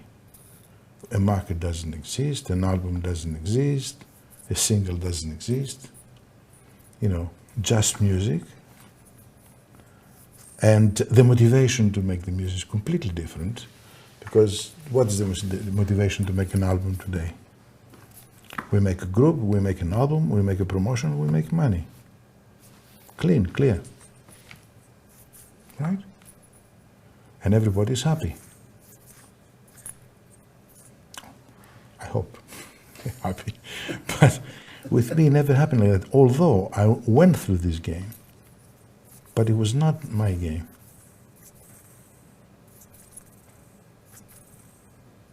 And again, you know, if you ask me why I've done that, it's because I didn't have any other choice to support all the things I wanted to do. All the demands that the sound is the most demanding thing. Music is the most demanding thing. Absolutely. I mean, it's on one hand is fulfilling and fascinating, and the other thing is crush you down, because the music wants you. And especially in my case, I wanted all this incredible equipment, because I'm working in a quite electronic way. Acoustic and electronic, of course, but then you have to build all that. And if you don't have your own, then at the time to have your own studio was a big thing. Today, of course, technology allows you to have, even with one laptop, people that can do something. I mean, they call it single, or they call it production, they call it album, whatever. Then you had to have a proper studio, a big studio, which I did. And I still do. Everywhere in the world I go and just build something.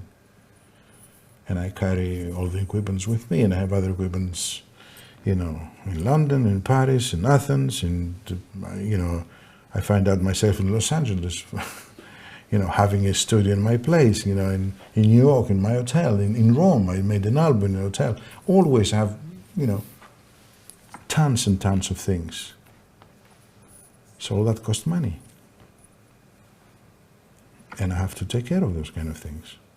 because nobody will pay for that, except myself, and I'm proud for that. Because then I keep my independence and my dignity. That's another spin.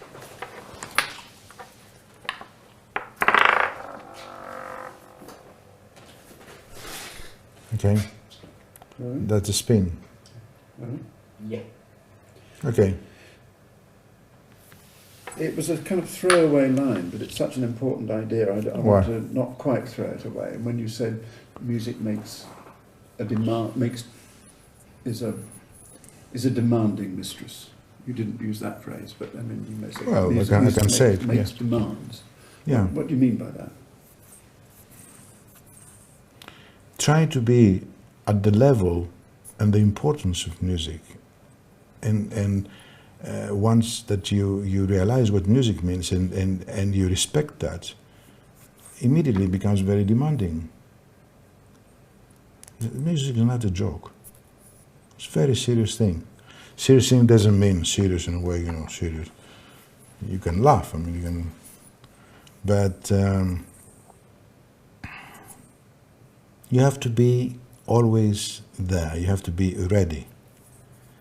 You have to, I mean, I spend hours and hours and hours with all this system, my system, all that I create around. It needs a lot of practice. I play hours.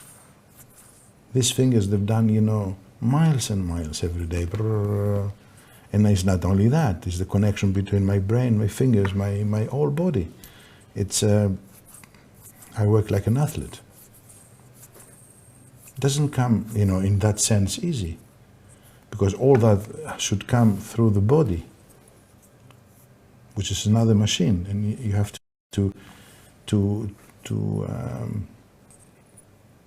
develop the technique in order to the most difficult thing to appear very easy, not to appear to others, but to be able to obtain the immediate result. And many, I mean, all the musicians, that they, especially the soloists and all that, they will understand that because they spend hours practicing. So, in one hand, of course, I'm spontaneous. In the other hand, I practice a lot. Every day in my life, night and day. I don't want to sound boring, but you can't do without spending, more than, 3/4 of your life in order to come to the standard, to reach, to go as close as possible to music. That's why I'm saying it's very demanding. And then, of course, the wonder of music, the vastness, the possibilities of music, the power of music. Something that is so amazing and beautiful can sometimes, tire you and can drives you crazy as much as something that is not. Music works both ways.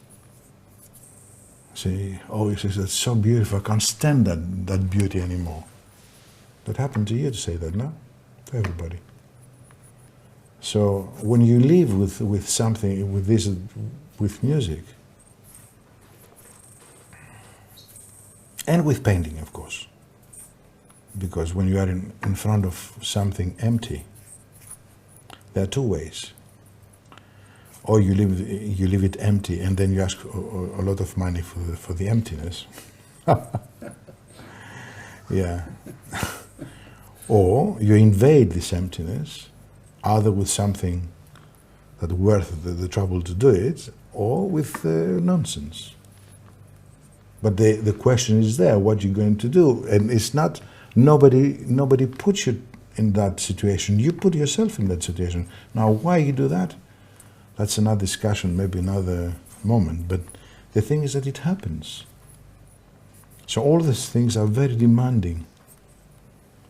People, they take only the successful part, the success, the awards, the sales, the decorations and all that, and bravos, and all that is a very tiny moment which most of the times, you know, creates you more problems than other things. But the real struggle is what you don't see. How many times have I spent sitting there and playing? And I learn every day more and more. More and more. Because sometimes when I do things that I don't understand how I did it. Then I have to go back and say, okay, how did this? Because most of the times I'm not there when that happens. I'm there, but I'm not there. So I have to go back, and most of the times when I listen to the music much later, in order to keep the distance and to be as objective as possible, then I realize that there are things that I don't know how they happen. That's very, I mean, to me it's fascinating sometimes. And all that has nothing to do with releasing music, with success. This is a different thing. I'm not saying that referring to how said that, to in order to value anything, to say that what I'm doing is fantastic. No, it's nothing to do with that. It's just I try to tell you how it happens and what happened. Impossible to put into words, really. Impossible to put into words. That's why you have the music. And again, when you try to to explain, sorry, scientifically, maybe it's possible to explain to a certain extent, and then you have to enter to the philosophical fields.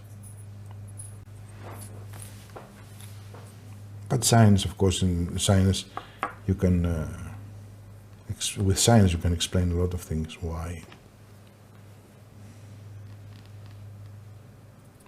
Do you find it a very lonely business then? No, forget business. I didn't mean the word business. Lonely pursuit. Lonely. Again, loneliness is how you receive it, how you accept it. Maybe what's loneliness for you is not loneliness for me, and but it's not necessary when you are alone that you are lonely. You find out, I know many people, they say that when they are with other people, they are more lonely than when they are alone. When you are with music, you're not alone. I mean, I've never been alone with music. But loneliness can come for other things.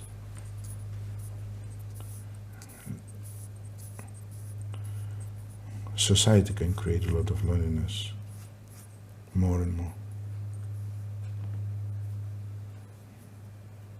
And we have to be prepared for that, how to deal, to have little psychological devices in order to prevent or to accept the loneliness. Prevent, actually, no, prevent. Mm-hmm. Yeah. I think we can stop now.